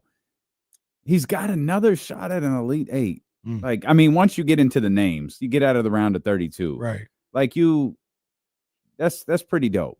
Absolutely. Elite Eight, you're on the doorstep of, So it's a one moment. game thing. It's like a conference championship in football, like the conference championship game or something like that. You're almost there to the big time. Coach Cal, who doesn't, we talk about how great he is, and I'm glad that people don't bring this up as like a slight. Only one national championship. And to me, that doesn't tell the whole story about Coach Cal. He is one of the great college coaches of all time. Yeah, all time. He doesn't get credit for getting to the national title games. Yeah, he's LeBron's got more, but he's like LeBron. LeBron got there 10 times, but only won 4 to the finals. Coach Cal has gotten to the national championship game maybe 4 or 5 times. Do you know Andy Hawk said to me today, because someone was asking me about the LeBron Stephen A thing. And then Pamela Love. This is going to be funny. Pamela Love told me that Stephen A's big retort was listing all of the reasons that LeBron is number 2 on the greatest of all time list. I was like, well, that's cute. That has nothing to do with the conversation between Stephen A and LeBron. So you could tell Stephen A struggling when this is his now new argument on television. And Andy chimes in. Go ahead. He said that's why LeBron doesn't like him, because he's always said that he's number 2. That's why he's bringing that. Okay, sure. That's why. I'm sure that's why. Whatever Stephen A has to tell himself. Andy goes, yeah, LeBron is like 6 on my list. Okay, Andy. I said, don't ever want to hear Andy's list. I said, okay, Andy. One, you can't be serious. Okay. He's like, no, I'm serious. He only has 4 titles. I was like, okay, that's fine. Who is between 1 and 6? And he can't name anyone right away. And then he says, Kobe. Like, okay. I don't hate that. I don't agree. And then, okay, so who's 3?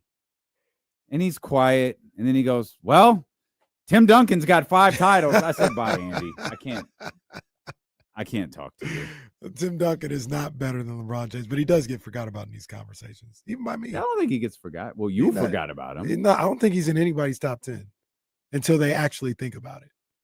Well, you should think about it if you're giving a top 10 list.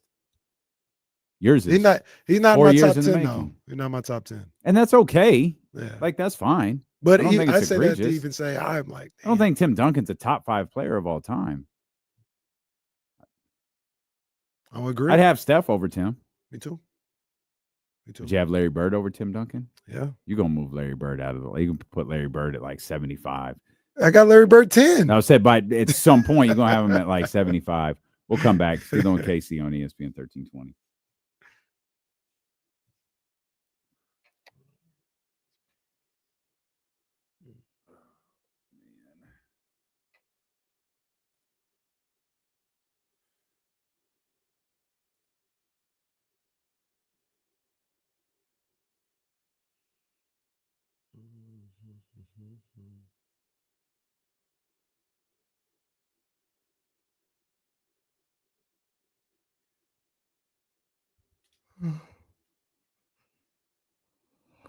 Bobby got Tim Duncan above Kobe. That's fine.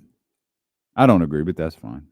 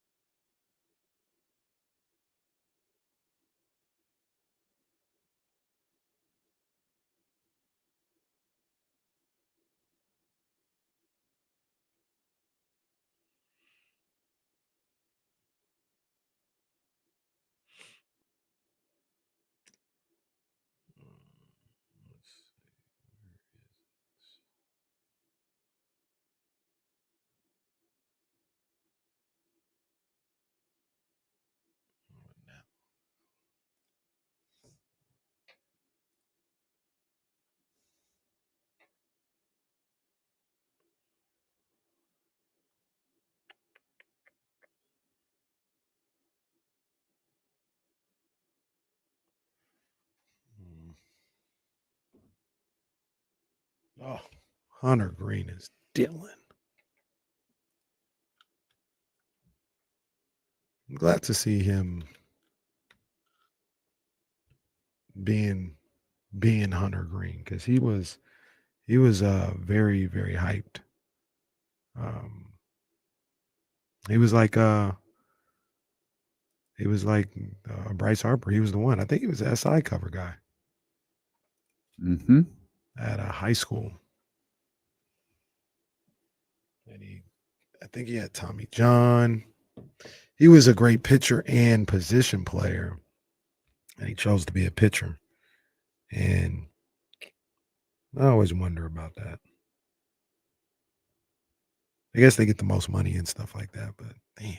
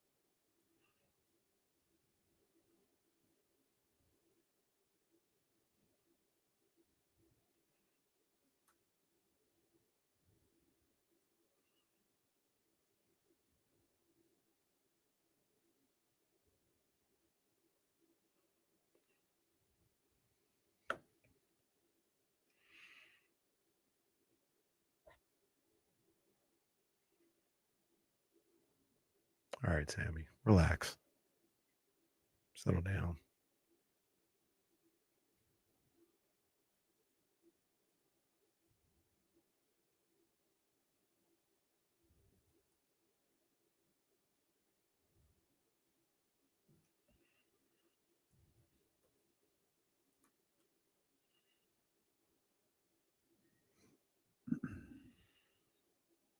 Even on the coach, we stay fly, Jada and AI. Make sure you go get the AI.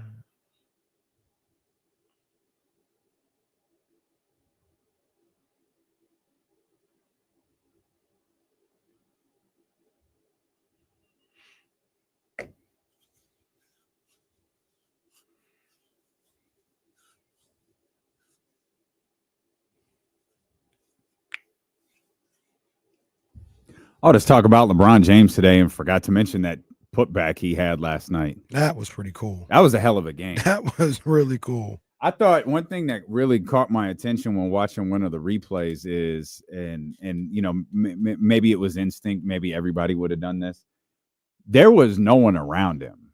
Like he could have dunked it, but I don't think he had the time. And I feel like he knew that. Like, I think when he got his hands on the ball, it was 0.2 seconds left. Yeah, he had to tip that in. Yeah. And he was, because when I first saw him, I was like, man, I feel like he could have dunked it. And then watching it back in slow motion, it was like, well, he could have, just it wouldn't have counted. Right. It would have taken too long. That was a fantastic finish by him. Fantastic. Yeah, not a fantastic game for him, but that's the benefit of having Luka and Austin Reeves on your team, both guys who played really well. And a game, I mean, they're fine. They're making the playoffs, all this other stuff. But 3 losses in a row. Yeah. I don't want to say they needed it, but two's still there for you. Like, go out, go win that game. Go win that game. So, it was good for them to get that, I guess, if you're into that kind of thing. Not good for me. Why not? Like the Lakers, ain't nothing good about the Lakers winning. Okay, Lake Show. Oh my gosh. Why? It's fine. Whatever you say, pal. Why is that even there? It's actually different. Yeah. That doesn't add up to me. Carmelo Anthony just signed with the Lakers, by the way. Okay, Lake Show. I'm sorry. Excuse me? I ain't repping them. I'm saying Lake Show. It's just a whole and then we cut it off. We cut it off when I'm explaining what's going on. Wow. It's just a whole different vibe when you can actually see it. You actually see the love that you have for the Lakers there. Love for the Lakers. Will you stop it? How Play close that are one. they? Okay. Oh well. It's right here. Will you stop?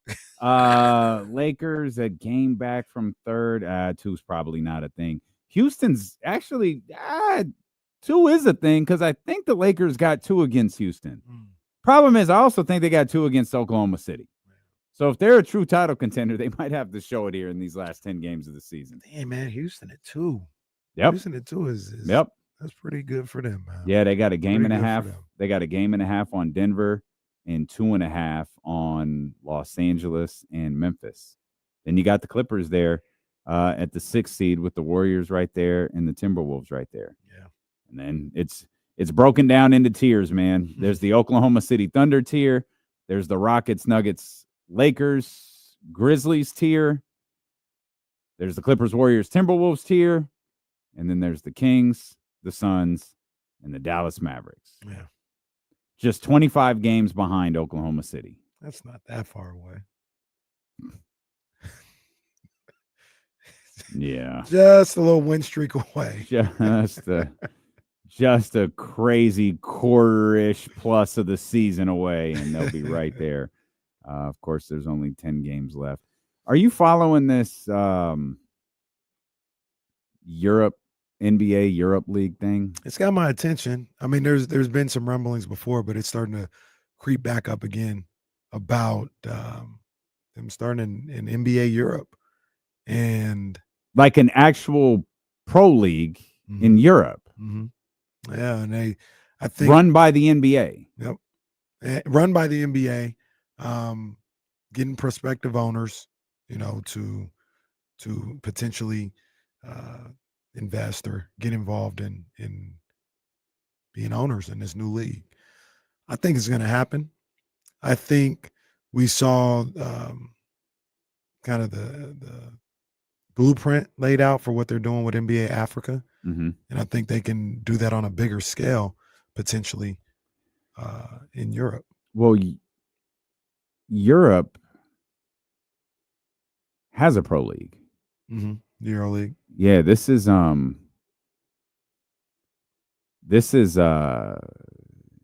infiltrating someone's territory.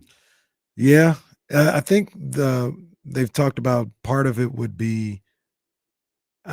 I'm trying to understand the verbiage that they use, but they would leave space for 4 EuroLeague teams to, I don't know, be a part of the league in general, be a part of scheduling or what, but They're looking to incorporate, I think, 4 EuroLeague teams in general. And I think if you can get that NBA backing behind it, and they'd also be going into different cities too. Like I think they're talking about London, Paris. Like they're going to the big cities, not, no disrespect, but a Belgium or something like that. Like they're going to the biggest cities in Europe for this league, and that brings a little different energy. I wonder. I don't think it would be the case if they started this NBA Europe and they got it going, and they built the league up. We're talking 20, 25 years from now, 30 years from now. Damn. Would it get to the point where those guys over there just playing that NBA? Wemby doesn't come over. He plays for France's NBA team. I say no. 30 years from I can't even. The only thing I think is reasonable is because I think there's going to be money. There's going to be money. And do you think we're talking London. A max contract in 30 years is going to be $200 billion. I don't know what it's going to be in Europe, but that's of course it's 10% increases every year. We talking your Londons, your Parises, right? Yeah. Do you there think, might be people do you who believe want to there's play money, that kind of money, bro? There, if there is, there are going to be people who want to play there instead of Sacramento or Oklahoma City. I'm going to NBA Europe. Like, no, they're like, oh wait, I can go sign with Paris. I can go sign with Paris instead of Sacramento. NBA Europe. Now, what they may do is Tiger still in existence in 30 years? Because like, I don't know, man. Yes, I don't know. Tiger's never going anywhere. Well, they've survived the truth era. They survived it, so they're not going anywhere. Truth didn't really survive the truth era, so let's be careful. Let's be careful. Keith's gonna make another video on him. Yeah, he broke that down really good. Keith's just eviscerating all parts of Sacramento. He just broke that down really well. That was really good job by him. This is a great job. This Soul Bloom one was hilarious. Soul Bloom was crazy. The Fire Festival of Sacramento. Keith be killing him. Shout out our man Keith, broadcast journalist. That was great. Using his TV voice and everything. I was like, okay, Keith, busting their ass. The thing that I wonder what they would do in NBA Europe is would they have the same rules as EuroLeague, where EuroLeague, I could be a little bit off on this, but you can only have like 2 Americans. I know that. I don't know that. I know that was a thing on the women's side. I don't know if that was a thing. I don't know the rules. I think it is on the okay. Man. Maybe it's more. It definitely was on the women's maybe side. It's like 3 or 4 or something like that. But traditionally these leagues, you can only have 2. So if NBA Europe is what I'm calling it right now, if they go by the same guidelines, I don't think you'd be able to keep those guys because it's the NBA. I mean, but I don't know. Maybe money's behind it. Like I said, you got the London team, which is the New York City of Europe. Maybe they can. Is London the New York City of Europe? I've always thought it is. Oh, that was your take. Yeah. Oh, I thought that was a bar. I thought that was something that I just didn't know that what they called it. The most famous metropolitan city in Europe? I haven't brushed up. I don't know. I would think it's probably. I think it's a bigger. Like I said, I'm not talking about square footage or land or anything like that. I'm not saying that. Square footage. I'm not talking about anything like that. Somebody give me the square footage of London. Anybody got that? I'm talking about the profile. I feel like it's London, but maybe it's Paris. Yeah, Paris was the one I was thinking of. I never went back to that documentary, the gold joint. I've got 2 episodes. I just remember at this point, like, what am I trying to prove? I just one of the in the first 30 minutes of the first episode I watched, the only 30 minutes I watched, I know Steve Kerr had the line of, "We're not going to have any trouble getting people to Paris, because if they don't want to go to Paris, their wife is going to want to go to Paris or their girlfriend is going to want to go to Paris. Either way, it's going to end with them in Paris and we'll be just fine. Yeah. So that line always kind of stuck out to me. And they had the Olympics in London 2012. I think it was 12. Yeah, 2012. Yeah. And I don't remember it being the same, I don't want to call it hysteria, but the same run up as it was to Paris. So maybe Paris is the either way, London versus Oklahoma City, Paris versus Sacramento. Like I feel but I don't know. I'll read the line from the Athletic, a couple of lines from the Athletic. Commissioner Adam Silver pitching the NBA Board of Governors on early sketches for what the league might look like, and they plan to start potentially as early as next year. The venture, this was the line that I think caught everybody's attention. The venture could include 16 teams, deep-pocketed investors, some defectors from the established EuroLeague, and new franchises in major markets like the two we just discussed, Paris and London. Yeah, I think it could work. I think they're going to do it. I mean, there is a world where the NBA just takes over the world, and you have NBA America, NBA Africa, NBA Europe, NBA China.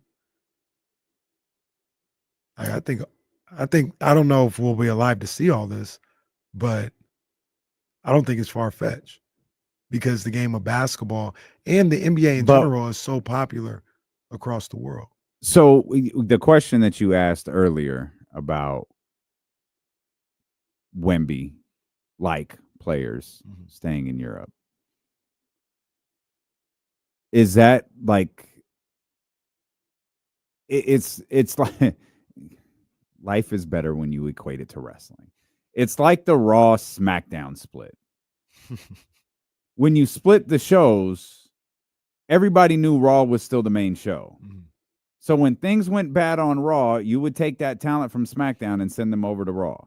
Everybody knew Raw was still the main show. In the scenario you presented, is it the idea that the NBA as we know it today isn't necessarily the main show anymore? Because if you have NBA Europe, you have NBA Africa, they're NBA in name, but are they truly the NBA? Is it truly the best basketball players in the world? Or has it become just the best basketball players in America? Because if Wemby, if in 15 years, Wemby, we'll say 25 years, Wemby Jr., Vicky Wembanyama is deciding between, am I going to stay in Europe or am I going to go to the NBA in America? And he goes to the NBA in America. Does it, if that's the case, doesn't that just continue to solidify? The NBA is still the NBA. This is just the XFL. Probably. You know what I mean? Yeah, probably so for sure. You would have to have people actively turn down what we know as the NBA today. Right. To play in these other leagues. It would be I don't know if this is a great comparison, but it would be the reverse of EPL and MLS or something like that. You are not speaking my language, sir. Right, where you are going to confuse me. You've got these, even if like the EPL or FIBA took over, or whoever took over the MLS and said, we're going to do, you couldn't do the EPL America. Like a second division. Yeah, and you're still gonna always try to get to the real. You mean like MLS and USL maybe? Right. But if the EPL put their name on, I got you. Yeah. Those two leagues, you probably still would try to be getting back over there at some point. The only thing that gives me pause, and tell me what you think about this in a soccer situation, or if it would happen in the NBA, is one of the reasons, not the only reason. I think the main reason is the competitive aspect. These guys are competitors. They want to play with the best and all this other stuff. I think that's the number one reason.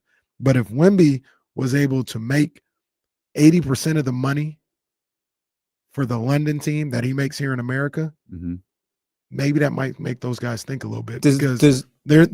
I could be wrong. I'm just speaking. Somebody could tell me more. I don't think he can come close to making the money if he would have stayed in EuroLeague that he can make in the NBA. Okay, real quick. Let's say that. Are we talking as if Wemby had makes this decision at 18? Sure. Or see, I don't think that would work because I don't think you'll get like. There's an aspect of coming over here and like playing against these guys. Like that's how you get your respect. I feel if you're a Euro, right or wrong. I like Luka. Luka was the man for over there for however long, and like teams passed on him. But when I'm sorry, go ahead. Can that change? I don't think so, because maybe it's just too self-centered. But I feel like could a player here, spark change? I don't think so. I feel like you got to do it here to get your respect. Like if you turn it up in the EuroLeague, then and that's what I was asking. So, but here's the other question that I have about that. When we talk about we talked about this before about the soccer players, the American soccer player. Why don't you just stay and be the biggest American star here? The answer is always you can't. They just throw boatloads of money at you over there and the respect, but they throw boatloads of money over there. Okay, so let me ask you this then. Can LeBron James go and play in NBA Europe? That would be different. I don't know how this fits the soccer thing. I mean, that would be like Beckham coming over here, right? Yeah. You can go. You can Messi play wherever you coming over want. here. You can play wherever you want. You could in soccer. You could play whatever country you want. But when we it's all under a big umbrella, I guess that'd be FIFA, UEFA, or whoever it be. But when I bring that scenario up, a lot of people, obviously the talent is there too. The top talent is there. But what do we always say? Just the MLS, they can't give them the money. They don't have the money. So if you have the money in NBA Europe, that may get some people to stay. Like, do you think, well, once again, I'll use the soccer analogy. Do you think if MLS had the same amount of money, ended up getting to the LAFC, they had the same amount of money as Manchester United, you think they could keep some of these American soccer players? You can buy better players than Americans. You can buy real players. Like, yeah, you can make yourself a legit league if you had money. You can bring in Brazilian players and all that. So that's what I'm saying to this NBA Europe. Maybe if they have, and they'll probably have the money, like the investors and what the NBA is trying to do, maybe they'll have the money to keep some of those guys there. Maybe you won't keep them all. Maybe you won't keep most of them, like the Wemby's or something like that. There is another part of this conversation, though. You could have the deep pocket investors that they're talking about. You can have the money that you're talking about right there, but you also have a competing pro league. Like that. So, like, how does that affect? Like, you're the NBA. You could set up shop if you want to. Well, but the question is, like, advertisers, sponsors, do they leave the Euro League and come to you? Do they remain loyal? Does the NBA league wind up looking like the secondary league in Europe because the Euro League is already established? You're not only in a sense, you're battling the name NBA when you start something brand new. Yeah, true. Because that's the best, and you have to establish yourself as the best right away. And if you can't come in and do that, having the investors, the franchises, the owner, that's all great. That's all great to start.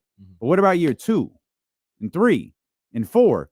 Because if Kia is still sponsoring the slam dunk contest in the Euro League and not the NBA league, then how do you maintain that? Well, I think you kind of just have to shift your thinking like with it. I think maybe it's just more global advertising and stuff like that. No, you know what you are.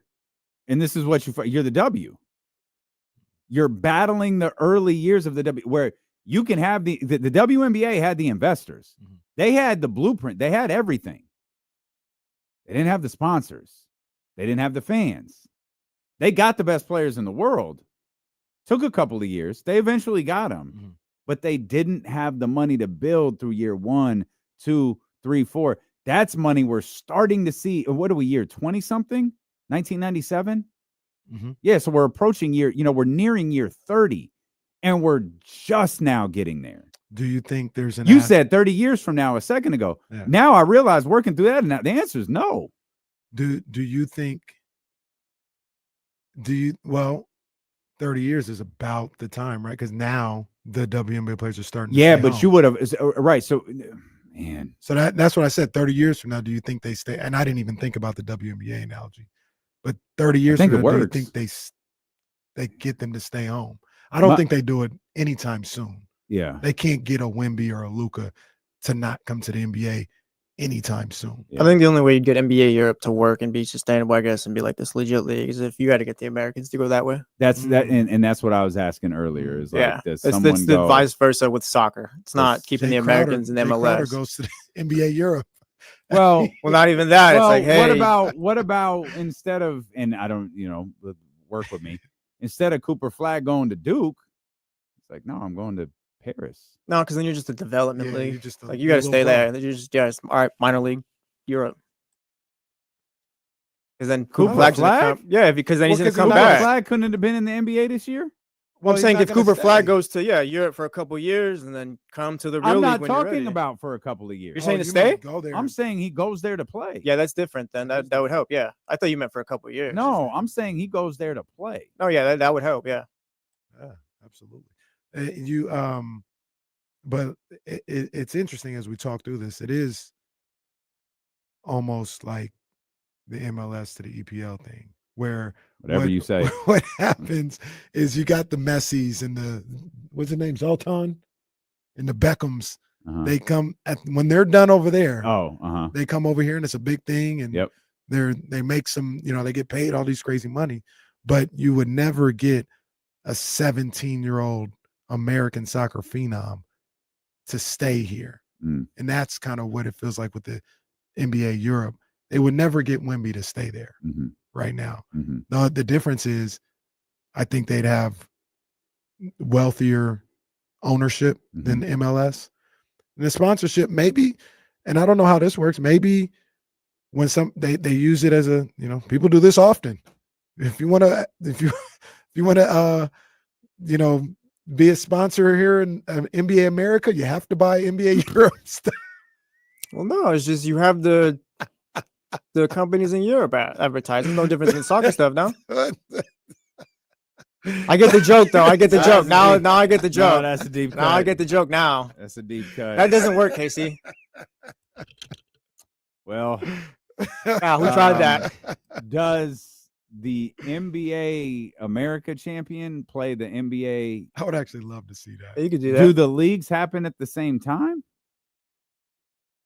Yeah, it can. It feels like it probably should. Well, if they're gonna play, You put them on different TV. is the real world champion like Ric Flair used to say? Well, it's No kind of allows, like you already- in soccer terms, like Champions League is kind of the best of the best in Europe. Basketball Champions League will go crazy. Yeah. But they so got Africa gets in on this, Africa, China. You can go which South doesn't America. exist, by the way. No, it doesn't. Okay. It doesn't. Okay. Africa exists. And China does exist. No, yes, NBA China does not. Not yet. What's the New York in China? Shanghai? Or in Asia, not China. In Is Asia. it Tokyo or Shanghai? Oh, Tokyo, Japan. I think it's Tokyo. Well, I should have that's said what I'm Asia. thinking, Yeah, Oh, I I got should have you. said Asia. Yeah. I think it's Tokyo, right? Beijing is China's New York, right? It's or not. It Shanghai. wasn't like New York. I just know Shanghai Sharks. Yeah, It's it Jimmer's wasn't like, team. yeah, Beijing wasn't like New York. The one I know, or is it Hong Kong? One of them joints. They have. It might be Hong Kong. I know They have Hong like Kong's the a massive Times city, but- Square. Maybe Tokyo. Maybe there's one everywhere. Maybe Tokyo's the one with the Times Maybe Square. there are New Yorks all over the place, and we've only been to the one. Somebody get banished to NBA Antarctica, NBA Greenland. That's probably where the Kings would send Jay Crowder. We'll come back. Steelo and Casey. I just realized Matt George isn't here. It's going to be a long 2 hours. This could get a little crazy. Steelo and Casey on ESPN 1320. All right, man. I gotta create I gotta create a joint for. If you could get like Tatum to NBA EuroLeague in the next 5 years, it would work. Guys like that. They got money. It's just about having the best players there. Like MLS, you're not going to want to keep Americans. You want to bring Brazilians and Argentinians and English players and all that. They absolutely got the money. All right, man. Kicking it with KC. Shout out to my people over at Phenom. And I think Phenom is going to have the A1s about a week ago. It was announced. They're dropping May 6th. I love these shoes. I want some of these A1s. They're going to the website. I guess we can go to the website too. It's all good. But yeah, I want some of these A1s. I mean, I love these shoes. Asia Wilson's first signature shoe, the A1. They're dropping May 6th worldwide or nationwide. They have a couple of drops. I know they have one in South Carolina, and they sold out. They went crazy. I think these are going to sell like crazy.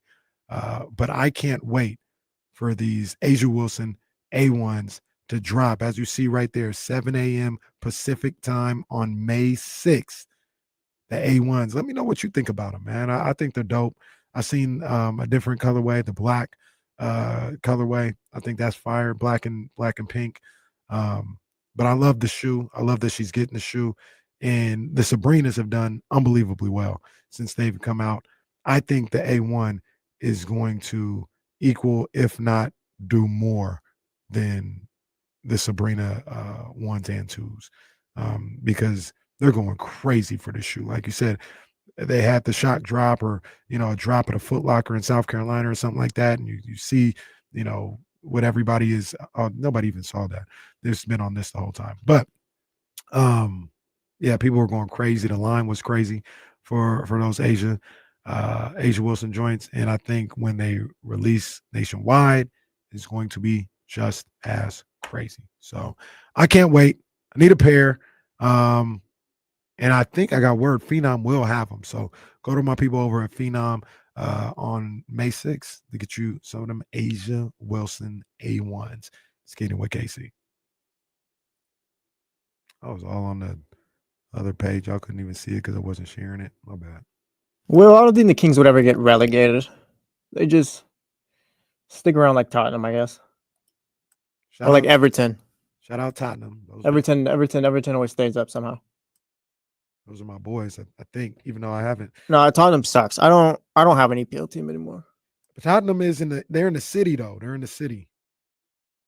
Oh, look at my mom. She met Angela Yee.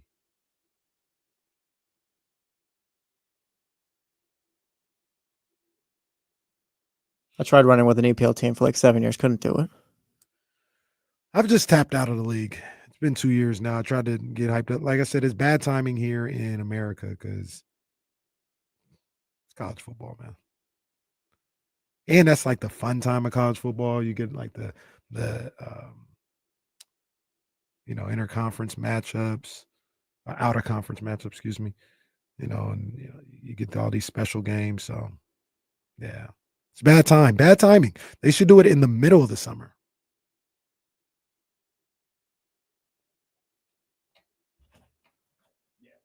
Come on, man. D-Lo and KC, ESPN 1320. And I gotta let y'all know, man, it's popping off over at Prize Picks. It is popping off today over at Prize Picks. There's a couple different things going on. First good reminder. First and foremost, it is baseball opening day.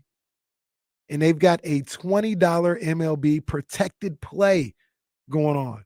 All you got to do, go to your promos, make an all Major League Baseball lineup for up to $20, and boom, it's a protected play. So you got that going on here for opening day. And then they got Shohei with a homer. They got him the demon at 0.5. Unfortunately, I'll probably take that. Yeah, I'm gonna I'll make that lineup. Unfortunately, it's always bad when I set my lineup while you're talking, but I'm gonna do it right now. But even if you don't want to do the all MLB lineup, you can still put Shohei in your lineup, and you need to put him in there with the Cooper Flag joint. It is 0.5 points. That is a free play given to you by Prize Picks, and then you can get that, lined up with Shohei, with Bean Money, and we could all eat today. This is the great time for Prize Picks because you've got everything going on. You've got NBA going on. You got Major League Baseball back. You got college basketball. Tomorrow, you got men's college basketball and women's college basketball. So you can do whatever you want with some of these lineups and get this money, get this guap. You know what I mean? So download the Prize Picks app, put in the promo code KIFM. You get $50 instantly with your first $5 lineup. That's promo code KIFM to get $50 no matter what you do. Win, lose, draw, whatever. You get $50 instantly with your first $5 lineup. You must be present in certain states. Go to prizepicks.com for more details. There's my boy Zabo. Prize Picks. Run your game. Sable kind of cutting it close right I there. I was kind know. of waiting. I know. I had to. What they say? We wouldn't like resume the show Oh. either. You just would have paused the read. Also, by the way, MLB TV, count your days. What? What's going on? Bro, it's not working. It's not loading for anyone. Trying to Whoa. watch the Red Sox. They need me. They're losing 2-1 right now. I can't even help them. Bro, what? Damn, I'm in I a, just searched it on Twitter. There's a bunch of people dealing with it. I'm in a real precarious position because I said a few months ago I'm not getting MLB extra innings or MLB.TV. I'm not doing it. I got the Giants that I watch. Now, like, I'm gonna be watching damn near every A's game. I'm just not gonna have time to watch all these games. I'll watch what comes on nationally, and then MLB, they got the free game every day or whatever. But now I'm having FOMO. I'm like, damn, man. How can I not have the extra innings? How can I not have MLB.TV? Because it won't work. The sites be working, dog. The sites be working. I always get don't worried talk about that about on the air. Stop. What are you talking about? Nobody said anything incriminating. I'm talking about Yeah, what are you MLB.TV. talking about? Yeah. .TV. I don't think you are. .TV. I'm always afraid to use those ones here at work. True. I don't want to get hacked and it's like, oh yeah, Odyssey is shut down because Jesse Toppy had to watch a damn Red Sox game. Dana White comes to Yeah. Odyssey. We got him. We got the FBI looking at his house right now. As soon as he fires it up, he's done. And Manny brings up a great point. MLB app is free with T-Mobile. I don't have T-Mobile. Neither do I. So If anybody has T-Mobile, that's great for you. It could be great for me too if you have T-Mobile. That's all I'm saying. Yeah, I'm getting arrogant. Oh, I'm messing with. Hang on, let me see what this does. I'm at times 60. How high is this getting me? All right, I got 6 players. Hang on. woo! This is so arrogant. Are you gonna break Prize Picks if you? I got the Cooper flag. I took the Shohei is a demon. The Shohei home run is a demon. Yeah. DeMar, he's a prime player. 29.5 points and assists. It's a demon. Okay. I took it. It's a demon. Okay. All right. Zach LaVine. Now that is just risky. Well, it depends on what you said. 2.5 turnovers. I said less. Okay. Okay. Let me take a quick peek. Okay. Zach had 4 versus Oklahoma City, 4 versus Boston, 4 versus Milwaukee. he's due. Domas, 36.5 points, rebounds, and assists. Took less. Makes sense. Denny, Demon, 3.5 3-pointers made. What's he done as of late? He had 3 versus Cleveland, 2 versus Boston, 4 versus Memphis, 3 versus Washington. He's been getting them up. And we know how the Kings do. That $20 play will bring 19 back. Woo! 4 of those 6 will bring me 19 back.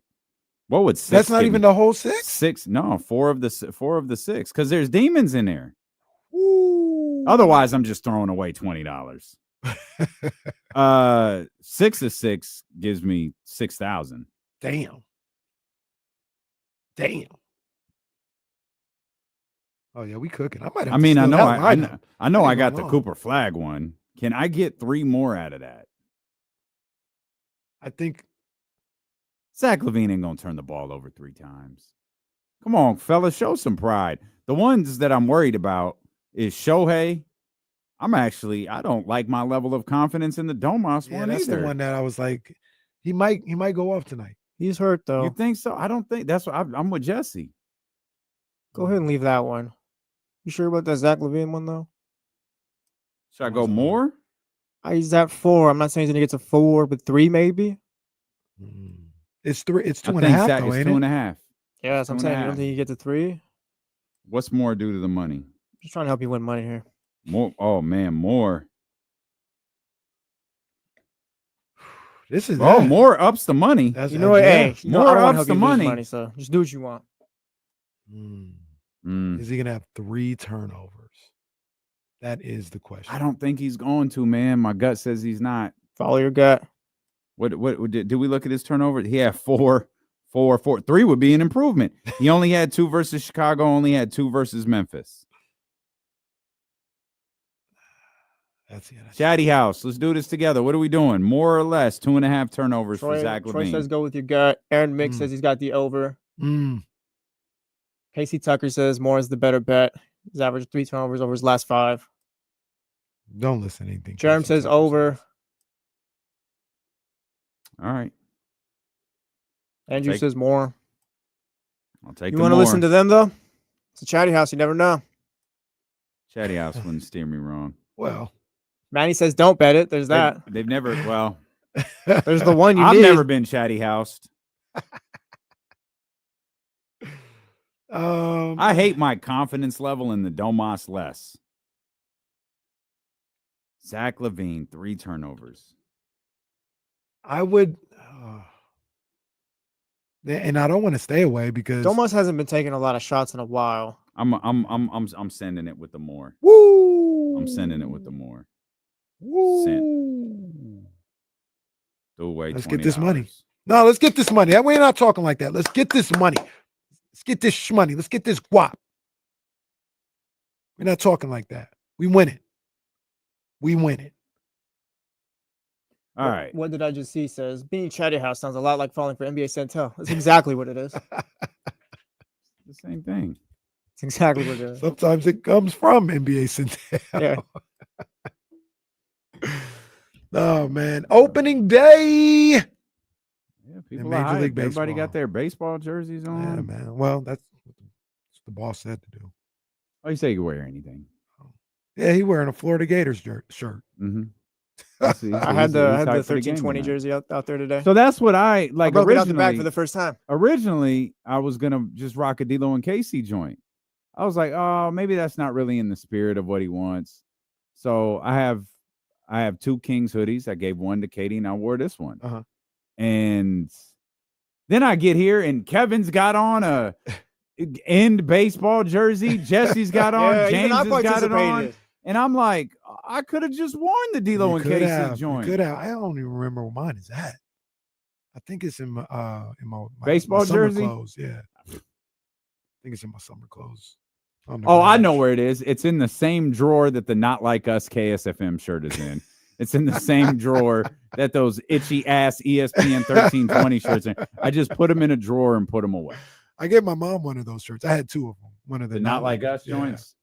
Yeah. It's a good day for me, not being participant and stuff. I walk out there, for the first time. Boss is right there. He sees me. We fist bump or whatever. Success. We did it. Hey, Boss knows I was here and he was happy. We live in a new world right now.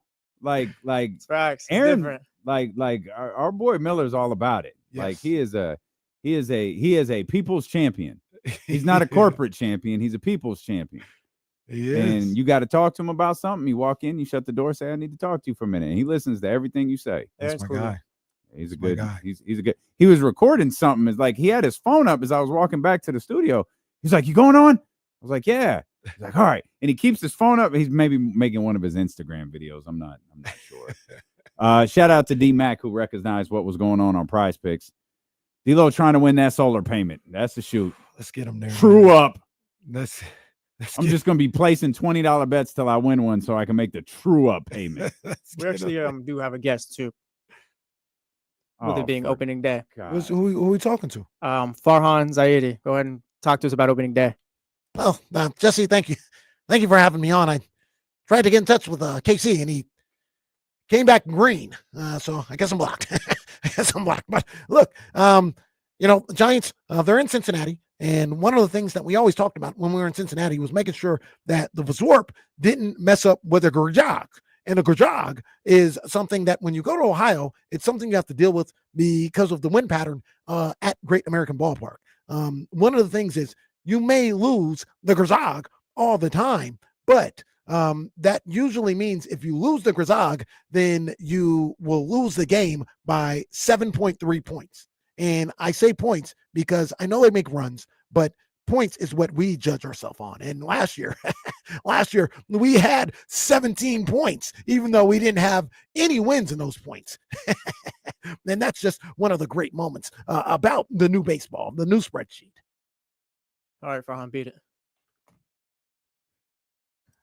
Now we're back. What I miss? I just sorry. Farhan was here. Back. Oh, damn, man, I miss Farhan. I would have swung on him like Stephen A. swinging on LeBron. No, you actually might not. You actually might have swung on him, not pretend swung on him. I wouldn't have swung on Farhan. He was so deflating as a head of baseball personnel. He was really at the Dodgers, left the Dodgers, messed up the Giants, went back to the Dodgers. Jeez. Some people say that's what Bret Hart did to WCW. Really? I never heard he left that. He said they say it was all a plan by Vince McMahon. He sent Bret Hart down there. I think this is one of Kevin Nash's stupid things. Oh, Kevin Nash said it then. Bret Hart goes down there. McMahon and Austin take off. The WWE blows up. Bret goes down there and essentially kills WCW. WCW dies. Vince buys it. Bret comes back. Yeah, it's not the fact that Kevin Nash was booking stuff back then for WCW. Yeah, it has nothing to do with Kevin Nash. Hey, let's give Kevin Nash all the power. Great. Kev, tell us, what do you want to do? I want to end Goldberg's streak.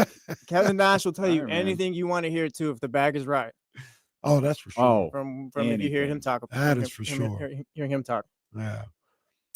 He said Diesel used to stand with his hand up like this because he was paying tribute to Tommy Smith and John Carlos. All right, Kev. All right, Kevin. All right, man. Whatever you say, pal. Giants playing right now. Down 3-2 to the Reds. My boy, Elio Ramos with the 2-run home run. Last year's lone San Francisco Giants All-Star. I think they said, I don't want to misspeak, but wasn't he the first homegrown All-Star? Or no, he was the first outfield All-Star since Barry Bonds. I'm trying to think if that was accurate. I think it was for the Giants. It was something. He was the first. I think it was the first outfielder, maybe the first left fielder since Barry Bonds to make the All-Star team. But yeah, they down 3-2 right now. You know, Tyler Green started. Guy's a phenom. Yeah, looking forward to the season though. I'm looking forward to Giants and the A's season. Like I said earlier, I plan on watching a lot of A's baseball. Oh yeah, a lot of A's baseball. I was at the Little League practice, and shout out to my people over there, Coach Steve.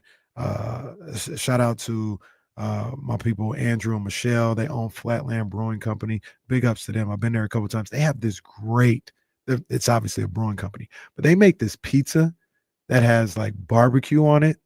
That is bomb. Who makes Absolutely bomb. Over at Flatland Brewing Company. It's over in Elk Grove. It's by Sky River. Okay. But I'm not like big on like, I think they might have had, I don't know what it was, if bacon was on there or two or not, but it was some kind of barbecue on there, and it was delicious. I was kind of hesitant because, you know, I keep it simple with my pizza. I was kind of hesitant to have it, but when I had it, I had like 5 slices. You get to the hot honey yet? No, Need to make your way there. Not yet. Oh, we'll see what happens. But I got off the track. But I was talking to them. They're all Giants fans, right? They're all Giants fans. We all united in that respect, being Giants fans.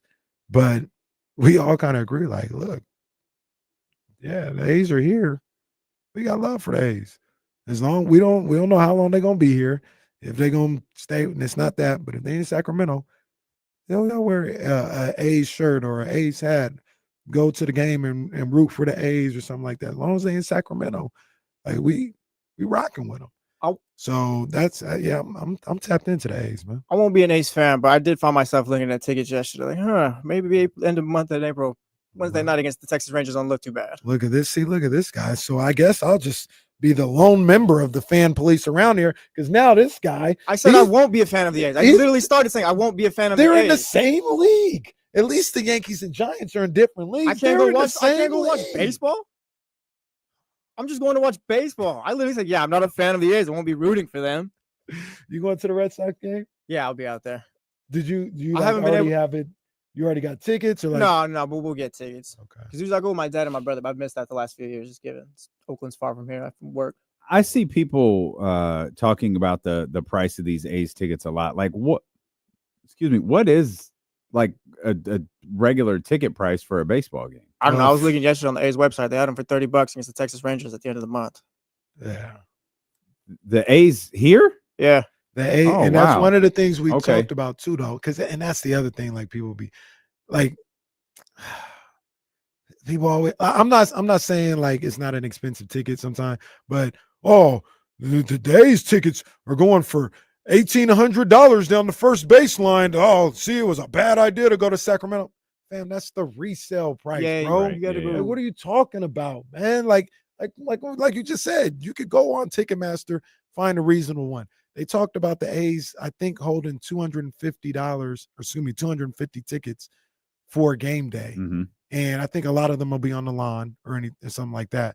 But you can get to these games, man. Like it's not going to be impossible to get to these games for a reasonable price. But it depends. Like if you try to go to a Giants game, if the Giants are good, that's a tough ticket. Like you're in the third deck for $35 a ticket. Mm-hmm. Last year they weren't that good, so you could probably get lower level for $35 a ticket. In Oakland, you could get to A's game for $2. Mm. You know what I mean? Last year. But in a regular place like a Philly or New York or something like that, like where the teams are good,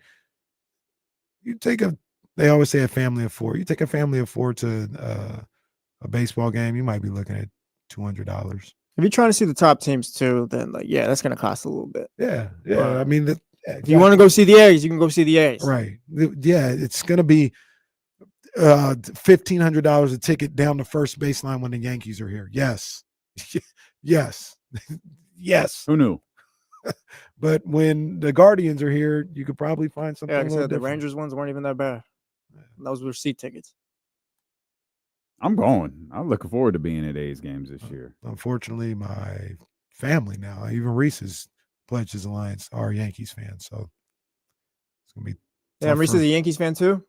Yeah. Oh, so you got to figure out how to get tickets for everybody to the. Okay, I got you. Why? That poor kid's only known losing then. You know what I thought about the other day?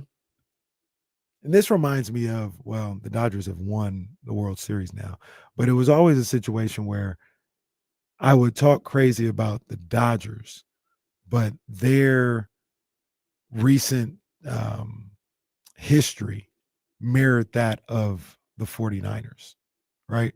Like the same arguments and the same jokes I would have for the Dodgers, people would have, Jason Jones, somebody would have for the 49ers. Like, oh, you get to the big game, you can't finish it, all this talent, you choke, all this other stuff. You have the same thing going on with the Celtics.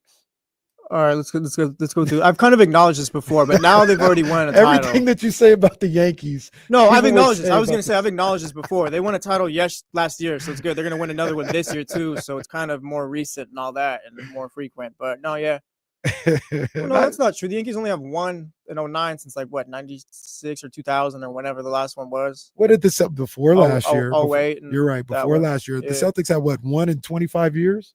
Yeah, but they've been to the finals. Like they lost to the Warriors. Like they've been there. The Yankees were just in the World Series. Yeah, they got there once. And they were only there for like 5 games, right? And when Aaron Judge dropped that fly ball. Oh, man. They got a new center fielder. Shout out to the 209. Big ups to him, man. Cody Bellinger. I almost called him Eric Bellinger. Cool thing about being a sports fan, though, is I can be delusional and just say whatever. Nah, it's the best thing about it. It's the best thing about it. Like I would talk to Jason Jones about who's Monday's the Dodgers, game against? The Cubs. Yeah, check the. Yeah, that's what I wanted to look at. That's what I wanted to look at. I looked at. Be crazy. It wasn't. I looked at. Well, I don't know. Again, that's what I was asking. Like concert tickets, like we're so programmed to those being really expensive that I saw some seats on the first base side. Yeah, they're like they're $140, $150. Not bad. $120. You're on Ticketmaster.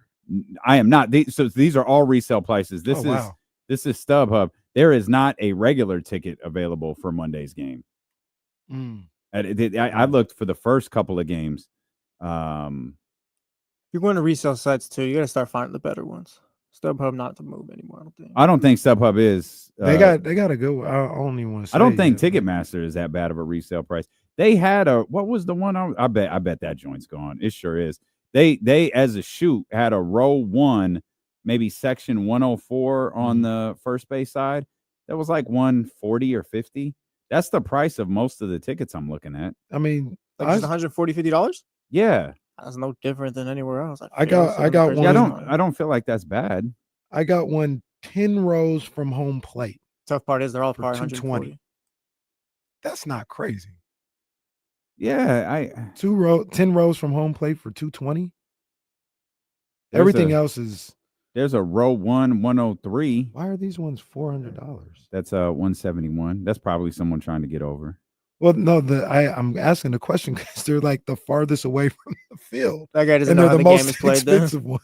Buddy, you can't just throw the prize. Like, come on. They're like by the concourse, about $447. Sir, there's 90 tickets here that are for $100, and there's 17 rows closer. Well, someone will do it. He said he don't know how to play the game. So this is interesting. I've never noticed this before. Oh no, that's a lie. Never mind. What you see? No, they had I clicked on a tab and it said this is the face value of the ticket. I don't think that's accurate. I think they're showing the price of the ticket, which is $154, but they show you the price now with the service fee included. So when you go to check out, it's not all of a sudden $100 more or $200 more. It's included there in the price. So I just found some row 1 seats or row 3 seats for two tickets for $367. It's not bad at all. I don't feel like it is. One of the first. Yeah. This is the first game in Sacramento. Cubs are in town. Come on, man. That's not crazy. I bet you if I pulled up the Giants home opener, you'd be the same thing. Maybe even more for the third row. Please, that'd be crazy. Are we a baseball show? West Sacramento A's versus Cubs. That's what Ticketmaster says. This is crazy.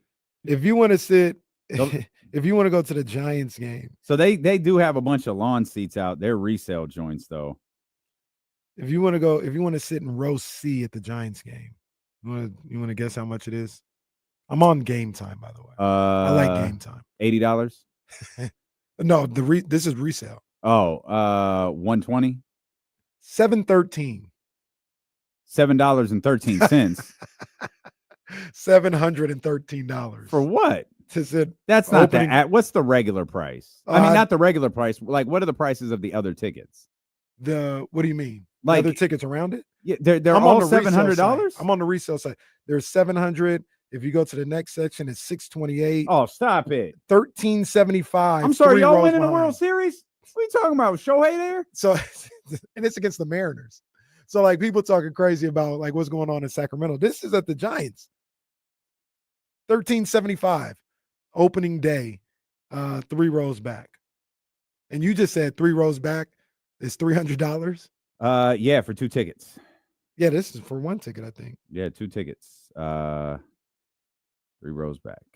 Yeah, everybody's. What is the best seat at a baseball game? Have we discussed this before? I don't think it exists. Like I've said, because I'm looking at these seats like on the first base side, like those to me, or like to me, the first base side and the third base side feel like where I'd want to sit. Like behind home plate is cool.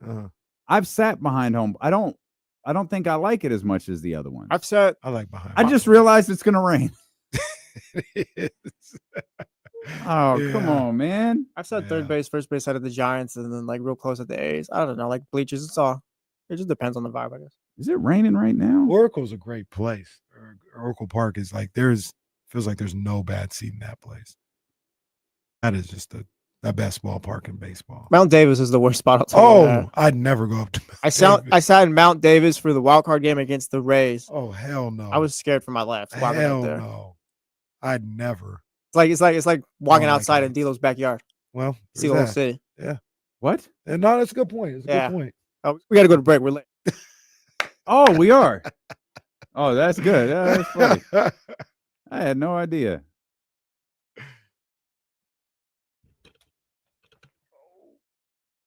I guess all of these seats are good.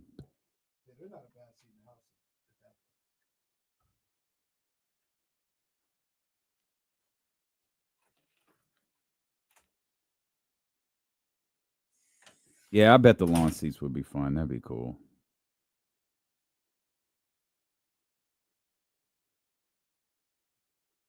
I hate that the weather's bad, though. That's weak.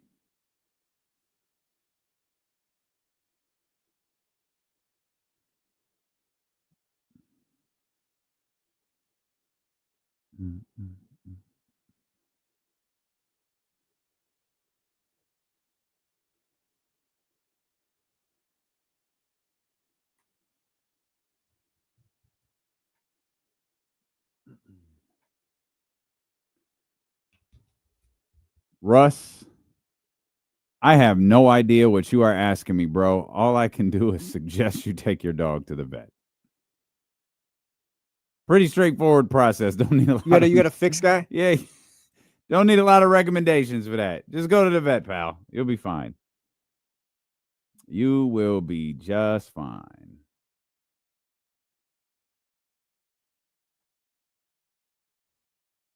Shout out Coco. Be 1 year since I adopted him on Friday. Oh, that's awesome, man. My little twin right there.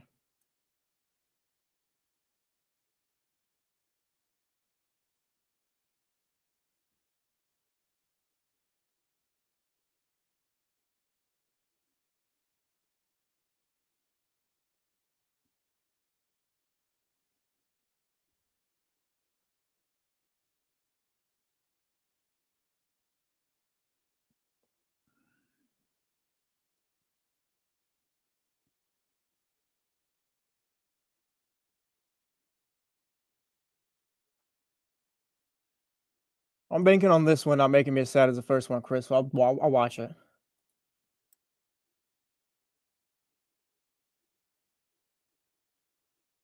Hopefully the second one's a little bit more fun.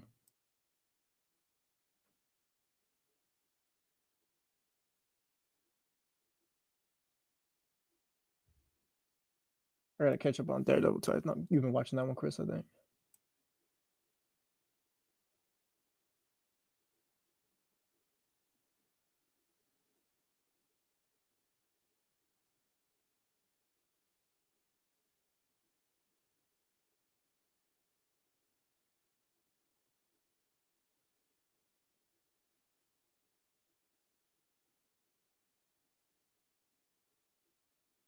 Yeah, I haven't caught the last 2 episodes of it, but first few were good.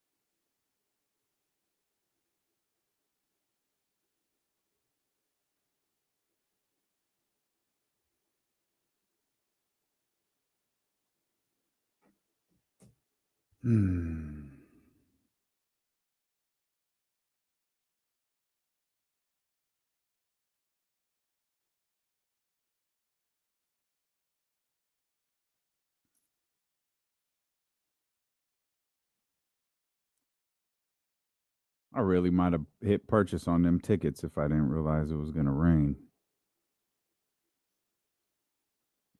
Man, we talking baseball here on D-Lo and KC. Big baseball show. Big baseball show. Reds are up 3-2 on the Giants, and we're getting ready for the first professional baseball game in Sacramento. I would say it's Monday, but who knows? It's supposed to rain for the next couple of days, so who knows if it's actually going to be played on Monday or not.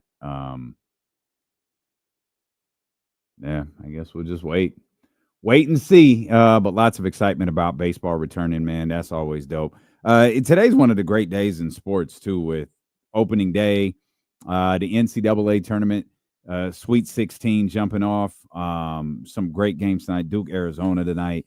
So there's lots to look forward to. Obviously, we're tapped in to the Sacramento Kings and the Portland Trailblazers here. We got the Elk Grove Kia Talk line up for you, 916-909-1320. What's up, TC? My two brothers. What's up, TC? What's up, man? Oh, man, just vibing, man. Just tapping in. You know what I'm saying? It's been kind of hectic the last couple of days, man. Everybody got that, voicing their opinions of what, what's going on, bro. So it's all good. It's been wild, bro. But, I came to a conclusion, right, in this situation, So first off, we're going to start with 8. 8, you talking about vibes, bro. The vibe is we need you to shoot more, dog. I don't know what you're going through, and I'm not going to get into that, though. But if you need time away, bro, take that time away. But at the same time, we got 10 games left, so whatever we're going, everybody kind of going through things, though. But I'm not gonna get into that, though. You know what I'm saying? Oh, Doug already, Doug got that situated. As far as I might be the only Kings fans, bro, who feel like this. When I called in about Bob Myers, right? I believe that Bob Myers can come in here and work with Doug as a GM. As far as Vladdy, I don't know what Vladdy's doing around. He's been in the West. So I don't know if Vladdy talking about, hey, maybe I can work with money, put me back in there, Uncle V. I don't know, bro. But as far as a Kings fan, if that either one of those moves happened, bro, I wouldn't be mad, right? If Vladdy came back or if Bob came in, I wouldn't even be mad, bro. I wouldn't turn my nose up. As long as either money is gone and West or West is gone and money's back in with one of them dudes, I'm like, I wouldn't be mad at it, bro. That's all I got. Okay. I mean, I'm not. Zach LaVine's playing basketball. Let's just let him play basketball. I feel like after he missed the first game and came back the next night, he didn't look himself. It was like, hey, maybe brother's going through something. He's steer hill with the team. He's playing. So whatever he's going through, he's comfortable enough to go. We don't have to keep bringing this up. I feel like all of a sudden, the Zach LaVine is going through something has gained a ton of traction in the last few days.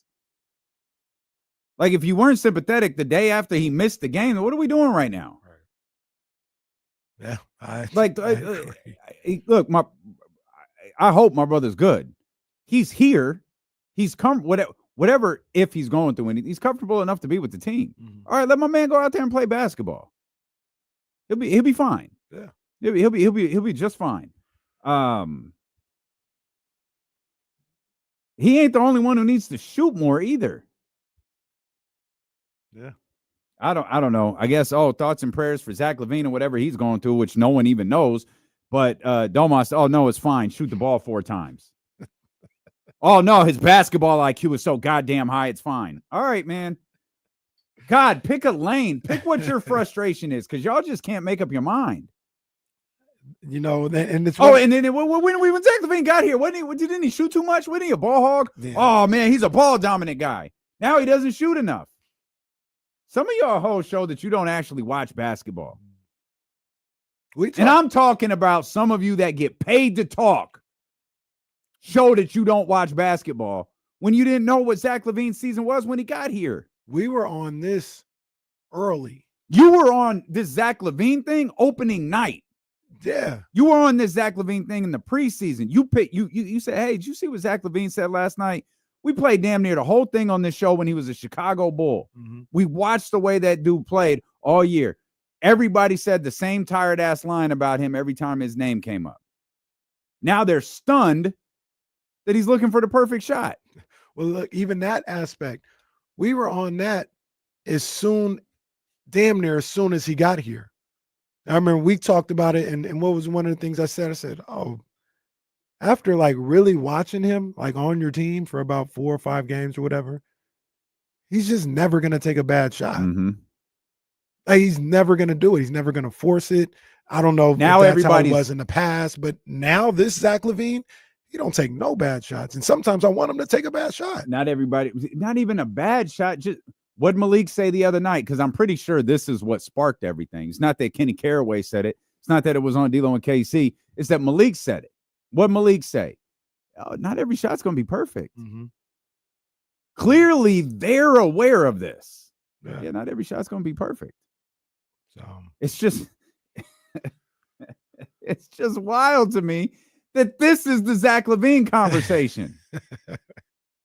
Not every shot has to be perfect hasn't been said about one other player in a King uniform. Okay. I'm a hater. You were on that early. I'm a hater because I asked my man to shoot it twice.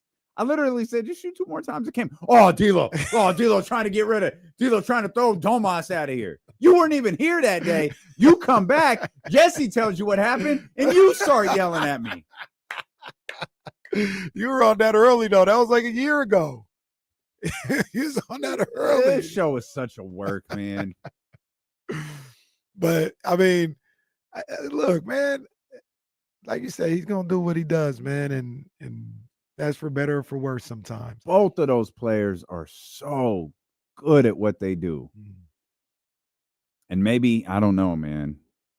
Maybe that's just their way of, I don't know. Maybe that's just their way of well, playing within them. So I don't know. We always forget they can't shoot because there's one guy taking all the shots. That's right. That's right. That's the one guy. That's the one that kills won't me. pass the ball. He has 16 shot attempts in a game. One guy taking all the shots. Well, Kenny, in the fourth quarter, if DeMar would learn to pass the ball, how many times did he shoot in the fourth quarter?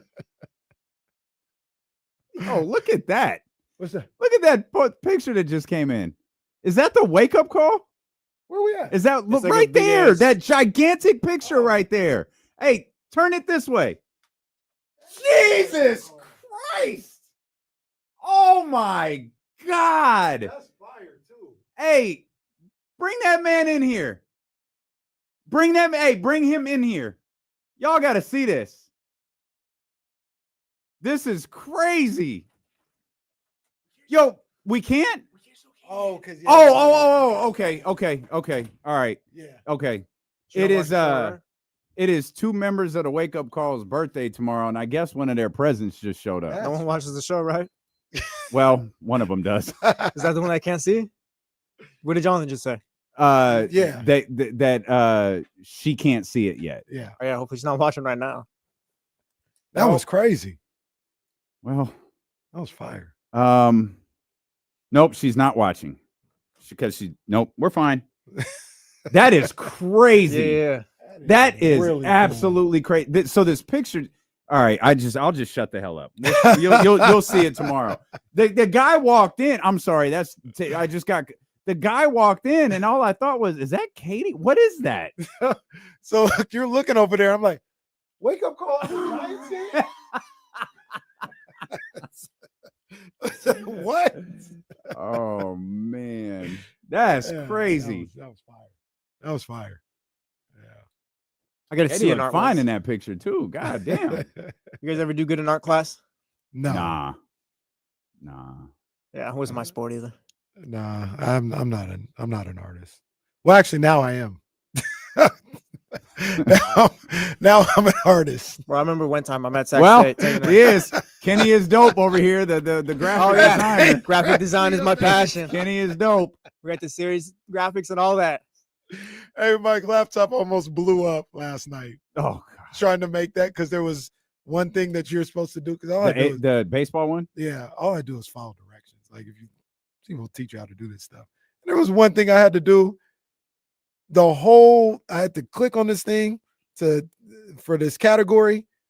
You talk about the fan going on the laptop. Fan goes on. Oh, no. The rainbow circles going on. No. I try to close. Maybe it's the internet. No, it's just me being. I said, well, this ain't going to be on this picture because the laptop almost died. Almost died. I'll never put that effect on there ever again or even try. Is it that laptop? Yeah. This is a good one. It was whatever the effect they were trying to tell me to do, and it would look fire if I could do it, but no, not on this one. Won't happen. Manny said, never tell D'Lo the gender part before the party. You ever ruined a surprise before? Well, it doesn't appear I have. Not yet. It doesn't appear I have. I know the other two don't watch, so I think we're fine. Have a ruined a surprise? No, I don't think so. Like an important one? I don't think so. I don't think so either. I'm trying to think. I don't think so. I I did this is along the same lines, but it's not. I did mistakenly think a lady was pregnant one time. Oh, I think you told us that story. I won't even. You're gonna have to tell me you're pregnant.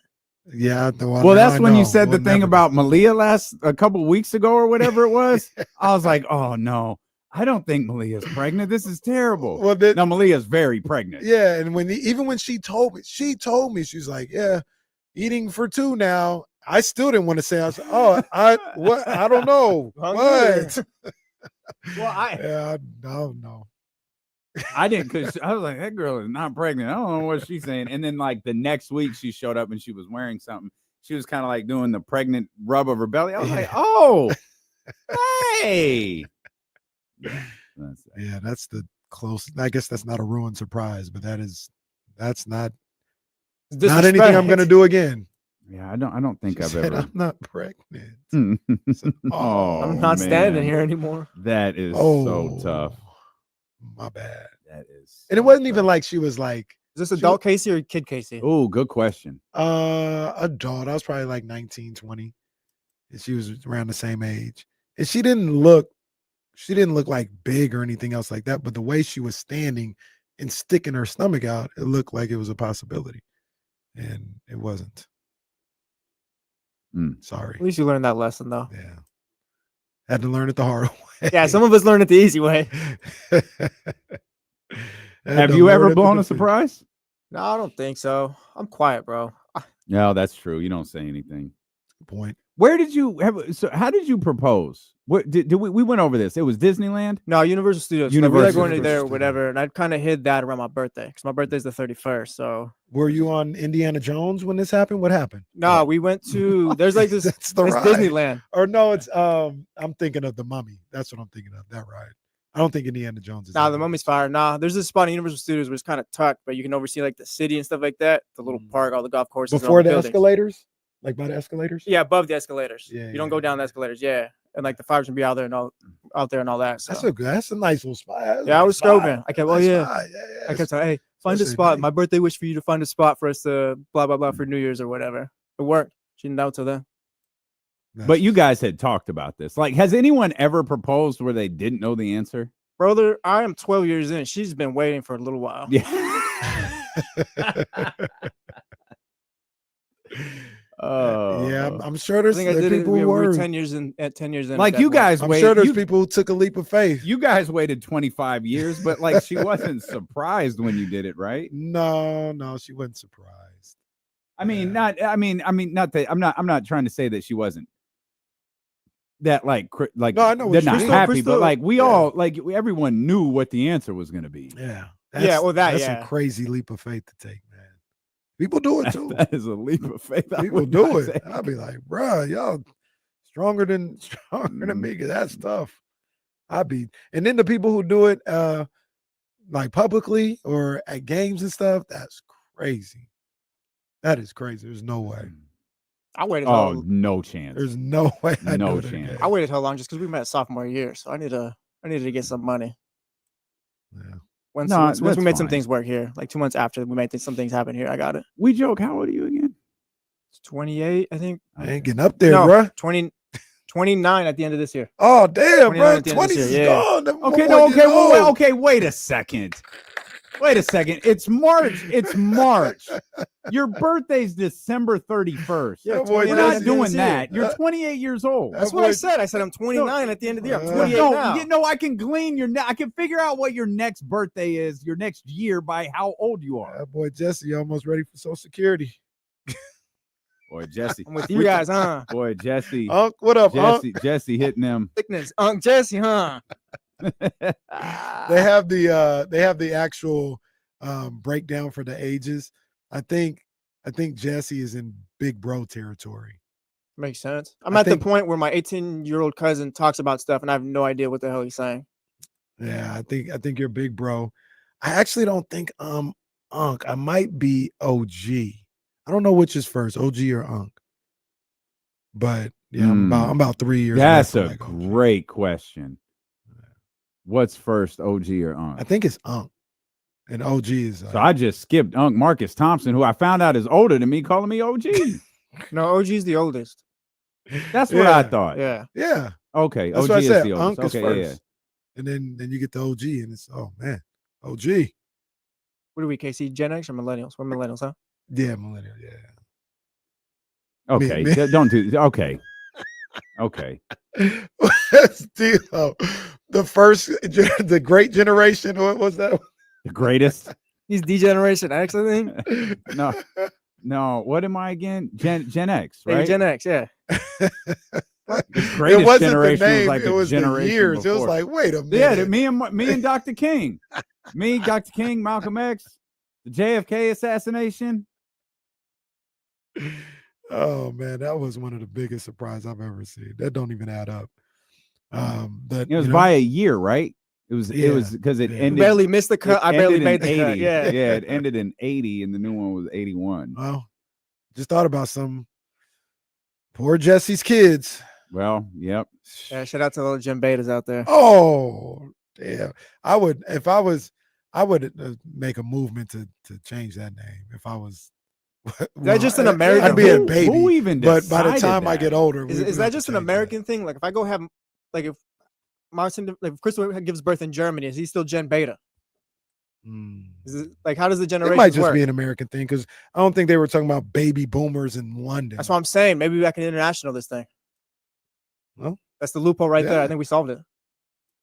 Yeah. Just have your kids outside the country.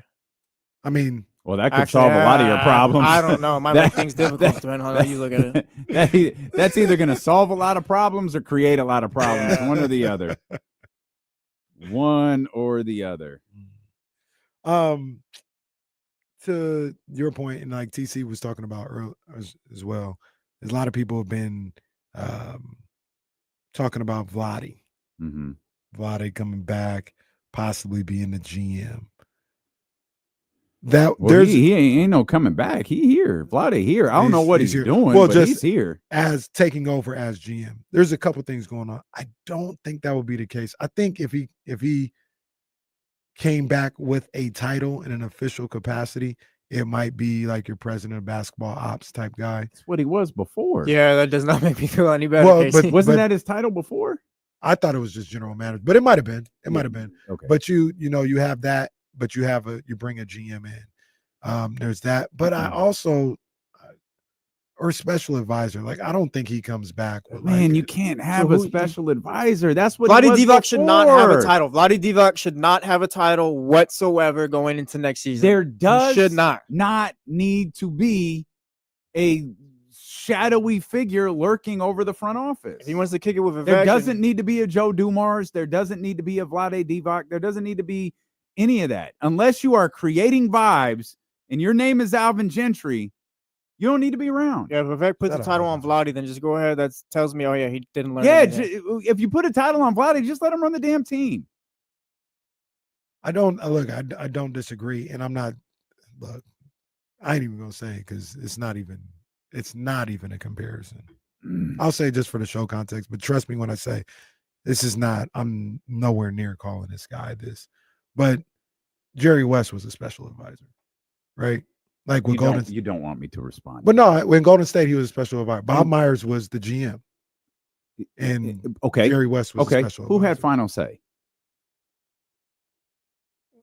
Probably Jerry West is what I can think of one scenario Well, it would where be Joe Jerry Lacob. had final. I can think of one scenario where Jerry West had final say, and I believe it was the Klay Thompson situation. You trade Klay Thompson, I'm leaving. And that's what. And that I don't even know that if should that's be- final say. That's more like strong arming. Right. And that should be the extent of something like that, right? Not a decision maker. You should be an advisor. Vlade doesn't That's need to it. be in the room. We've been there, done this. He got fired. Been there like the second time. Like what? Like just do it right this time. It's not hard. It's not that difficult. I think I don't. He's been there. Vlade, I'm assuming, or maybe I'm preparing myself. He'll be around in some official capacity. I think, but I don't think he's going to be. I think official GM. I think it's the other way around. I think he's just going to be around in some unofficial capacity. Could be that too. That works too. Could be, and that's essentially what it is now. But because, and the issue is, you talk about Jerry West and the Golden State Warriors, Jerry West and all these different places, like the Warriors they had their front office and they were comfortable in their front office. And if there were disagreements, there were disagreements. Obviously, Jerry, and I believe I remember that story correctly, that, okay, if Jerry felt strongly about something, as strongly as he did about that, that's the only one of those stories I know. Right. It doesn't mean that there weren't disagreements, conversation. It doesn't mean that any of that stuff didn't happen. It means I am aware of one scenario where Jerry said, if you do this, I'm leaving. And obviously Golden State didn't do it. They went on to do what they did. And Jerry, for the millionth time, was right.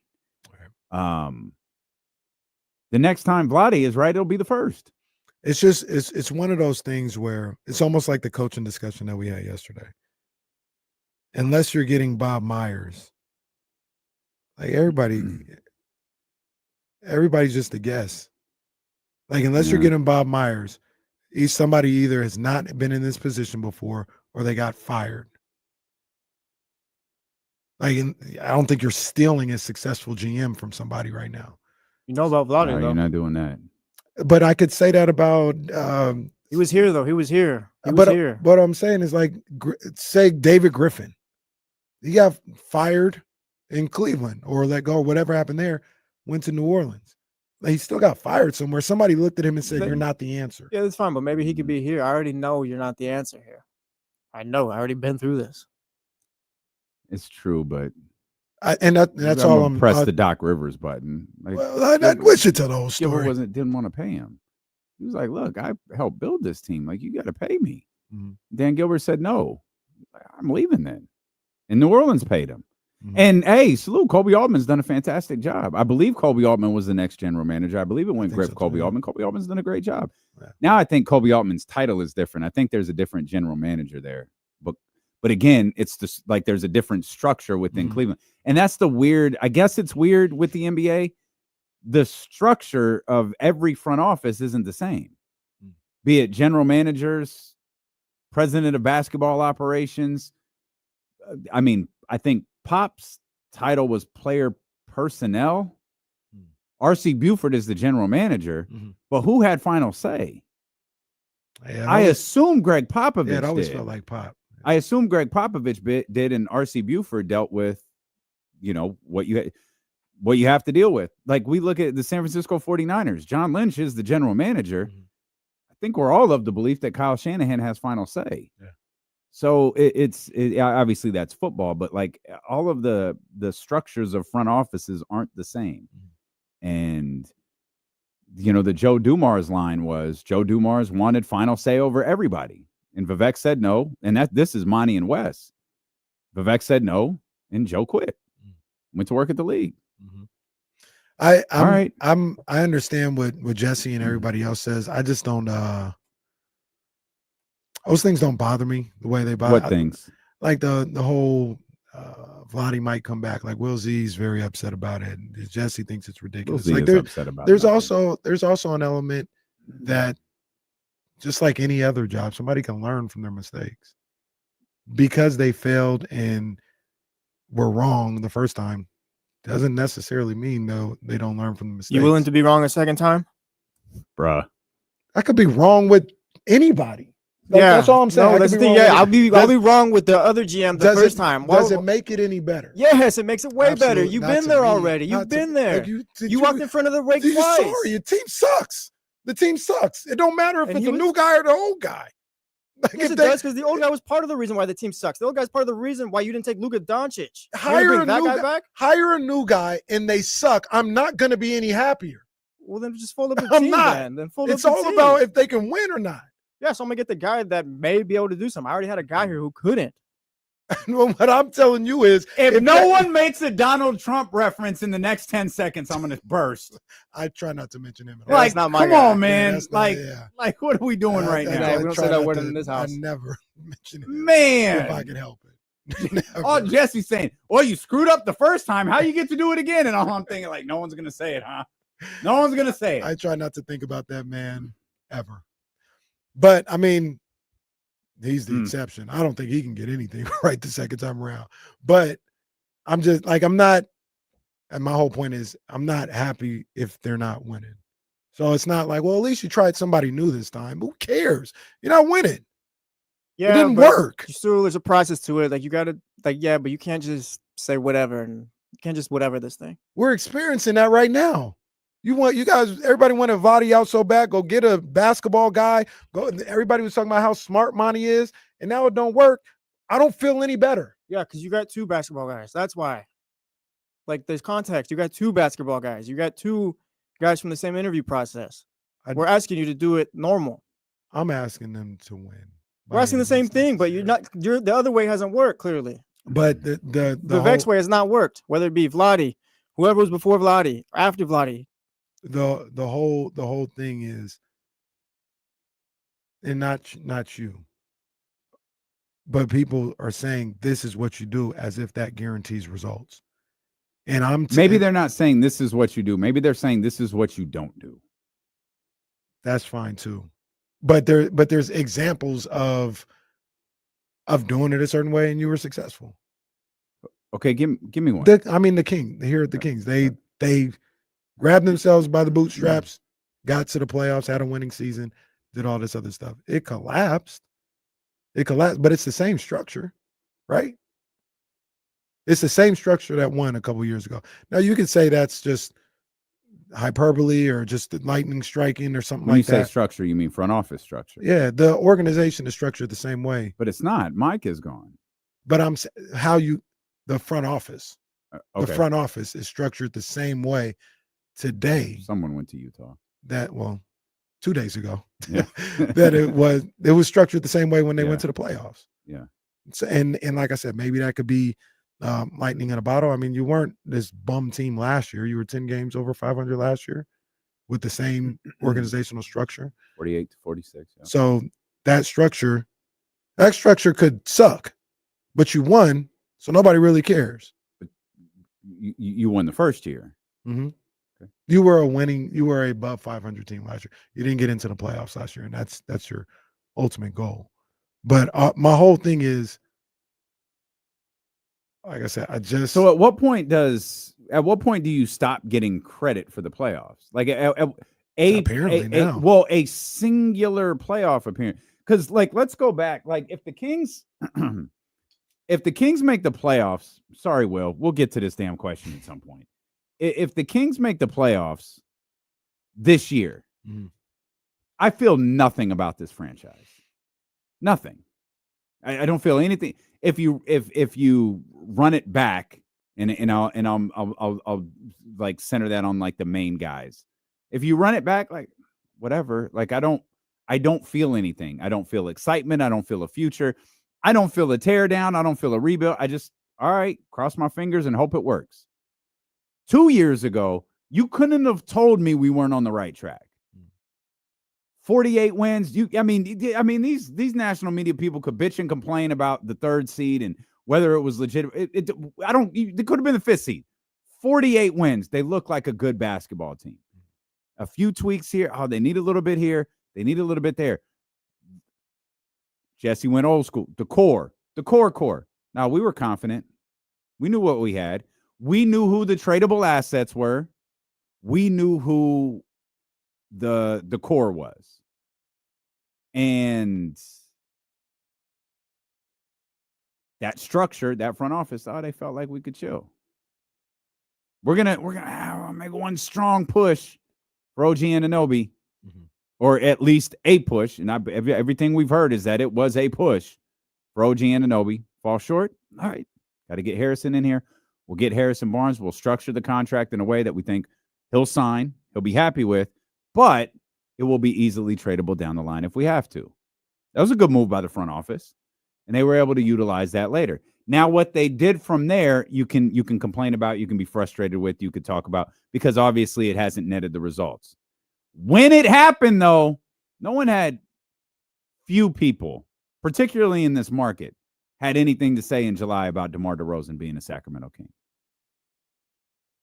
More people were closer to your 52-win floor or a return to the play. The conversation wasn't making the playoffs in July. Mm-hmm. It was winning a playoff series. Mm-hmm. Now, all of a sudden, everybody's a basketball genius, and they knew DeMar DeRozan wasn't a fit. You talk about you want to run tapes. You want to run videos. Go to YouTube. Mm-hmm. Go to July. Keep in mind all these people who dislike DeMar DeRozan today and listen to what they were saying then. Because, again, it wasn't play in. It was, is this a failure if the Kings don't win a playoff series? But it's all changed now. Everybody has a different opinion on these players. And everybody has a different opinion on the front office. Clearly, the front office had a different opinion of their head coach. And it's left Kings fans with that familiar feeling of who is in charge. And I think it's so baffling. I think the thing that leaves me so confused, and this will be my biggest takeaway of the season, my biggest confusion lies in the Mike Brown situation.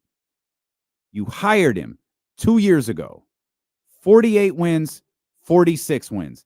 Mike was not the one who didn't improve the roster in the offseason. Now, I've heard things that Mike may have said about a John Collins or a Brandon Ingram. I've heard that, but I don't know that the front office had deals in place to go get either one of those.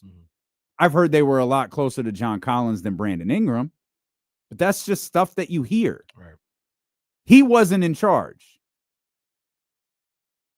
48 wins to 46 wins. You get to that offseason, not really sure if I want him back here. Really?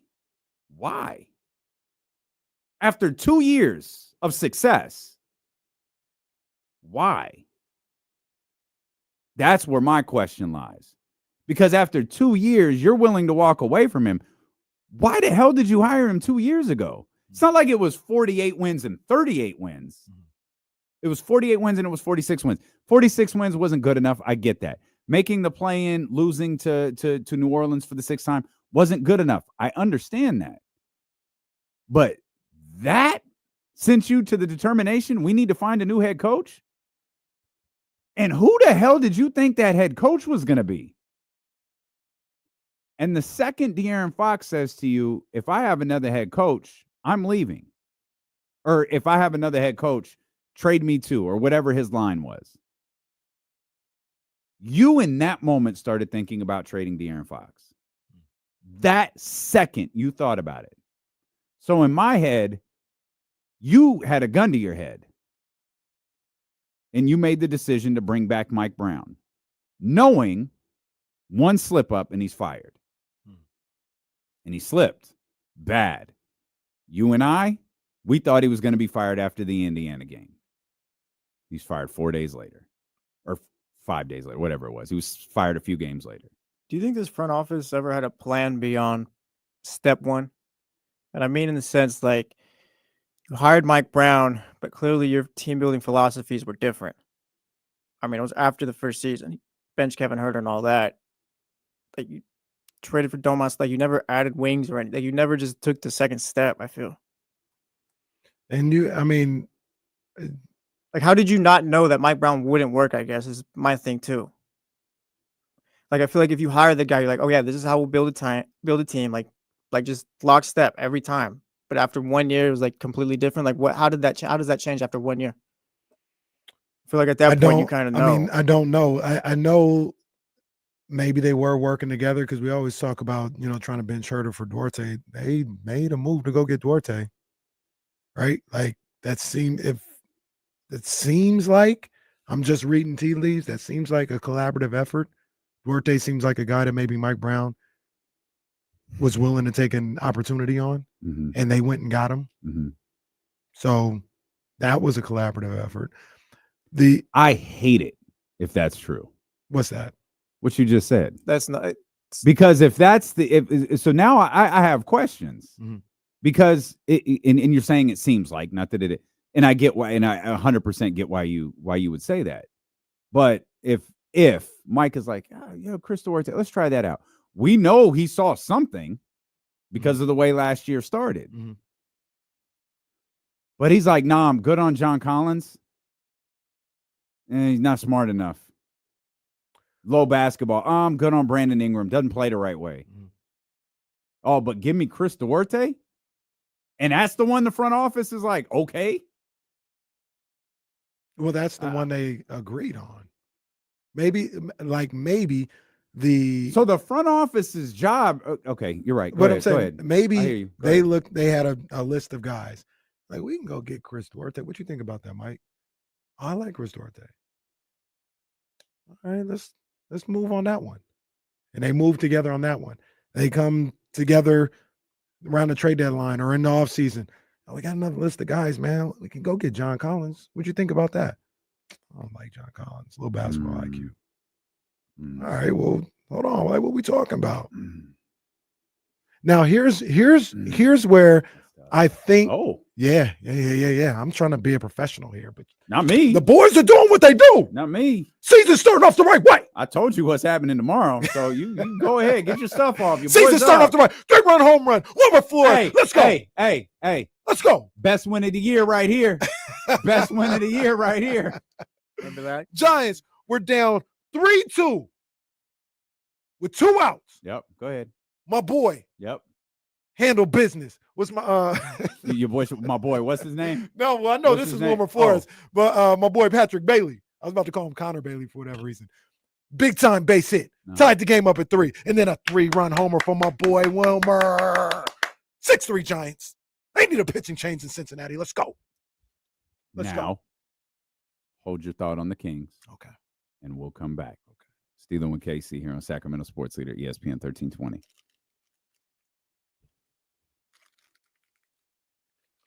Man,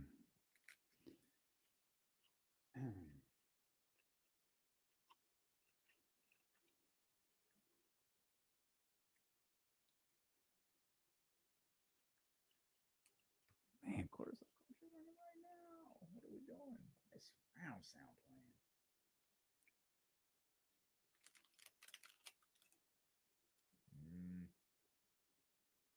God damn it, pal. We got a ton of shit to record today. 2 songs that have grown on me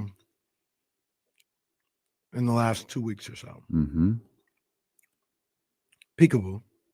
Okay. Which I wasn't a big fan of Peekaboo Mm-hmm. before, and I still don't like that part. But bing, bang, boom, bang, bang. But I like the song. I really do like the song. I hear it, and I start bopping. And Nokia. I heard Nokia in the car today, and I was like, "Oh, this should go kind of hard." And they're 2 different vibes, right? Like, I could see myself, in the car or somewhere, and Peekaboo come on, and it's a different vibe. I'm imagining Nokia in the summer. Outside, and that come on and like, hey, what a fuck the function. And both of them, I was just like, oh, they're okay. About 2-3 weeks ago, and both of those songs have kind of grown on me a lot in that time. Yeah, Nokia is cool. Peekaboo, I was like, oh, this is fine. But now, like, I legit love the song now. Yeah, I like it a lot more than I did originally.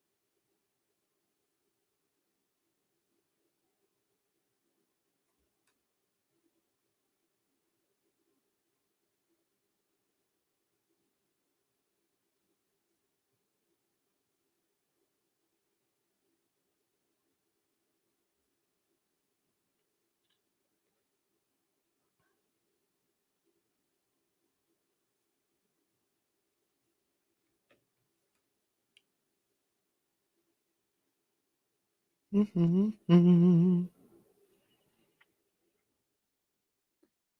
bop, boom, bop, boom, bop, bang.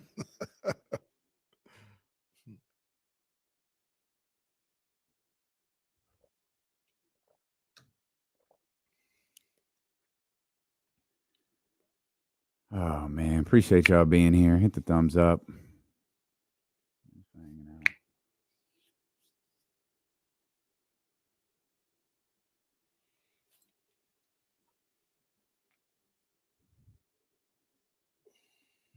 Peekaboo.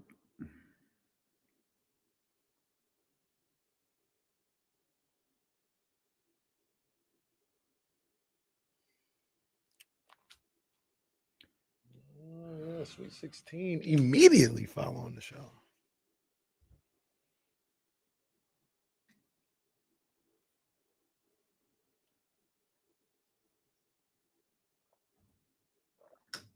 You see that thing from Aaron about the programming retreat thing? Okay, it's in your invitations, in your company email. It's like the 28th or something. It's a Monday. We're gonna do it. So we'll go dark and go do it. Yeah. April, yeah. Oh, you're going to woods? Nah, yoga studio. That's serious. Nah, the last time we did anything physical, people hurt themselves.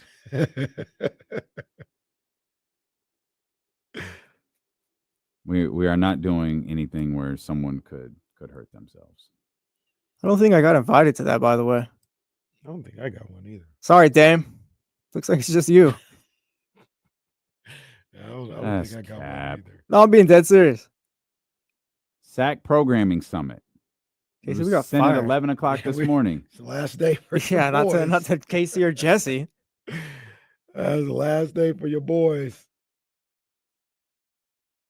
And is it Kevin, Justin, Kyle, Gavin. Well, Yeah, see fucking what I'm delete saying? him. See what I'm saying?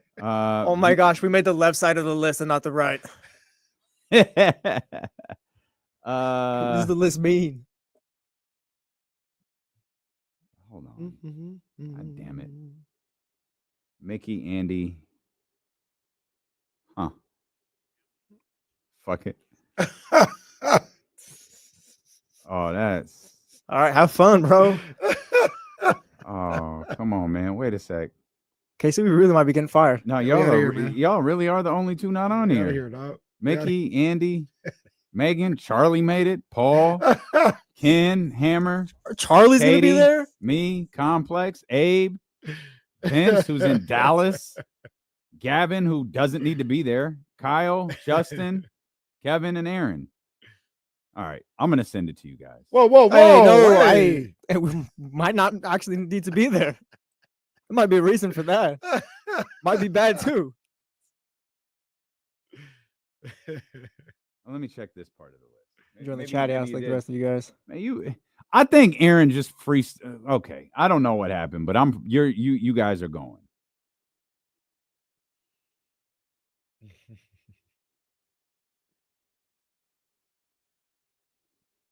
For those that are wondering, this is the last month of me and Casey working here, I guess. It's been nice. Yeah. It's been real. There's a company retreat going on in a month. And So what I don't know how Aaron did. So Aaron, I just No, he did exactly what he wanted to do. yeah, and Aaron, your intentions are very clear. Just know that if you're listening, we know how you feel about us. There's like an email that says like SAC programming, and it like encompasses that. I just think he forgot. We're SAC programming. I know. We're I'm just supposed to saying. be I part of that think chain. I'm just saying. I think he forgot. I don't think he did it that way. I think he did something else, and maybe he just forgot. In case you're gonna walk into his office right now, what's your deal? What's your deal? What's your deal, pal? Then he had dinner with him the other night. Clearly didn't pick up the check, and now Jesse suffering the. Showed up for the team picture. I'm already what fired for no reason. Chatty House after party says he's not listening. You know what's dope? He actually does listen to our show. I'd rather yes. He's heard our pyramid conspiracies. Yeah. He tunes in at the wrong time. No, I think that's the right time. He Everyone knows we can talk sports. He hears us a lot on Run It Back. And Shout out, run it back. Still going strong. Still going strong, still standing, still strong. Not today, though. Yeah, no, not today or Friday. Sweet 16 action following D'Lo and KC. there we go. There we go. You were saying something before the Giants hit a 3-1 home run. Yes. So I'm trying to figure out, we all are. I don't have the answer. We're just kind of talking, spitballing. But like we asked the question, like, where did this go? Like, how did in a year, especially after a year full of success, did it just like go bad? Like, why'd you hire him? All this other stuff. We were talking about Chris Duarte, and I laid down a scenario where they came together as a collective and was like, yo, Chris Duarte, like, it's a guy that you like, Mike, right? And we can get him. Like, we kind of like him. Like, let's go get him. Yeah. What if they all agreed at that point that this is a guy that we like and we want on this team? And I'm not trying to blame this guy. I know it comes off like I'm like, keep crapping on him. I'm not trying to. I'm just talking. But what if Monty and West were like, yeah, nice little depth piece off the bench. And all of a sudden, Mike is like, nah, we're starting this guy. Wait, that's not why we brought him in, Mike. It's not what he was supposed to be. Yeah, no, we're starting this guy. And that guy that you had me fly over there to go get, I don't even know if he's going to play it. I don't know if he's playing at this point. Oh, man. Woo, that was close. Woo. Go ahead. Woo. Go ahead. Giants win 6-4.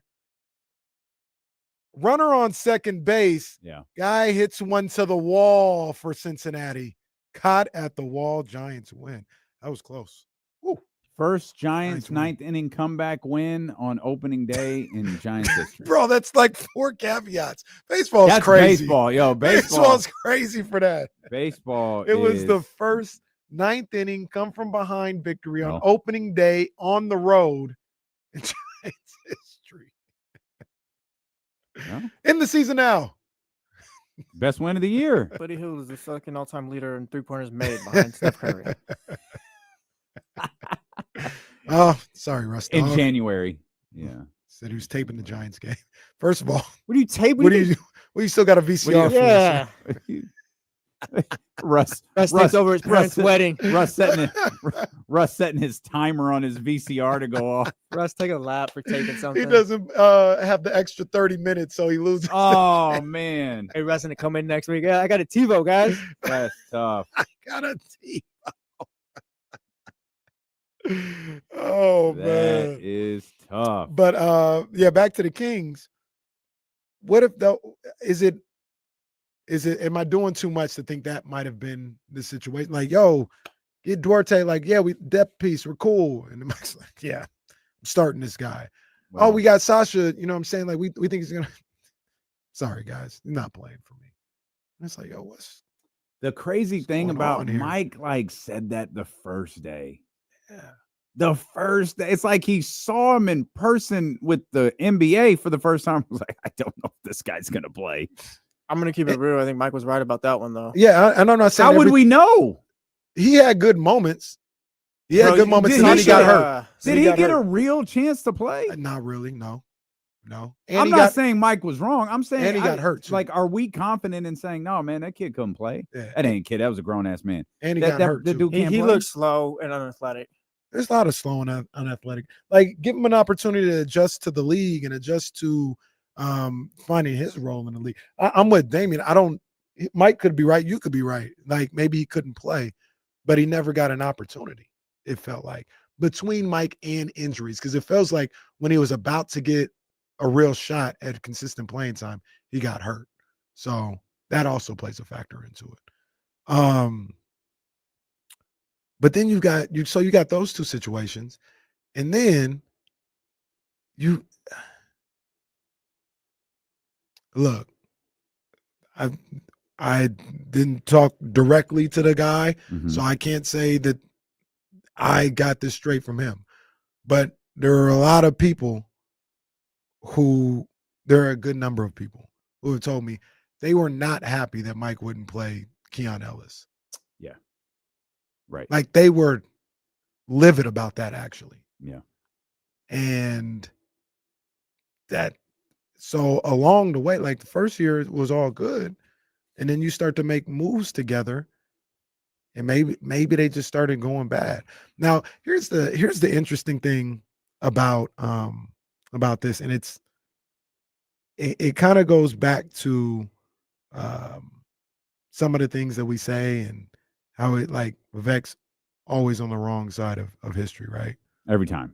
It's phenomenal. People are like, I bet you if we were talking about it yesterday with James Ham or the other day or something like that. And he was like, yeah, the problem wasn't bringing back Mike Brown. It was you didn't give him the roster with it. So universally, everybody was in favor of bringing back Mike Brown. What if Monty was like, I don't think this is the guy. I think we need to really consider whether we move on. And Vivek said, no, we're going to work on consistency here. We're going to keep him here. I believe in Mike Brown. You ask, like, you guys can't decide. I'm going to say, sign him. Mm-hmm. That's the owner getting involved in things, right? Mm-hmm. That's the owner not letting the basketball people do basketball things, right? But everybody agrees. So it's cool. You can't find fault on him for that one. No. But when it goes bad, like they portrayed the other, they're not letting Monty do what he want to do. But all of a sudden, and who knows what it is, Monty telling people it wasn't his choice to fire Mike Brown. He's got on the podium and said, it was mine. Mm-hmm. It was my idea. Mm-hmm. Now he somebody telling Sam Amick and all these other people that they said it wasn't his. Jeremy Lamb's idea. First of all, I think that's kind of whack. Like, if you're going to fall on the sword, fall on the sword. Don't go through back channels and try to get your side out, especially while you're still here. It wasn't Monty. There's 0% chance it was Monty McNair. I know. I agree. But somebody was telling Sam that.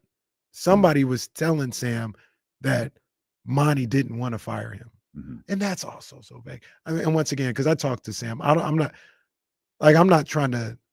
Sam is one of the good guys, mm-hmm. and his work is phenomenal. So I'm not questioning his work. I question what he's being told and what those people are saying to him. Yeah. Not that Sam is making any of this up. Well, he's Sam's definitely not doing no, that. he's being told these by Neither is trusted Anthony people. Slater. Yeah, they're being told by trusted people.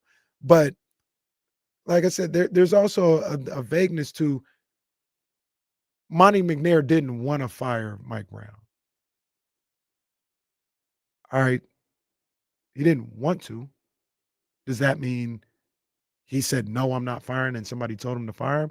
Or I didn't want to, but man, we had to do what we had to do to save the season. You know what I mean? Like saying he didn't want to fire him. There's a couple different ways that could go. Am I reaching a little bit too much with that? No, but like, what else is Monty going to do in the situation of the press conference? You know, for the record, whose decision was it to fire Mike Brown? Vivek's.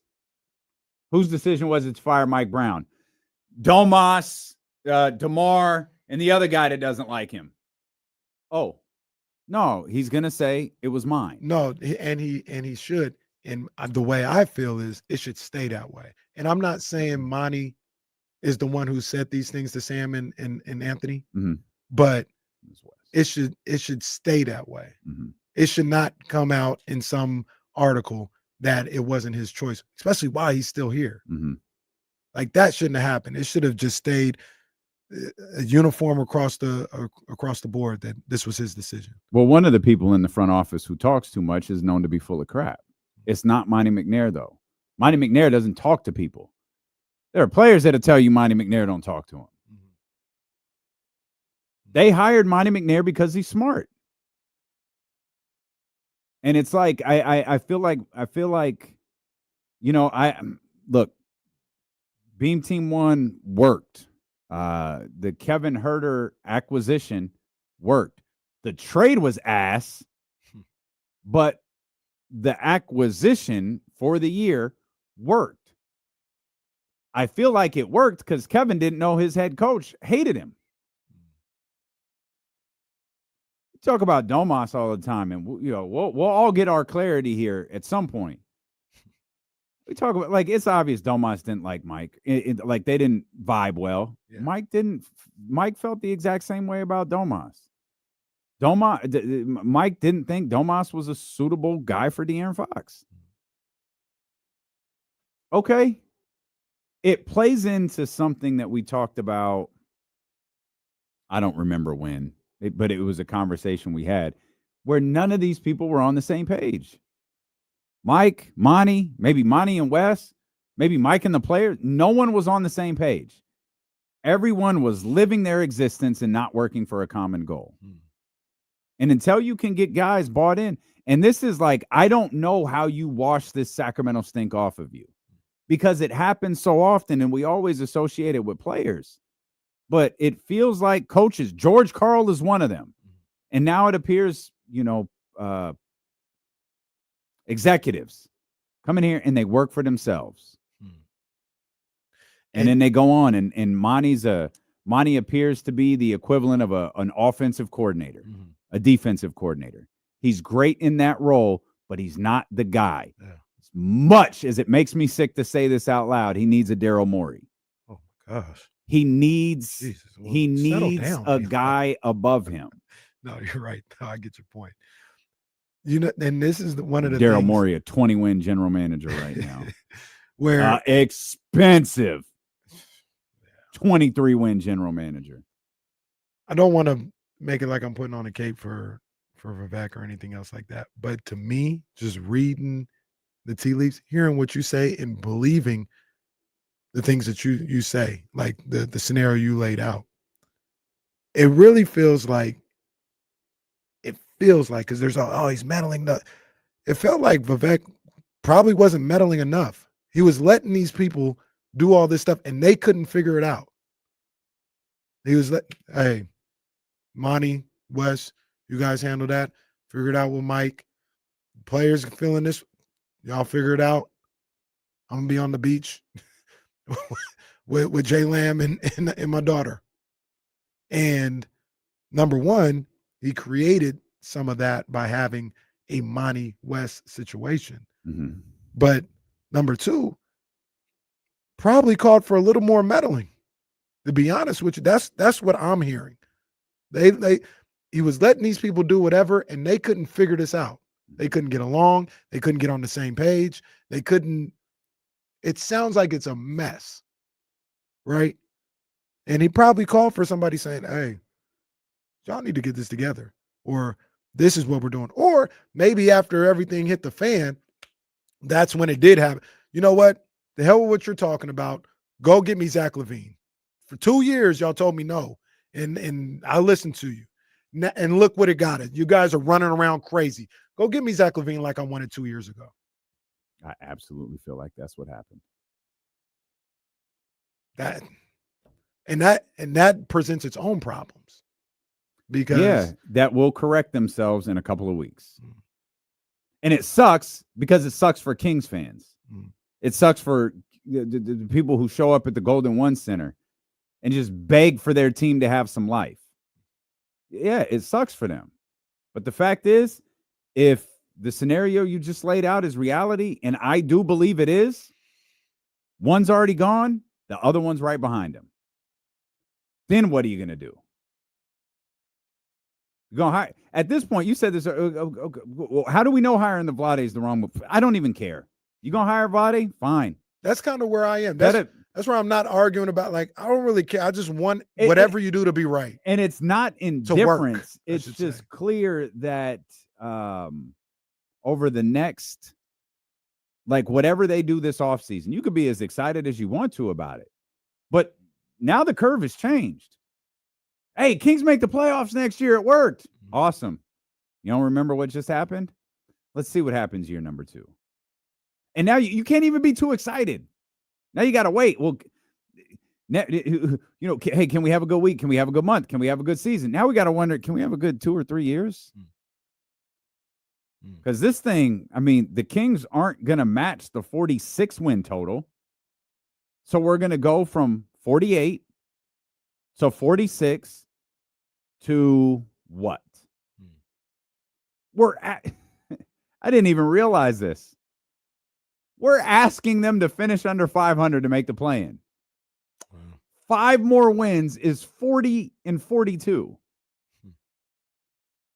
That's all bad, man. That's all bad. And a lot of people, no surprise here, Securing the Bagley disagrees with everything. He thinks that's not. There's no way Vivek does that. So which, and our guy Mark Wong, that's my guy. Even though he went to Kennedy, that's my guy. Which one? No, you know what I'm saying? No, we ain't rocking with the K House, man. It's McClatchy over here, Lions Den. But sir, you're 40. Who cares? They got 90-year-olds to talk about their college. What are we talking about? Who cares? That's weird too. Well, at least there they paid $100,000 to go there. I attended classes. I was in Mr. Warren's biology class. So yes, I was in Miss Yamamoto's math class. So we'll talk about this. Really? Yeah, big ups to Miss. Katie's picture was hanging in that classroom. and one of my favorites, Mr. Withrow, RIP. Yeah. But went the way of flip side. Like, is there a middle ground to you? I'll just ask the question to you. Is there a middle ground? Like, because some people say, like, if he left it alone and let those people do what Vivek? Yeah. And let them do. That's what they always say, right? Let the basketball people do basketball things. If that happened, then that's a problem. Mark One says that's not how you run an organization. If he's meddling, that's a problem. Do you see a middle ground somewhere? Yeah. The middle ground, I guess, would be leave the decisions to the decision makers. When you can't make a decision, step in. Or maybe, and it doesn't have to be step in and make the decision. It can be step in. I hired you to make this decision. Mm-hmm. This is very literally the definition of your job. What do you want to do? And the other thing is, like, you obviously have, this is the problem with Monty and Wes. This is the problem with Vlade lurking as an advisor or a consultant or a president of this or vice president of that. This is the problem with Joe Dumars being around. Mm-hmm. Wes and Monty are at odds. What happens? Well, you run to the special advisor and you tell your side. No, you have a general manager or a president of basketball operations or one and the same, whatever. You have a final decision maker. You have scouts, you have assistants, you have people that you trust. Everybody gets together. Hey, everybody thinks the best move for the Kings is to trade De'Aaron Fox for some draft capital and one of their young guys and maybe a depth piece for us. Mm-hmm. The decision maker says, okay, I've been thinking a lot about that. We have the opportunity to go get Zach LaVine, and that's what I'm going to do. We have the opportunity to get Zach LaVine, and we're going to move off of Kevin Huerter. And De'Aaron obviously is the centerpiece of this trade. This is the decision we're making. It will keep this season alive, and it could stretch into next year if we do our part right. Mm-hmm. That's the decision. It doesn't matter what the people under him said. That's the decision. There can't be someone over him saying, no. Go with what they said. Because then you're useless. There is no point in you existing in this organization. You need a final decision maker. Vivek can weigh in with his opinion. Mm-hmm. I'm fine with that. There needs to be a final decision maker.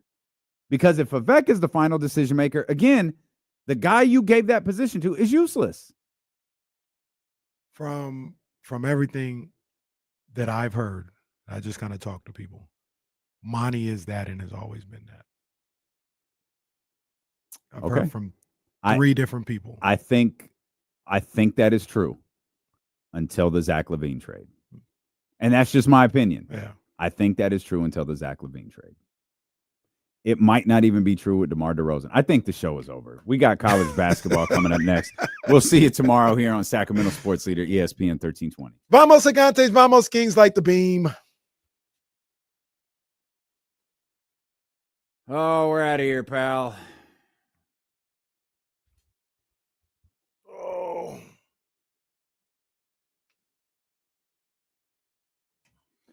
All right, y'all. Good stuff today. We appreciate you.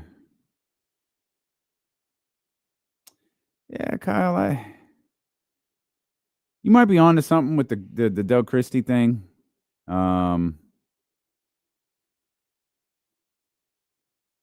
I don't know that wasn't the best decision.